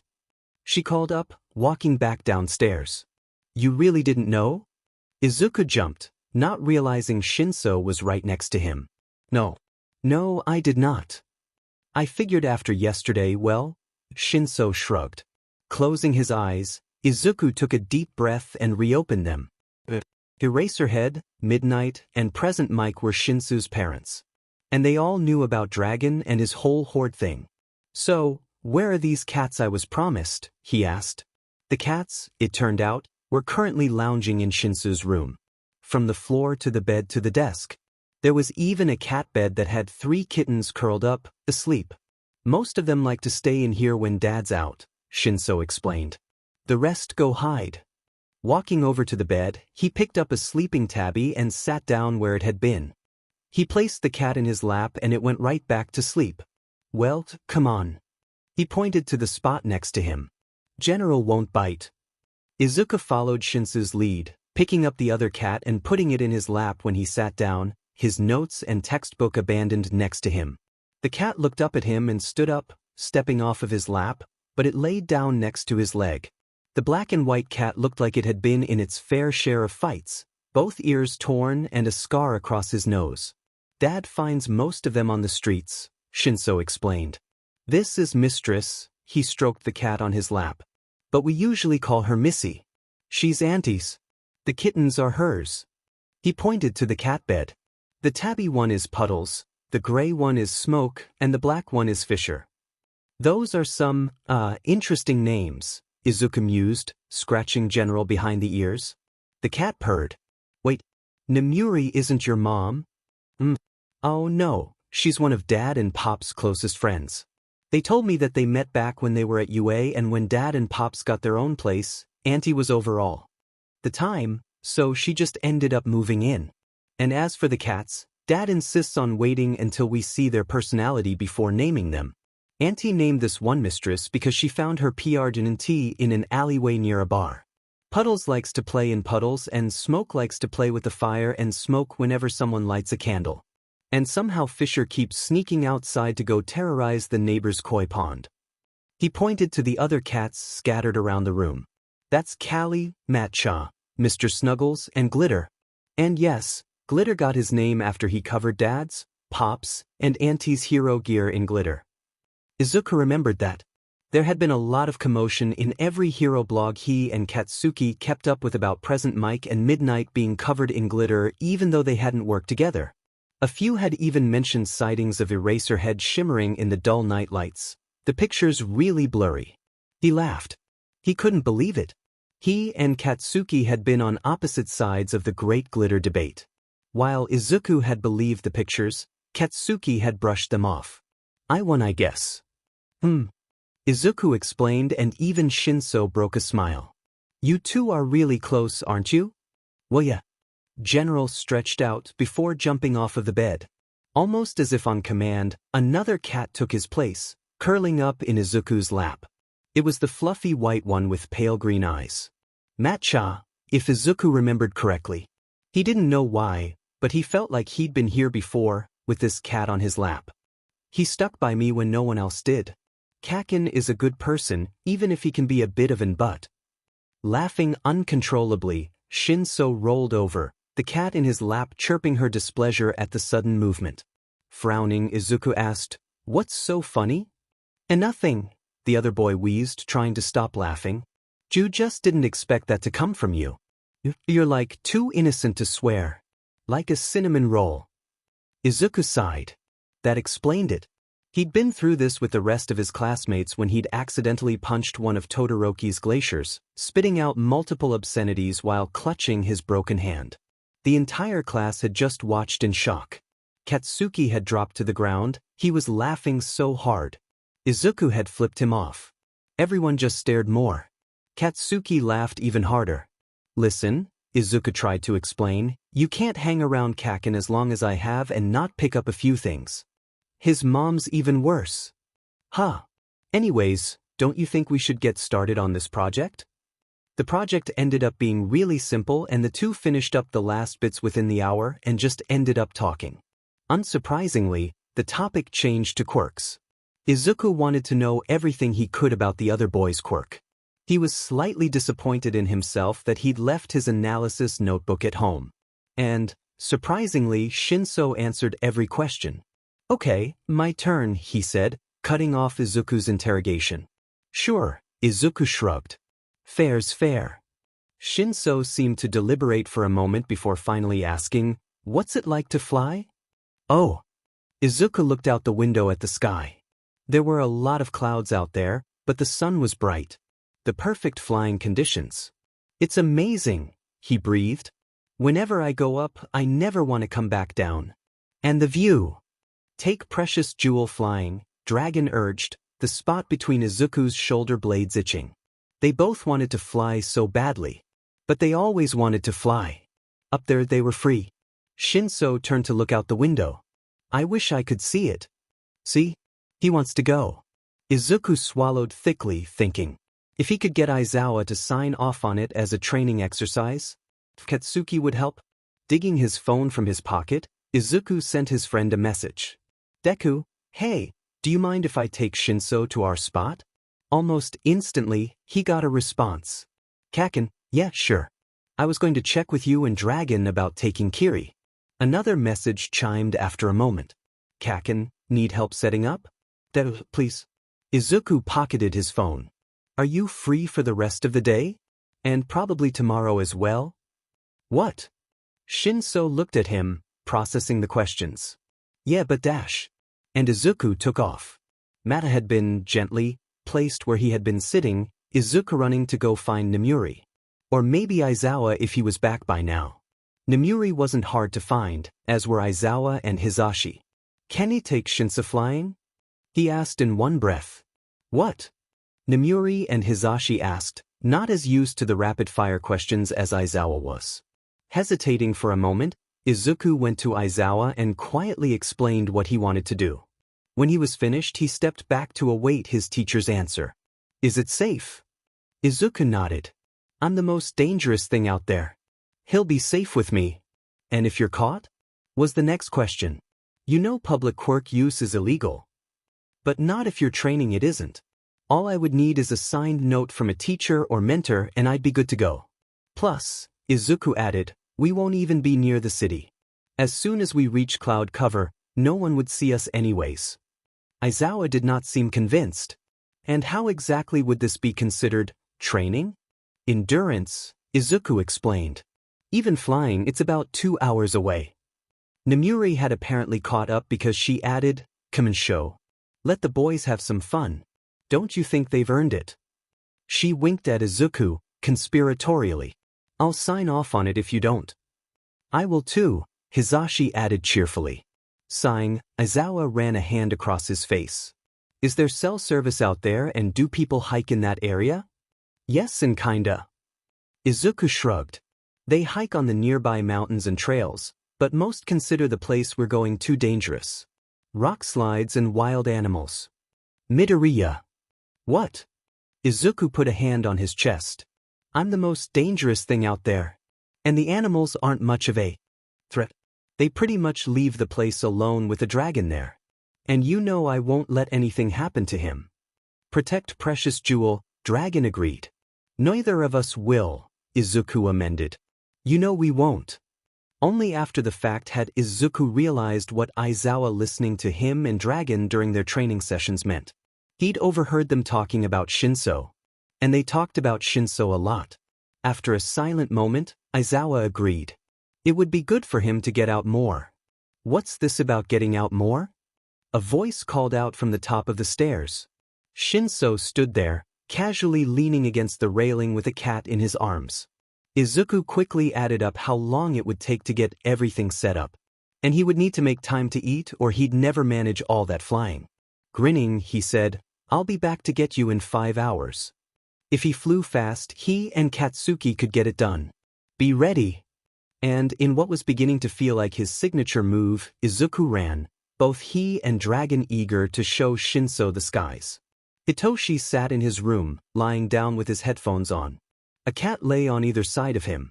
After Midoriya had left suddenly with the promise of coming back for him, Shoyuta had suggested he pack an overnight bag. They all refused to tell him what Midoriya was planning.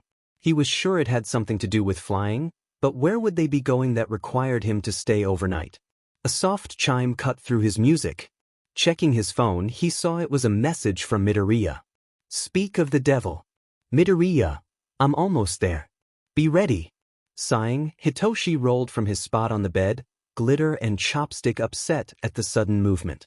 He ran a hand across both their backs and then gave them chin scritches. Unsurprisingly, his hand came back covered in bright pink glitter. Where did glitter find the stuff? Shoyuta refused to even let a speck of the stuff in the house anymore after getting his gear covered with it. Leaving the protesting cats, Hitoshi went downstairs and called out, I'm leaving with Midoriya. Shoyuta appeared. Midoriya assured me the place you two are going has some cell service. Text me when you get there, please. Dad, it's fine. Hitoshi waved away his concern. Why are you even letting me go if you're so worried? I'm not worried, Shoyuta said, arms crossed over his chest. I just want to know you get there okay. As much as it sometimes bothered him how overprotective his family was, Hitoshi had to admit it was nice having people who worried about him. Yeah, I'll let you know. Good. And Hitoshi? Yeah. Enjoy yourself. Have fun. Try and do that for me. He means well. Hitoshi nodded. Despite his efforts, it seemed both Midoriya and his dad were getting what they wanted. I'll try. Bye, Dad, love you. He ran over to Shoyuta, giving him a quick hug before leaving the house. Midoriya was standing outside, looking worn, but nevertheless excited. Are you ready? He asked, bouncing lightly in place. Yeah. Hitoshi shouldered his backpack. Am I allowed to know where we're going? Nope. Grabbing his hand, the smaller boy led him down the street. They didn't speak much, Hitoshi just trying to keep up with Midoriya's steps. Every time he tried to ask about what they were doing, Midoriya answered with an evasive, "You'll see." The green-it led him out of the city to a small beach. It was abandoned except for one person, but it looked like the beach and surrounding ocean were littered with sharp rocks. Hitoshi figured it probably wasn't a popular destination for swimming. Kaken! Midoriya exclaimed. Did you get it? The person turned and Hitoshi saw that it was in fact Midoriya's blonde friend, who was scowling, eyes narrowed with a length of rope in his hands. Hitoshi stopped, Midoriya stumbling but keeping Hitoshi's hand in his. Midoriya, why does Pomeranian have a rope? Ha! The guy in question spat, storming over. Who are you calling Pomeranian, you iffy panda? Kaken, please. The ropes are for me, Shinso. Midoriya flushed a bright red that contrasted starkly against his deep green hair. SOSO that you can stay on, I mean. Another pause. While we're flying. In the air. Hitoshi looked at the green-it but never fully took his eyes off of the rope. You're going to tie me to you? And no, Midoriya stuttered, his hands up. Kaken is going to tie them to me so you see how to do it.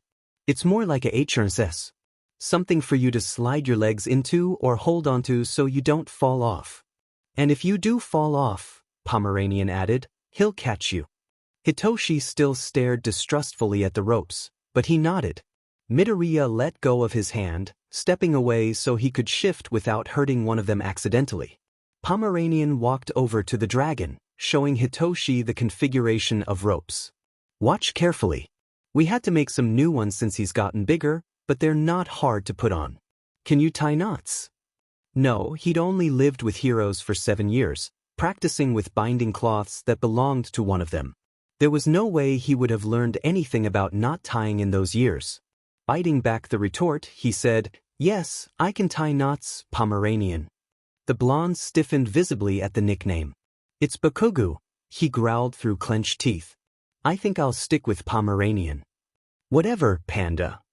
Midoriya shoved his head between the two of them, looking at them with pleading eyes as if he was asking them to stop fighting. And maybe he was. It wasn't like Hitoshi had a scale. And he wasn't gonna reach out to touch the dragon and find out. Hitoshi wondered who Dragon and Midoriya would choose between him and the blonde. Logically, he knew it would be Bakugo, but a small voice told him if Dragon had it his way, Hitoshi would be the one they chose.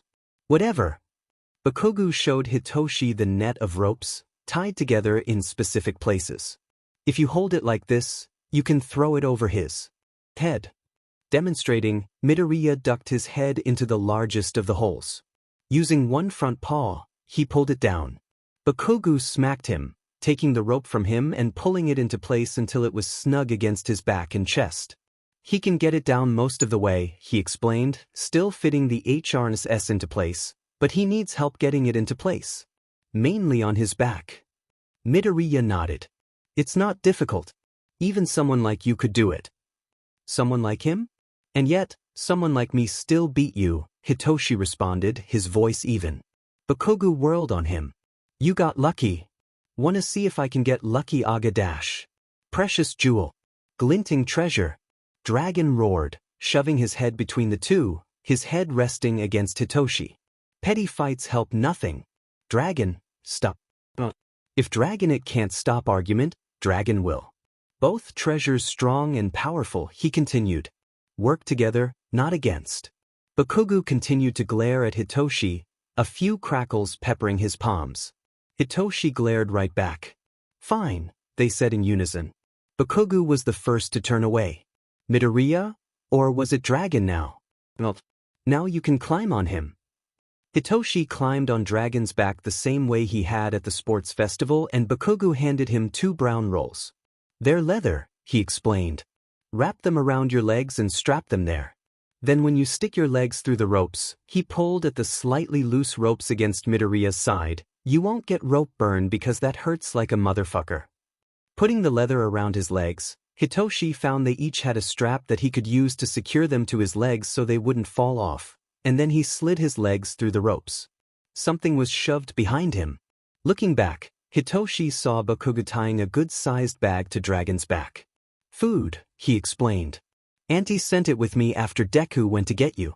It won't fall off, I've made sure of that, no matter what stunts he pulls. Thanks.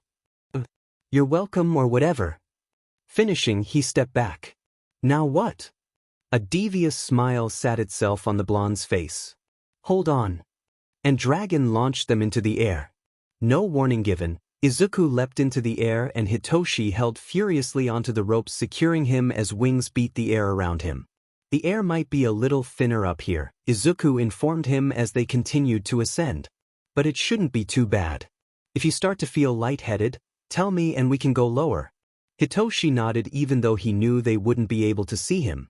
Can do, he replied even as the wind dragged his words away.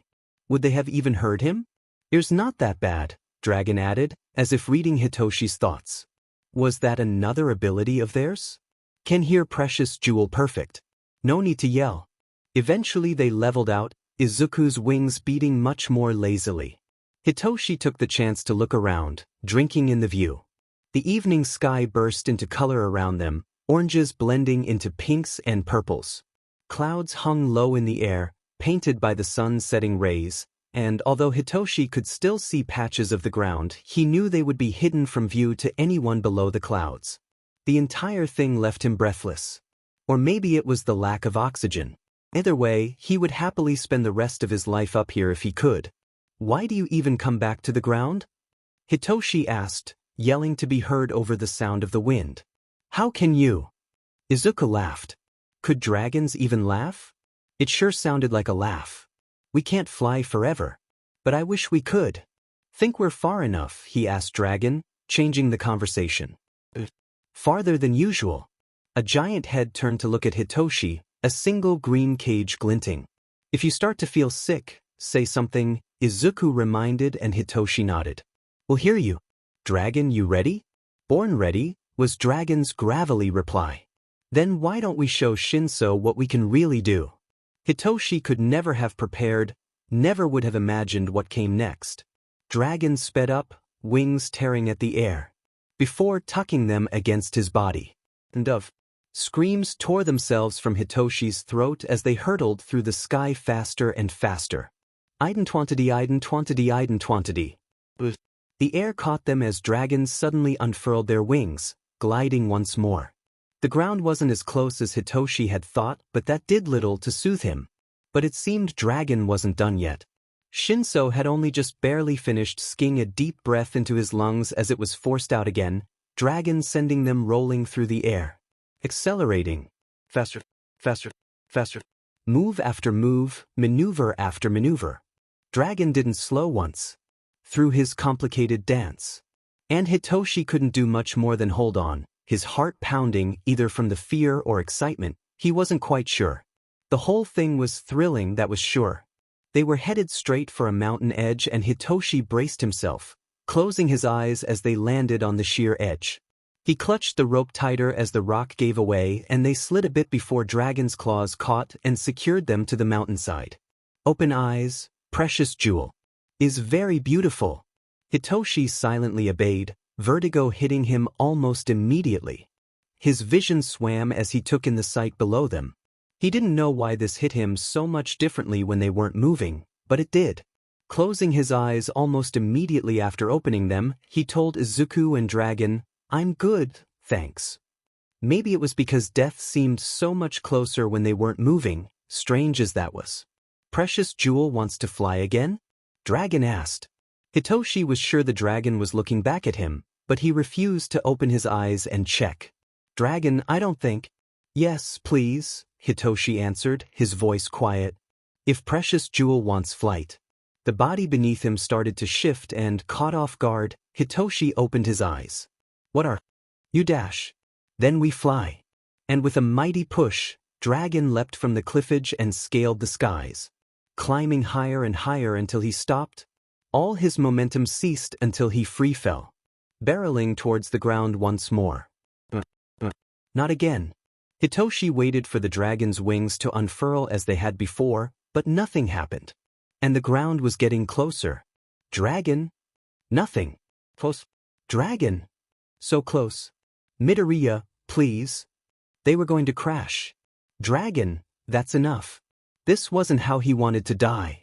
Not that he wanted to die, but suddenly he felt gravity make him its beach, pushing him into Dragon, as wings caught the air, saving them at the last possible moment, barely a few feet above the ground. Hitoshi's stomach threatened to revolt. His lungs and heart had already signed their resignation letters. And blind to all that, Dragon took them high into the sky once more, this time climbing at a more leisurely pace. Dragon flies just fine, he huffed. Not crash. Never risk harming Precious Jewel. Hitoshi didn't respond. All he could do was stare out into the sky and hold onto the rope with an ironclad grip. He wasn't sure how much time had passed between then and when they landed, but the moment Dragon had touched down, he had numbly pulled himself from the dragon's back and slid to the ground. Oh, sweet Earth, he whispered weakly, sprawled out. I'll never leave you again. Never, I promise. A snort from behind him drew Hitoshi's attention back to Dragon, lifting his head to look at him. Midoriya. He was the one in charge now. Hitoshi wasn't sure how he knew, but he was certain they had switched places. You can wait your turn, he told him, laying his head back down on the ground. A resigned huff was the only response he received, but Midoriya stayed where he was, waiting patiently. Darkness had almost completely overtaken them before Hitoshi finally managed to pull himself from the ground, walking over to Midoriya and undoing his HRSs. "I'm surprised this stayed put after all that," he noted, pulling the bag from where Bakugo had strapped it down. "Yeah," Midoriya said, shifting. "Kaken and I like working on different formations when we come out here, and we've lost more of Mom's cooking than I care to admit," he admitted, running a hand through messy curls. "And she doesn't appreciate having to replace her cookware so often, so we found ways to secure it better." "I'm sure she appreciates that." "There may have been a few threats involved," Midoriya confessed. Hitoshi narrowed his eyes. "Threats? No, not like that." The greenet put his hands up. "She's awesome, really. Just intense about her cooking." Hitoshi nodded. "Good. That's good." He had dealt with abusive parents enough to know that wasn't something this boy should ever have to go through. It's getting dark," he noted, motioning to the sky that was already dark. "Yeah."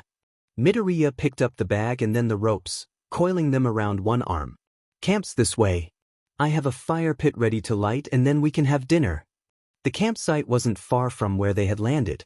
A stack of wood sat in the center, ready to be set alight, and a few lawn chairs surrounding it. "There's a small cave just over there," Midoriya pointed off to the side, but in the dark, Hitoshi couldn't make out the exact location. "No one comes up this far, so we typically store our camping gear in there."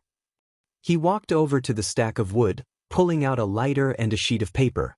Crumpling the paper, he lit it on fire before placing it inside the fire pit.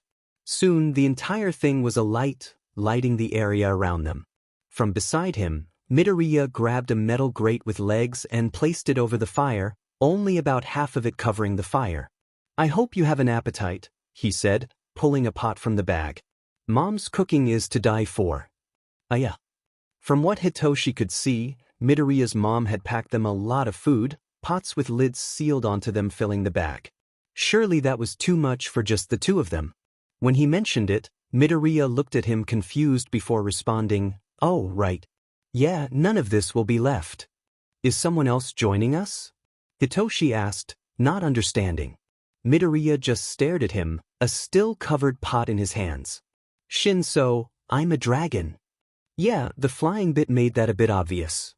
And I've flown the distance between Yuzutafu and here 3 times today." "Yeah, oh." He had never realized that Midoriya probably ate more than most people because he also had to feed his dragon half. Nodding, the boy went back to reheating the food. "Don't worry, it surprised the others too. On our first day of classes, at lunch, I ate enough for half the class." "Food's ready," he said, standing up and walking over to the lawn chairs. Another bag must have been hidden behind them because he now had 2 sets of bowls and chopsticks as well as 2 bottles of water. He sat a bottle in each chair before going back over to the fire and dishing food into each bowl. Satisfied, he moved each pot away from the fire to keep their contents from burning. "Come on," he said to Hitoshi, handing him a bowl before sitting in one of the chairs. Hitoshi followed suit, taking a bite once he'd sat down. Flavor exploded in his mouth. Midoriya had apparently caught his expression because he immediately asked, "Good, isn't it?" "Auntie's gonna kill me for this," Hitoshi said, nodding, "but it's even better than hers." A laugh. "I'll let Mom know you liked it." That, Hitoshi corrected between bites, is an understatement. He stopped before taking another bite, staring at his food. "Everything okay?" "Yeah, he played with the rice, moving it back and forth with his chopsticks." "What are your parents like?" he asked. Noticing Hitoshi had stopped eating, Midoriya did the same. "I don't know. They're both really supportive. I remember it wasn't always easy when I was little.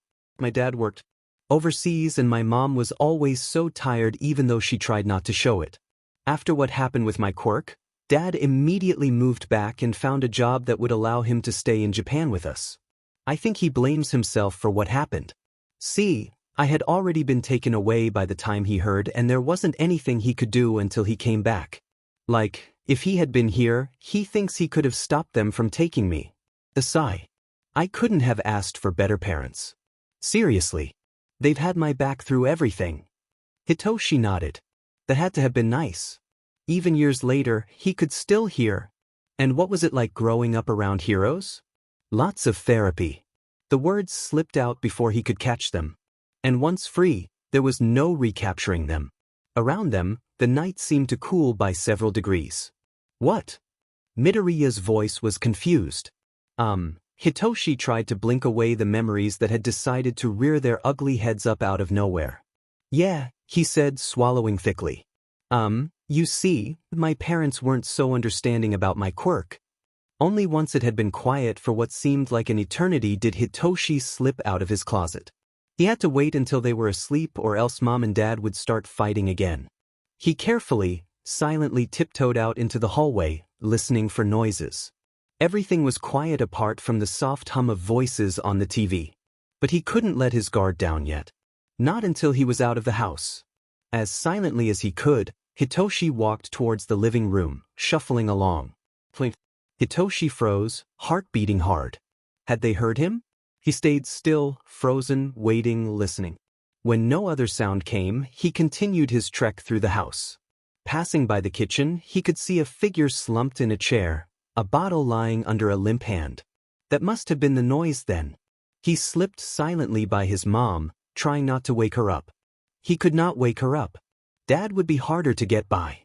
Even drunk, he was a light sleeper.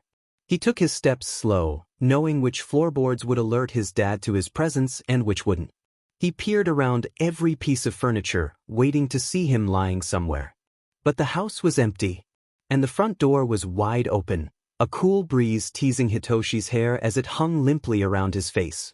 Taking one last look at his mother's sleeping form, Hitoshi left the house. He knew he needed to find food first, not able to remember the last time he'd actually eaten anything. Today was Friday. Friday meant Present Mike was doing his radio show. And if he hurried, he might still be able to catch it.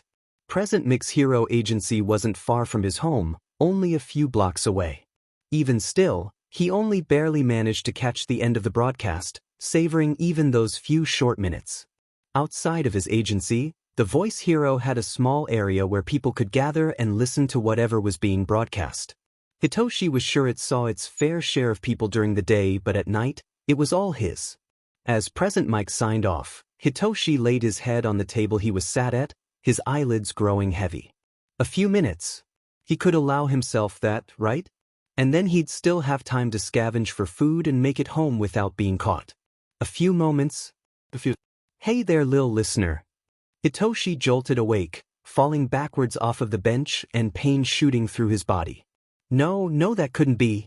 Sorry for waking you, kid, what happened? Hitoshi threw an arm over his face, trying to hide the mask his parents forced him to wear as well as the various marks. No. He was going to get into so much trouble. He tried to get up, but his leg refused to move, pain shooting through his ankle. The hero sat down next to him, pulling off his leather jacket. Hitoshi flinched, closing his eyes tightly when arms moved towards him, but instead of getting hit, a weight settled on his shoulders. Opening his eyes, he saw Present Mike had thrown his jacket around him. Confused, he looked up at the man. The hero gave him the kindest smile Hitoshi had ever seen. Would you like me to remove that thing? He said in a soft voice, nodding his head towards the muzzle. He wasn't supposed to take it off. Not ever. But it had been so long since his parents had removed it, and it had long ago rubbed sore spots on his face. And it was difficult trying to eat with it on. He shouldn't take it off. He was a monster, a villain. The muzzle was the only thing protecting people from him. But he just wanted it off. He wouldn't hurt anyone, he really wouldn't. I have a master key inside. Would you mind coming in there with me? We have a pretty awesome cafeteria and you can have some food while we talk, Present Mike continued. Talk about what? But the allure of food and freedom from the muzzle was too much and Hitoshi agreed, nodding. Present Mike stood up, offering Hitoshi a hand, but when he tried to stand up, his leg wobbled uncertainly, threatening to give out on him. Had he landed on it wrong when Present Mike startled him? How would he manage the walk home? The hero must have noticed because he said, "Sorry about that. How about I carry you inside? Kenko, she's our medic, wouldn't mind checking that out, I'm sure." Wait, A medic? But that would ruin everything.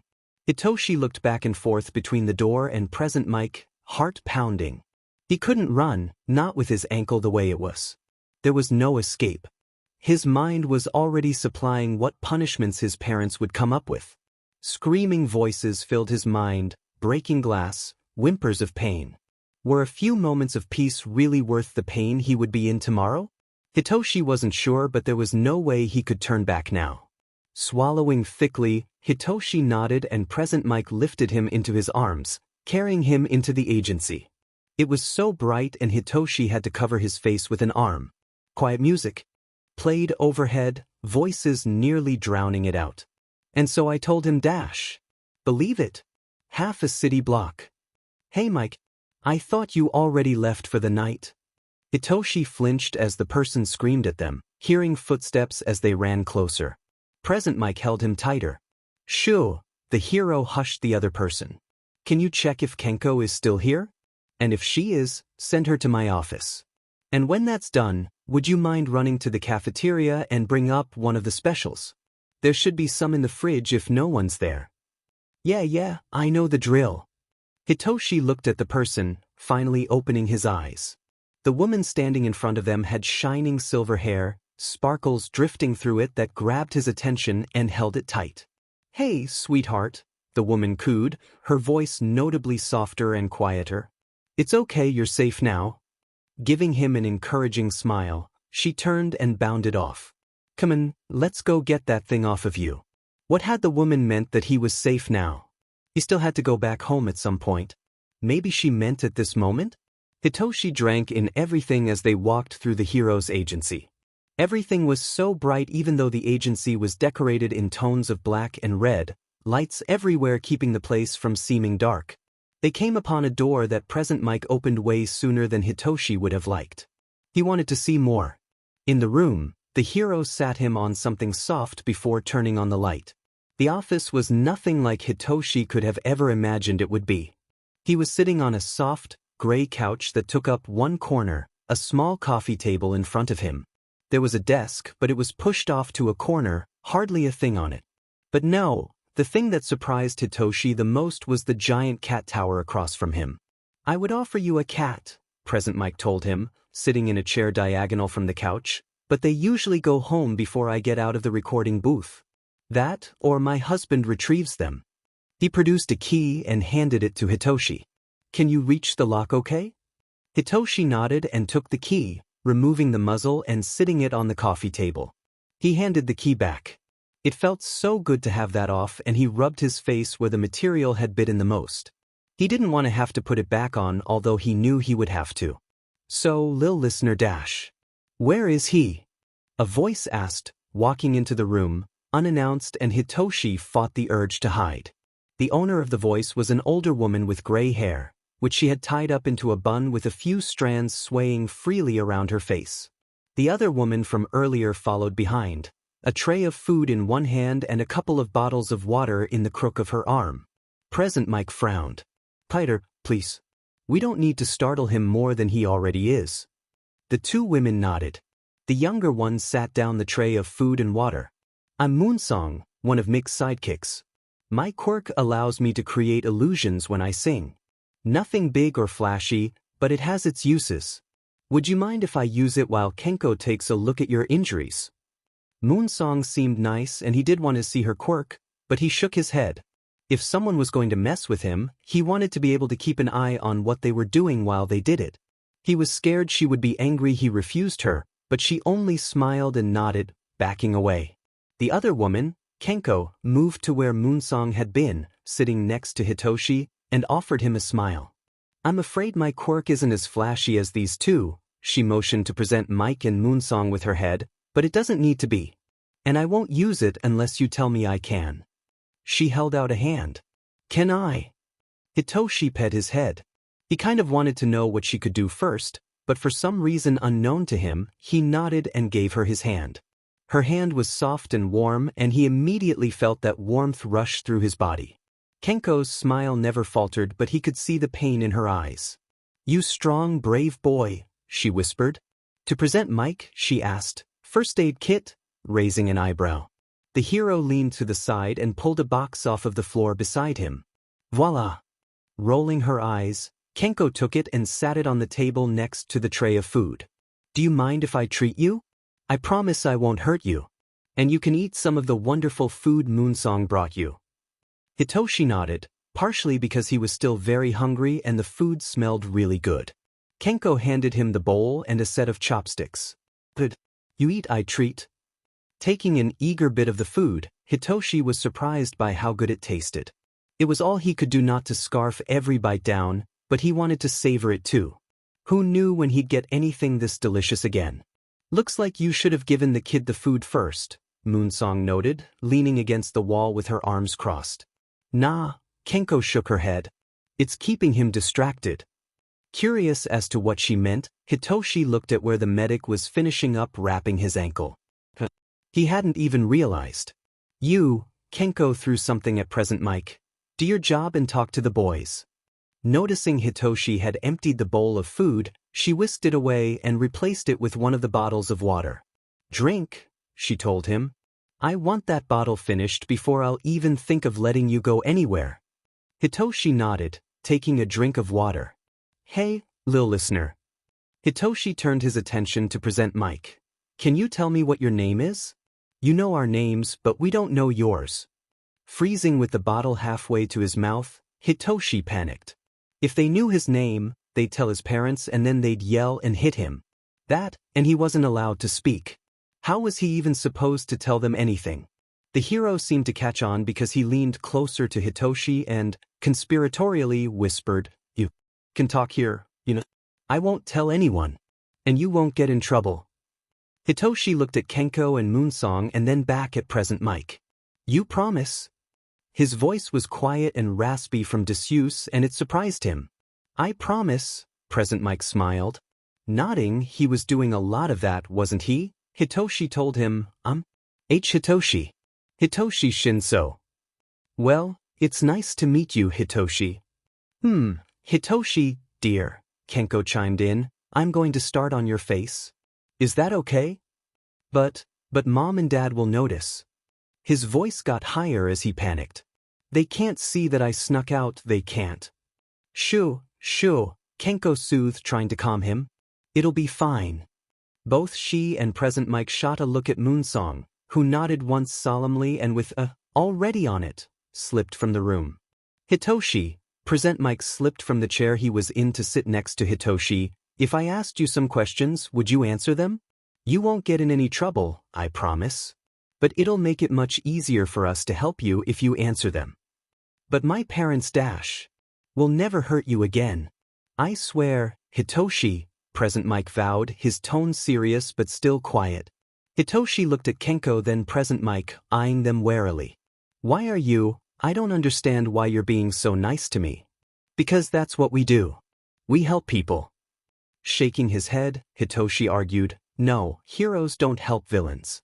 Present Mike shifted next to him. And what makes you a villain? My quirk . No, Present Mike held up a hand, gently cutting him off. Quirks don't make villains. What have you done that would make you a villain?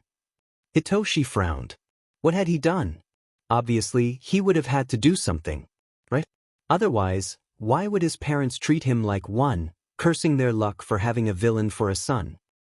I don't know. Present Mike nodded. It's okay.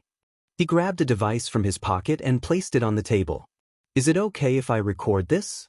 That way, if we need to, we don't have to ask you any of this again. And you and I can just talk. The hero shot a look at Kenko, who just nodded and sat down the bandages in her hands. I can take over from here. Probably best, she agreed. He has a few bruised ribs too, but there's not much to be done there. I think his ankle is broken, but I've braced it for now. There's some other injuries, minor ones, cuts, bruises, burns. Hitoshi flinched, remembering how those all had happened. But that's it. I'll write down the specifics of the . Kenko glanced at Hitoshi, but averted her gaze quickly. Other stuff tomorrow and email it to you. Good night, Hitoshi, she bid him, giving him another smile. It's going to get so much better for you, dear. I promise it is. He smiled back. Good night. And thank you. he added, looking at his wrapped ankle. My pleasure. And with that, she left the room. Hitoshi looked at the hero. What are we going to talk about? Present Mike sighed. Hitoshi, your parents, are they the ones who hurt you? Shaking his head, Hitoshi replied, It doesn't matter. It does matter. It doesn't. Between them, my teachers, and the other kids at school, I don't know where any of these come from. It was just a fact of life for him. People didn't trust people with villainous quirks. Which meant they didn't trust him. And everyone made sure he was aware of that. Present Mike froze and then pursed his lips, trying to hold back anger, a look Hitoshi was used to seeing. And which school do you go to? Hitoshi told him. A deep breath. Do you know that there's laws protecting people like you? Laws that say kids and especially teachers aren't allowed to bully you? Laws that say your parents aren't allowed to, Present Mike shook his head, do any of this to you? What? Blinking, Hitoshi shook his head slowly, trying to comprehend. No, but Mom and Dad say they have to keep me from hurting others. Present Mike smiled at him, almost apologetically. Hitoshi, if I told you I could make sure you never had to go back, would you believe me? Never go back? He wouldn't have to go back? And I don't have to put my muzzle back on? He asked, voice small. Never. Sniffling, Hitoshi brushed a hand across his face, trying to hide the traitorous tears that were exposing him. But why? Because you deserve to be happy. We talked for hours. About everything my parents had done, what I liked to do, my favorite heroes. He took me to his home later that night. We kind of laugh about what happened that night because there he was, carrying me into his home, wrapped in his coat, and he called out, Sho, you can't get mad. At the same time Dad walked out of the kitchen saying, Now you can't get mad, holding a small, fluffy kitten wrapped up in his capture weapon. Hitoshi chuckled at the memory. Auntie likes to joke they both brought home stray kittens that night. He looked up from his food bowl, now empty, to see Midoriya staring at him. That's, the other boy shook his head, that's horrible but also amazing. Yeah. Hound Dog was amazing too. He helped me work through a lot. There's a reason that he's UA's counselor, he's one of the best. Hitoshi had been scared of the hero at first, but the longer he was around Hound Dog, the more he realized he was actually pretty cool. Sure, his temper was something else, but he didn't mind if Hitoshi brought a cat, or two, to their sessions as long as they didn't mind dogs. And once he claimed you as one of his own, he was fiercely protective. If you don't mind, I think I'm gonna go to bed. Yeah, of course, sheet. Midoriya looked around, panicked. I didn't even think about sleeping bags. Hitoshi waved his concern away. It's fine. I can sleep in the chair. No, you can't. The boy ran off into the darkness, returning moments later, something in his hands. It's not the best solution, but this should work. Explaining, Midoriya told him, when Kaken and I stay up here, he usually spreads a blanket on the ground next to me so I can keep him warm. It gets cold up here. He couldn't really see it, even with the light of the fire, but Hitoshi was sure Midoriya was bright red. If that's okay with you I mean. Sure. Hitoshi tried to keep the blush out of his face, hoping it was hidden as well. Could he sleep next to Midoriya? He was sure he'd be kept up all night long, if not by both Midoriya and Dragon's thoughts, then by his own. I'll be fine for a bit longer.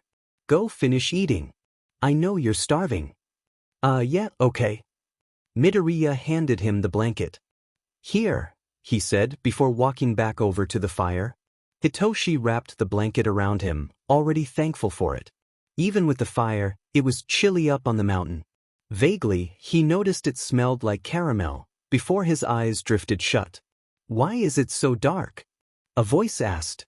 He was still tired, so Izuku ignored the voice, keeping his head ducked under his tail. Midoriya? The voice asked, something pressing against his side. Sleep, Izuku rumbled, trying to comfort the voice and snuggling deeper. Maybe the voice needed more sleep too. Why awake? Dragon grumbled. That was a good question. Izuku was about to ask the voice why they were awake when something hit him. Midoriya, let me go. This time, two things hit him. Hands? Was the voice trying to shove him away? Precious Jewel unhappy? Dragon asked, tiredly, still trying to resist waking up. But trying to keep warm. Precious jewel? Izuku opened his eyes and fell backwards, shifting as he did. On top of him fell Shinso, who looked like he'd been about to try and shove Izuku away again. "I'm so sorry," Izuku stammered. "Hey, it's just Dash." Shinso held up a hand. "Don't worry about it." Memories of the previous night rushed back. Shinso had fallen asleep not long after Izuku had given him the blanket Katsuki usually used when they camped, but he had still looked cold, so Izuku had shifted and laid next to him. He had thrown a wing over his classmate to help trap in the warmth. Izuku continued, "you looked cold. And I thought it would be better than letting you freeze." Shinso glared at him for a moment before nodding. "Thanks. I guess." "You're welcome." Izuku motioned to the basket his mom had sent. "There's some stuff in there for breakfast if you're hungry." Sure."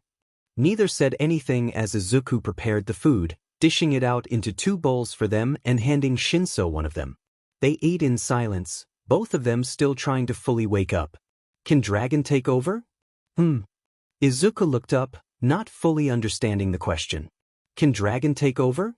Shinso motioned with his chopsticks. "You know, if your dragon form is Dragon's body, and your human form is your body, and you can control your dragon form, can Dragon control your human form?" Izuku looked at his bowl. "That would make sense, wouldn't it?" They continued eating, Izuku anxious about what he was gonna do next. Well, Dragon was gonna do it as long as things went according to plan, but the sentiment was still the same. Hey, Shinso?" Izuku sat his empty bowl on the ground next to him and, seeing him, Shinso did the same. Dragon perked up, catching on. Ignoring him, Izuku continued. "You and I are friends, right? After everything, maybe they could be considered that." The other boy was out in the middle of nowhere with him, after all. Shinso was silent while he thought about that, but in the end he nodded. "I guess we kinda are. I don't know how else you would have gotten me out here," he motioned around them. "Luck," Izuku thought. "Kidnapping," Dragon concluded. "Shoo, we would never kidnap anyone." A grumble. "You might not. You two are arguing about something, aren't you?" Startled, Izuku shook himself from his and Dragon's conversation to see Shinso watching him with the tiniest hint of amusement. His face burned. "No," he said quickly.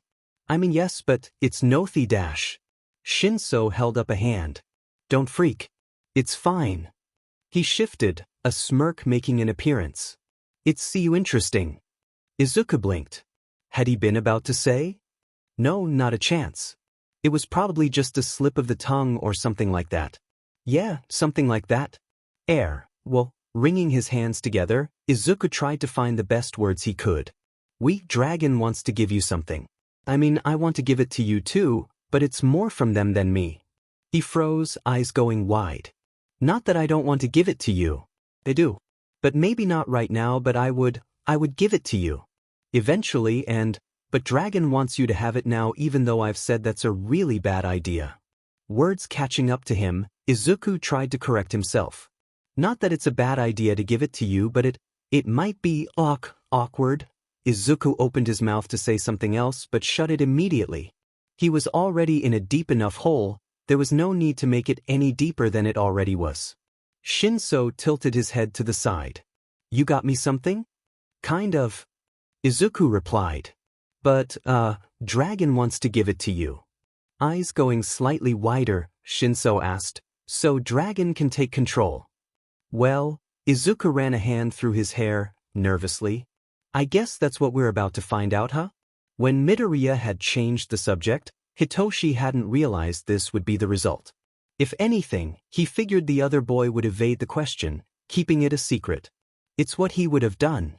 But Midoriya wasn't him. And while they'd both suffered because of their quirks, they'd let it shape them in different ways.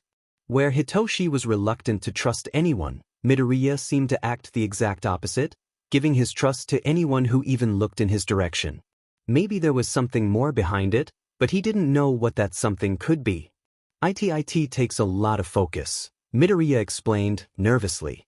We haven't had much luck so far, but Dragon can maintain control for at least a few minutes, he explained. Nodding, Hitoshi leaned back, watching as Midoriya closed those piercing green eyes and began to relax. They sat like that, neither of them speaking or even moving. So Hitoshi took the time to think. Why had Midoriya, or dragon he guessed, claimed him? When had he claimed him?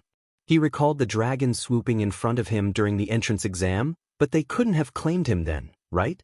And what did Precious Jewel even mean? And what did it mean for Midoriya? What would it mean for him? What did Dragon or Midoriya expect out of him? Was this some kind of, courtship thing? Courtship. Hitoshi held back a groan at the thought, but it was the only word he felt fit a dragon. Not that Midoriya was a bad choice for a partner, but Hitoshi would have preferred having a choice in the matter. You like how he looks during training, a small voice taunted. You wouldn't really mind being his boyfriend. Shut up. And how snuggly he is, the voice continued. Just like an overgrown cat. I'm warning you. You can't lie to yourself. I can do whatever the hell I want. Sudden movement caught his eye, drawing Hitoshi from his fight with himself. Midoriya had his hands out in front of him, fingers splayed as he examined them, turning his hands this way and that. His head was ped to one side. This was Dragon, not Midoriya. The way they held themselves was different than Midoriya. It was predatory, like they were ready to pounce upon their prey at any moment. Dragon? Emerald eyes flashed up at him, a toothy grin spreading across their face. Precious Jewel! Dragon exclaimed, as if he had just now realized he was there. And then he pounced. Dragon never got used to the feeling of having control of Dragonet's body. It was so different from theirs. How does Dragonet manage without claws? I don't need them. But useful for so much. Dragonet's paws are so small. Yeah, but I have something you don't. Nothing Dragon needs. Dragon has everything they need. You sure about that? Opposable thumbs are pretty useful, Izuku retorted. Not so sure. Can still grasp things just as well without them. Dragon? Dragon looked up at Precious Jewel sitting across from them, shining brightly. Precious Jewel. They pounced without hesitation, not giving Precious Jewel a moment to prepare. Oomph! They tumbled to the ground in a heap, Dragon landing on top of Precious Jewel. So bright, so beautiful. Stop that. Izuku chided. You're gonna freak him out. A grumble. Precious Jewel stronger than Dragonet give credit for. What? Precious Jewel's eyes widened in realization. What doesn't Midoriya think I'm strong enough for? Dragon grinned. Dragon. But Dragon would never hurt Precious Jewel. Dragon only wants to protect. They rubbed their face against the side of Precious Jewel's. Best part of Horde. You're freaking him out. Just give it to him already. Nonsense. Precious Jewel better than that. A low rumble erupted from Dragon's chest. How the hell can you purr even like this? Was all Precious Jewel managed to say in response. Dragon looked at him, practically bouncing in excitement. Dragon doesn't purr. Just excited. So, Shinso relaxed under Dragon, looking up at them. Midoriya said you had something for me. Yes. Dragon pushed himself, albeit reluctantly, off Precious Jewel. Yes, Dragon has gift for Precious Jewel. They patted the pockets of their jeans. Where did Dragonet put it? Other pocket, you overgrown reptile. Not a reptile, Dragon. Still a reptile. True enough, Dragon found the little chain in the pocket he hadn't checked yet. Presenting it proudly, they held up the chain, letting it dangle and glint in the morning sun. Is that? Dragon nodded eagerly. We picked the best scale for you. Only the best for Precious Jewel. Precious Jewel froze. You didn't remove one just for me, did you? His voice betrayed his uncertainty. Glinting treasure wouldn't let Dragon. Dragonet wouldn't either. Scales don't grow back. But lost scales during fights and picked best of those. The grin dropped from their face. Precious Jewel doesn't like it. No, Precious Jewel said quickly, taking the chain and scale from Dragon. I love it, but are you sure you want to give it to me? Of course. Tilting their head to the side. Why not? Scary Jewel has one, Glinting Treasure has one. Fiery Dragon and Queen Dragon have theirs. Precious Jewel needed one too. Precious Jewel was quiet, staring intensely at the dragon scale. Wordlessly he unclasped the chain, put it around his neck, and clasped it again, letting it hang just below his collarbone. Why me? Why not? Fierce lavender eyes met Dragon's. You know what I mean. Why me? Why did you choose me? A shrug. Dragon took no time in coming up with an answer. Precious Jewel had a bright light. Brightest light. Wanted to protect and keep safe even if Precious Jewel doesn't need or want. Strong enough without Dragon. They gently put their hands on either side of Precious Jewel's face and leaned closer, staring into his eyes. Precious Jewel is so much better than Precious Jewel gives credit for. Dragon would give the world if they could. So similar to Dragonite. Dragon will help both, protect both, comfort both. With a loud gasp, Dragon threw themselves off of Precious Jewel. Izuku had not expected that. He had never expected Dragon to maintain control that long. He had never expected Shinso to respond like that. Landing on his butt, Izuku stammered, "I'm sorry. I didn't know. I thought Dragon was just gonna give you the scale. I didn't know he was gonna say all that. Midoriya, it's fine." Shinso stood up and offered Izuku a hand. "I still don't know what all this means, but I guess I'm not getting rid of you anytime soon, am I?" Precious Jewel wants Dragon gone? I think he's just joking. Tensei rolled his eyes. "Come on already." He waved his hand and Izuku took it, the other boy helping pull him to his feet. A small smile pulled at the corners of his mouth. Looking away, he added, "And Hitoshi. Go ahead and call me Hitoshi." Eyes widening, Izuku asked, "Really? Why not? Dragon has a special name for me.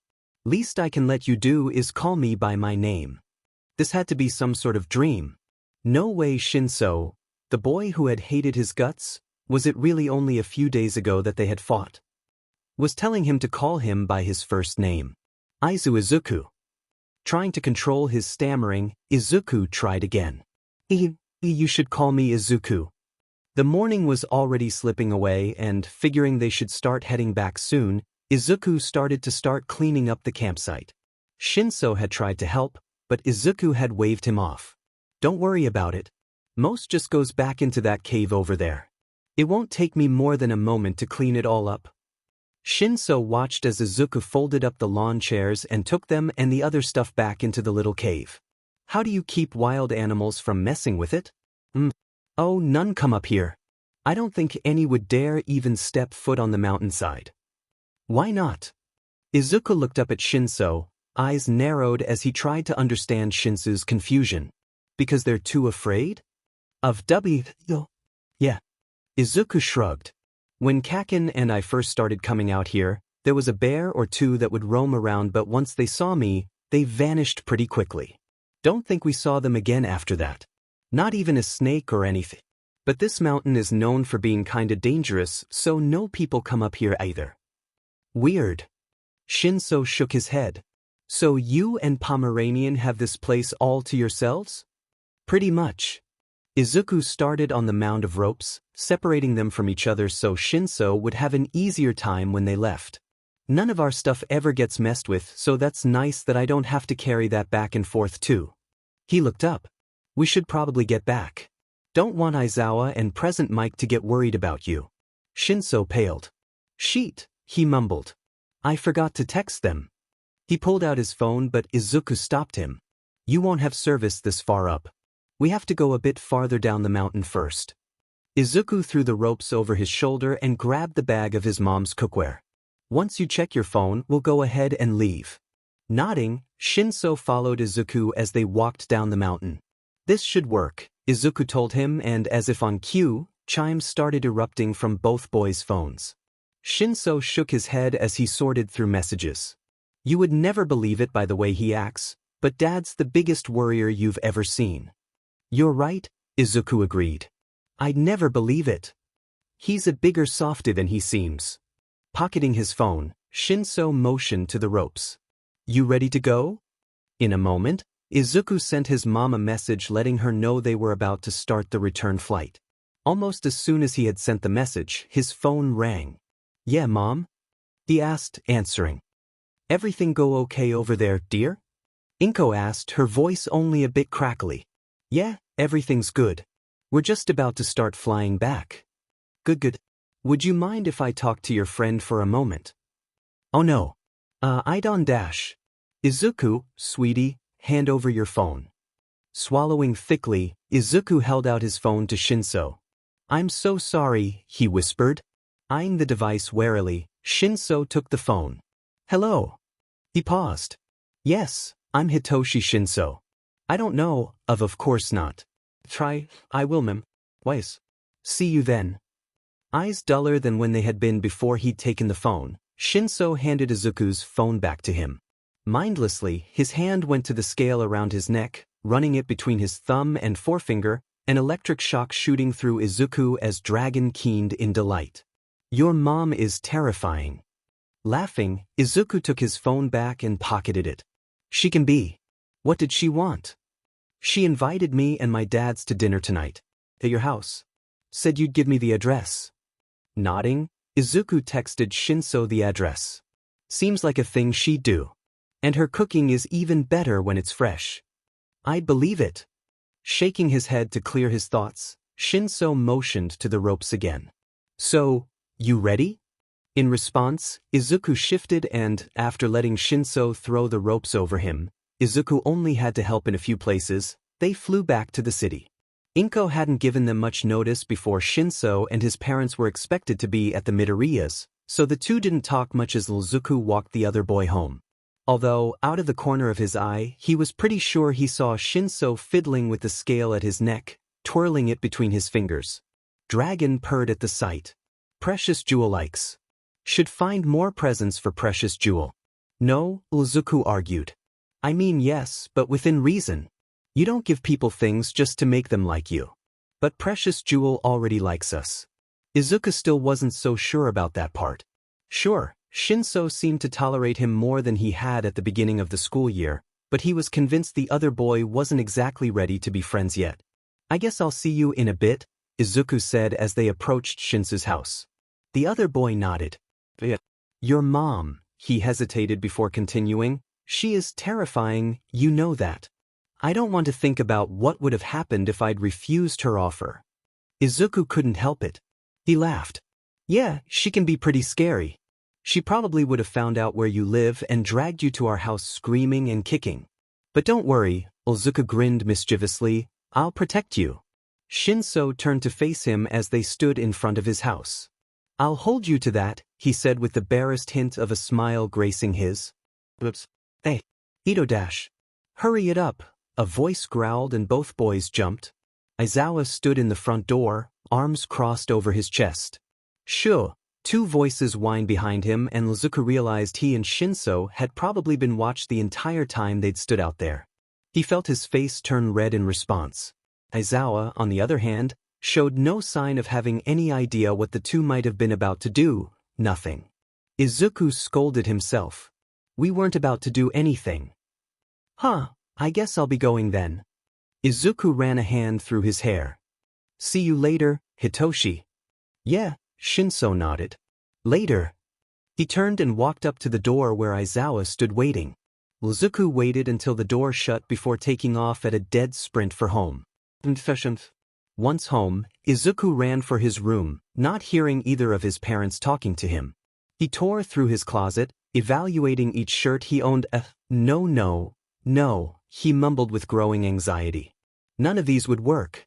He wanted to tear out his hair. What were you even supposed to wear for something like this? What even was this? His family meeting one of Dragon's Horde?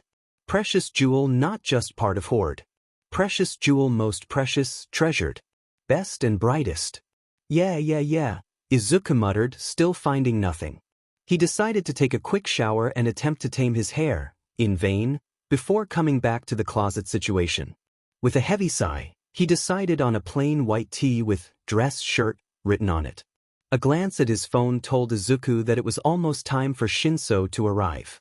Might as well see if mom needs any help, he said aloud, walking from his room, and froze. No. How the hell hadn't he noticed this sooner?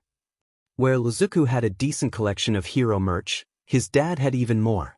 Where Izuku's was contained to his room, Hisashi's had taken over the entire house. And Inko had been nothing short of wholly supportive when her husband's passion had taken over every room, display cases covering nearly every free wall. I have to get rid of it all. Scrambling for the nearest case, Izuku began grabbing the figurines inside, shoring them into his arms. Izuku? Izuku, what are you doing? Izuku! Hisashi caught him, pulling Izuku away from the case with a hand on each shoulder. Izuku struggled to break free, trying to get back to what he was doing. We can't let them see. Izuku practically shouted in a panicked frenzy. Son, calm down.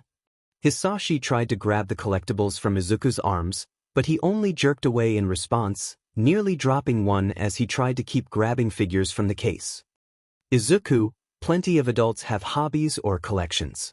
It's not Dash. But they're my teachers. Izuku exclaimed, trying to get his dad to understand.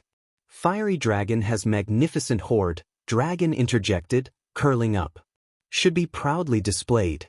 You stay out of this. Izuku Dash. Dad. Teachers. Yes, we've established that, Hisashi said, trying to calm Izuku down and failing. At a hero school. Yes. Hisashi drew out the word, still not understanding. Izuku wanted to throw his hands up, but he refrained, not wanting to break any of Hisashi's figurines. And who do you think they get to teach hero students at a hero school? Well, obviously Hisashi blinked as the realization hit him like a truck, looking around the room, eyes wide. We have to get rid of all of it. There was a panicked edge to his voice. Joining Izuku, he began emptying the display case, right as Inko walked into the room. Hisashi? Izuku? What do you two think you're doing? Getting rid of everything, they told her, looking over at her with overflowing arms. A knock on the front door made Izuku freeze in horror, his dad flinching next to him. No. They hadn't even made a dent yet. They'd barely done one display case, its contents still in their arms. Inko laughed softly as a figure fell from Hisashi's grasp. She caught it with her quirk and put it back in the display case where it had sat previously. She patted her husband's cheek lovingly and ruffled Izuku's hair. Why don't you put those back where they belong and then come join me in greeting our guests? But Dash. No buts, Izuku. She left no room for argument as she left the room. I think Mom's enjoying our suffering, Izuku noted as he started putting the last figurine back, a special edition present Mike figure, funnily enough. A sigh. I don't doubt it. Your mother can be a cruel woman. I love her to pieces, but you'd never purposefully catch me trying to get on her bad side, Hisashi said as he closed the case. Queen Dragon has priorities in order, Dragon claimed. Knows importance of hoard. Should be proudly shown. Izuku didn't respond as he and Hisashi walked into the living room where Shinso, Aizawa, and Yamada were. Yamada was inspecting some figurines in their case, pointing at one. Is this from the limited release of Eraserhead's debut line? Hisashi seemed taken aback by the sudden question but recovered quickly enough. Yeah. They only made 1,000 of them. I had to wait in line for almost 20 hours just to get it. Yamada nodded. I bet. I wanted to get it, but I had to be on the radio that night and Sho refused to get one for me. And I haven't found any online either. I'm Hisashi Yamada, by the way. Hisashi Midoriya?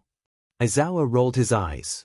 Yes, because I was going to go wait in a line for an ungodly amount of time just so you could have a tiny me. You have a full-size me. I don't see why you need others. He had told his dad which heroes were Shinso's parents, right?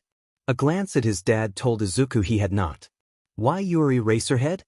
Izuku's teacher stiffened, closing his eyes and taking a deep breath. When he reopened them, they were focused firmly on Izuku. Midoriya, did you neglect to inform your parents who we are?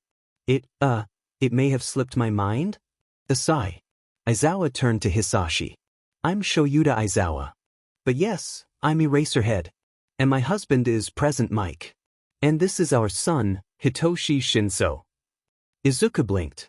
He had known Shinso was there, but the other boy had successfully hidden himself away, looking into a display case away from the others. Present Dash. Inko stepped in, efficiently shutting her husband up as she laid a hand on his shoulder. I'm Inko Midoriya. It's such a pleasure to finally meet you too. Izuku never stops talking about UA, including his teachers. You can't believe how happy Hisashi and I were when Izuku told us about you too. You see, we were so worried that people were going to keep treating him differently because of the incident. I don't tolerate discrimination of any form in my class, including Quirk, Midoriya-san. And I believe that once he fully learns to maximize his quirk, your son will be a great hero. Blinking, Izuku looked up at his teacher, unsure if he had heard that correctly. Aizawa thought he would be a great hero? Even Scary Jewel sees Dragonet's potential, Dragon told him. Why else would he spend so much time training you? Inko smiled. Thank you. And please, drop the formalities. I have a feeling we'll be seeing a lot more of each other. It would be so nice to become friends sooner rather than later, although, she motioned to their husbands who were talking animatedly, I don't think that'll be an issue for those two. Aizawa nodded. Hisashi's always been a fan of heroes, even though he is one. Out of the corner of his eye, he shot Izuku a knowing look before turning his attention back to Inko. And I have a feeling you're right about us seeing a lot more of each other.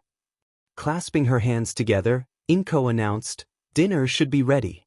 Why don't you follow me to the dining room? Hisashi. Yes, honey? Hisashi asked, looking up like a deer caught in the headlights. Why don't you and your friend come to the dining room and eat? Hisashi nodded, turning back to talk to Yamada, the two of them leaving the room with Inko and Aizawa. Izuku took the moment to slip over to Shinso, who was still looking in the case. That's a Platinum Edition edge shot figure. And that's, Izuku ran a hand through his hair, nervously, looking around the room. It's a lot, isn't it? Shinso shrugged. I expected to see some stuff but not quite. He waved a hand nonchalantly. This much? Yeah. Dad wanted to be a hero, Izuku told him. He never told me why he decided to go down the business route instead, though. I think he collects these as a way to live his dream. That, and he gets a lot of them sent to him. Is he why you want to become a hero? Shinso asked. A shrug. I don't think so. Kaken and I always wanted to become heroes. We wanted to be just like All Might. Too bad he turned out to be an a-hole. Fair. Boys. Food's ready. Inko's voice rang out across the house. Come on. Izuku held up a finger. First rule, never leave mom's cooking to wait. Cracking a smile, Shinso nodded. If it's as good as it was yesterday, I'll definitely agree to that. Oh, that was nothing, Izuku told him as they walked to the dining room. This is fresh. Much better. Leaning in close he stage whispered, Mom went to culinary school. What we had on the mountain will be nothing compared to this. I can't wait. The others were already seated at the table, Inko and Aizawa at opposite ends and Yamada sitting next to each other on one side, engaged in what looked like a thrilling conversation. Across from them was where Izuku and Shinso sat. Izuku recognized what his mom had made immediately. Is this Grandma's unadon? Inko nodded. I also added her devil sauce to yours. You're the best. Devil sauce? Shinso asked curiously, eyeing Izuku's bowl warily. Yeah. Izuku nodded eagerly. In a quieter voice, he added, It's my grandma's recipe. My mom and her don't exactly get along, but Mom isn't about to stop using her recipes. Why don't they dash? Boys, your food is going to get cold, Inko chilled. It's much better when it's hot. To emphasize her point, she took a bite. Following her example, the rest of the table did the same. It was perfect as always. It's delicious, Aizawa commented. You did an amazing job, Inko-san. It is really good, Shinso added. Thank you. Inko beamed and Izuku smiled. His mom had always taken pride in her cooking. Following suit, Izuku began eating, enjoying every bite. So what exactly is devil sauce? Shinso asked. It depends, Izuku told him. Honestly, it depends on what peppers are available. You take the spiciest peppers you can find, puree them together, and then cook them down. So sometimes it's not as spicy as others. Huh. Shinso watched as Izuku took a bite. Noticing, Izuku asked, "Want to try some?" "Why not?" Standing up from the table, Inko suggested, "Why don't I get you a separate bowl? That way, if you don't like it, you still have the rest without the sauce." She left and returned, holding another bowl and filled it, placing it in front of Shinso. Next to it, she placed a small glass bottle. "A little goes a long way," she told him. Eyeing Izuku and the bottle wearily after Inko's warning, Shinso took the bottle of devil sauce and added it to the unadon. Everyone watching him, he took a bite. Everyone was silent as he chewed. "Not bad," he said a moment later, adding more to both bowls. "Precious Jewel likes the spicy food," Dragon rumbled. "Yeah, it looks like it. He's a good match." It took all Izuku had in him not to shake his head. "But we were not a match." Inko laughed. "Well, if you like it that much, I have another bottle in the fridge I can send with you. Between Izuku, Katsuki, and I, we go through the stuff like crazy. And I have no problem making enough for you as well, dear." "Oh, you don't have to do that," Shinso protested. "I want to," Inko assured him. "It's not often Izuku makes friends. And from what Katsuki told me, you two are pretty close." Izuku froze, blanching. Next to him, Shinso must have responded similarly because Inko added, "Unless he was wrong?" It's not. We're just friends, Inko-san," Shinso told her, his tone a lot calmer than Izuku's. "And he's a good friend too. I'm lucky to have met him." "Lucky? Did he really?" "Precious Jewel likes you too," Dragon said proudly. "He's just being polite." "But silly Draconic can't see what's in front of Draconic. Need to be more observant." Everyone finished eating and Inko suggested they move to the living room to continue their conversation. "I'll join you all in a moment," Hisashi said. "I'll go take care of the dishes first." "Why don't I come help you?" Yamada suggested. "And we can keep talking about your time in the States." Nodding, Erwa followed Inko, Izuku and Hitoshi trailing after. Sitting down, Inko looked at Aizawa. "I'm so glad Izuku was put in your class. I worry what might have happened if he had gotten a different teacher." "It's no problem." He eyed Izuku. "Midoriya has shown himself to be capable, regardless of the disadvantages he's faced so far. I have no doubt in my mind that will be a notable hero." It still surprised Izuku to know that his teacher actually thought that of him. Dragon shook their head. "Silly Dragonite. Scary Jewel watches constantly. But he watches all of us. Not as closely as Dragonite." Huffing, Dragon added, "Scary Jewel is good. Worthy of being hoard." "What's Dragon saying?" Shinso whispered, nudging Izuku's arm. "If you, or they, don't mind telling me." "That your dad is worthy of being part of his hoard," Izuku whispered back. He was sure he had been quiet enough that no one but the boy next to him could hear his words, but Izuku would have sworn he saw the corners of Aizawa's mouth curl into a barely there smile. "Really?" Inko asked, unaware of what Izuku and Shinso had said. "Really? Hisashi and I know what it's like to be treated different because of your quirk. We both faced our own share of difficulties because of ours. And I like to think it just made us that better of heroes. I want you to know I have no intention of ever letting something as inconsequential stop your son from becoming a hero." Aizawa shifted. "I have to ask, have you or your husband watched the news lately?" Inko's smile faded. Not lately. Izuku and Katsuki like to watch it for their hero analyses, but other than that." "What happened?" Aizawa nodded. "First of all, I want to assure you that Principal Nizu is doing all he can to control the situation. UA prides itself on keeping its student body safe. However, it appears that some information about your son and his quirk was leaked to the media." He shook his head. "I know you invited us over here because of our sons, and I hate to ruin everything you've done with this news, but I didn't want to cause an issue while the boys were having fun on their trip." On him and his quirk. It froze Izuku to his core.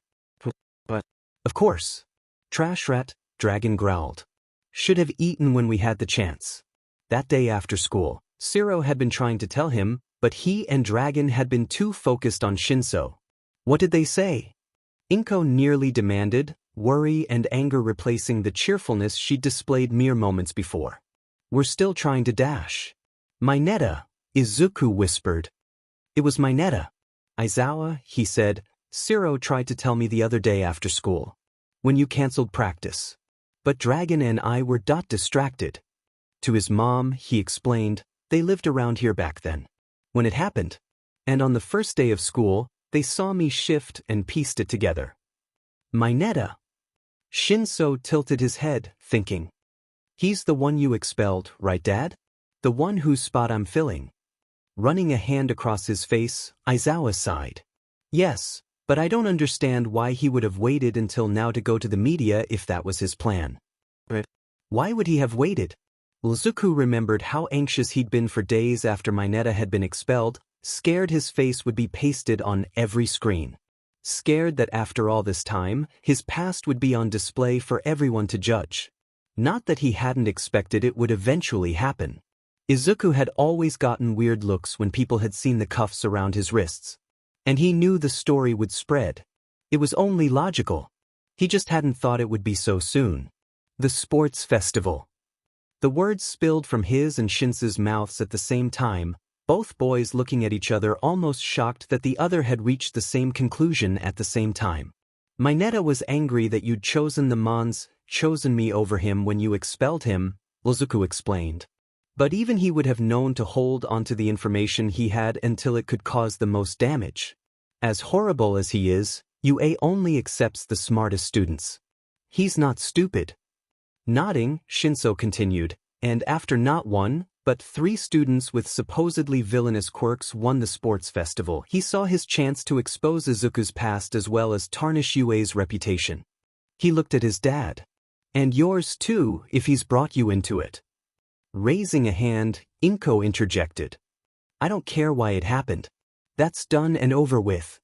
She turned to face Aizawa. I was never completely sold on Izuku wanting to go into the hero course to begin with. And as much as I want to blame the school, UA's not at fault here. What I want to know is, hey Sho, Hisashi knows Alala. How cool is that? He's even offered to introduce me. Well, she is, what's going on? Hisashi asked, his tone darkening. The 4 turned to see Hisashi and Yamada walking into the room, both excited until they saw the faces of those around them. Everyone knows, Izuku told him, rubbing his wrists reflexively. About how long until they chained him up again? He hadn't done anything, but he knew people wouldn't care. He had killed once, obviously he would kill. Something hit his shoulder, shaping him from his thoughts. Snap out of it, Shinso whispered. Dad and Pops have never been ones to take stuff lying down. They got your back. And what's the school planning to do? Hisashi asked, his mind on the same track as his wife's, moving to sit by her as Yamada went to Aizawa's side. Nizu has several connections, Aizawa explained. Even within the media. As such, he's gotten the different outlets to agree to not come within 1,000 feet of your home unless it pertains to another case, and they are not allowed to interact or interfere with your lives in those circumstances. UA will be holding a press conference to address the concerns of the public. And while Midoriya's presence would be beneficial, it's not required. Aizawa looked at Izuku. You are not being made to do anything here, okay? Nizu and I are fully capable of handling this. Swallowing thickly, Izuku asked, are Hitoshi and Kaken being asked to go through this too? I'll be there, Shinso confirmed. I have nothing to hide and I won't let anyone stop me from reaching my goal of being a hero. I want to be able to defend myself. And Bakugo has agreed to attend too, Aizawa confirmed. If they were both going, it was only fair that he was there too. After all, this was all because of him. Nodding, Izuku agreed. I'll be there. What happened was an accident. I won't let that stop me. I don't care what anyone thinks. Inko shook her head. I want to stop you but... A sigh. What else is UA doing? Surely you don't expect this to just calm down after a press conference. Of course not, Aizawa continued. Hisashi and I will be escorting your son to and from UA. And in case we're not available, several other teachers, all pro heroes themselves, have offered to take our place. Midoriya would also still attend his internship this weekend, but one of the hero's sidekicks would pick him up at the school and escort him to the agency. Addressing Izuku, he said, "Ryukyu has agreed to take you on for your internship. I've already discussed the arrangements with her and she had no problem with them." "Ryu, wait." Izuku jumped up. "Like actually Ryukyu? The Dragoon then? As in the top 8 hero?" "Yes," Aizawa confirmed, his tone and expression indicating he had expected nothing less from the hero fanboy. "That Ryukyu. As for any future school events, we'll let you know if extra precautions are necessary to ensure your son's safety." "Thank you," Hisashi said, bowing his head. "I wish we would have had better news for you," Yamada sighed. "Especially after you invited us into your home. But we'll do everything in our power to protect your lil listener." There was a little small talk after that, but the mood had considerably darkened, and before Izuku knew it, Aizawa, Yamada, and Shinso had taken their leave. Insisting he had a big day tomorrow, Inko pushed Izuku in the direction of his room and told him to go get some sleep. Maybe it wouldn't be so bad.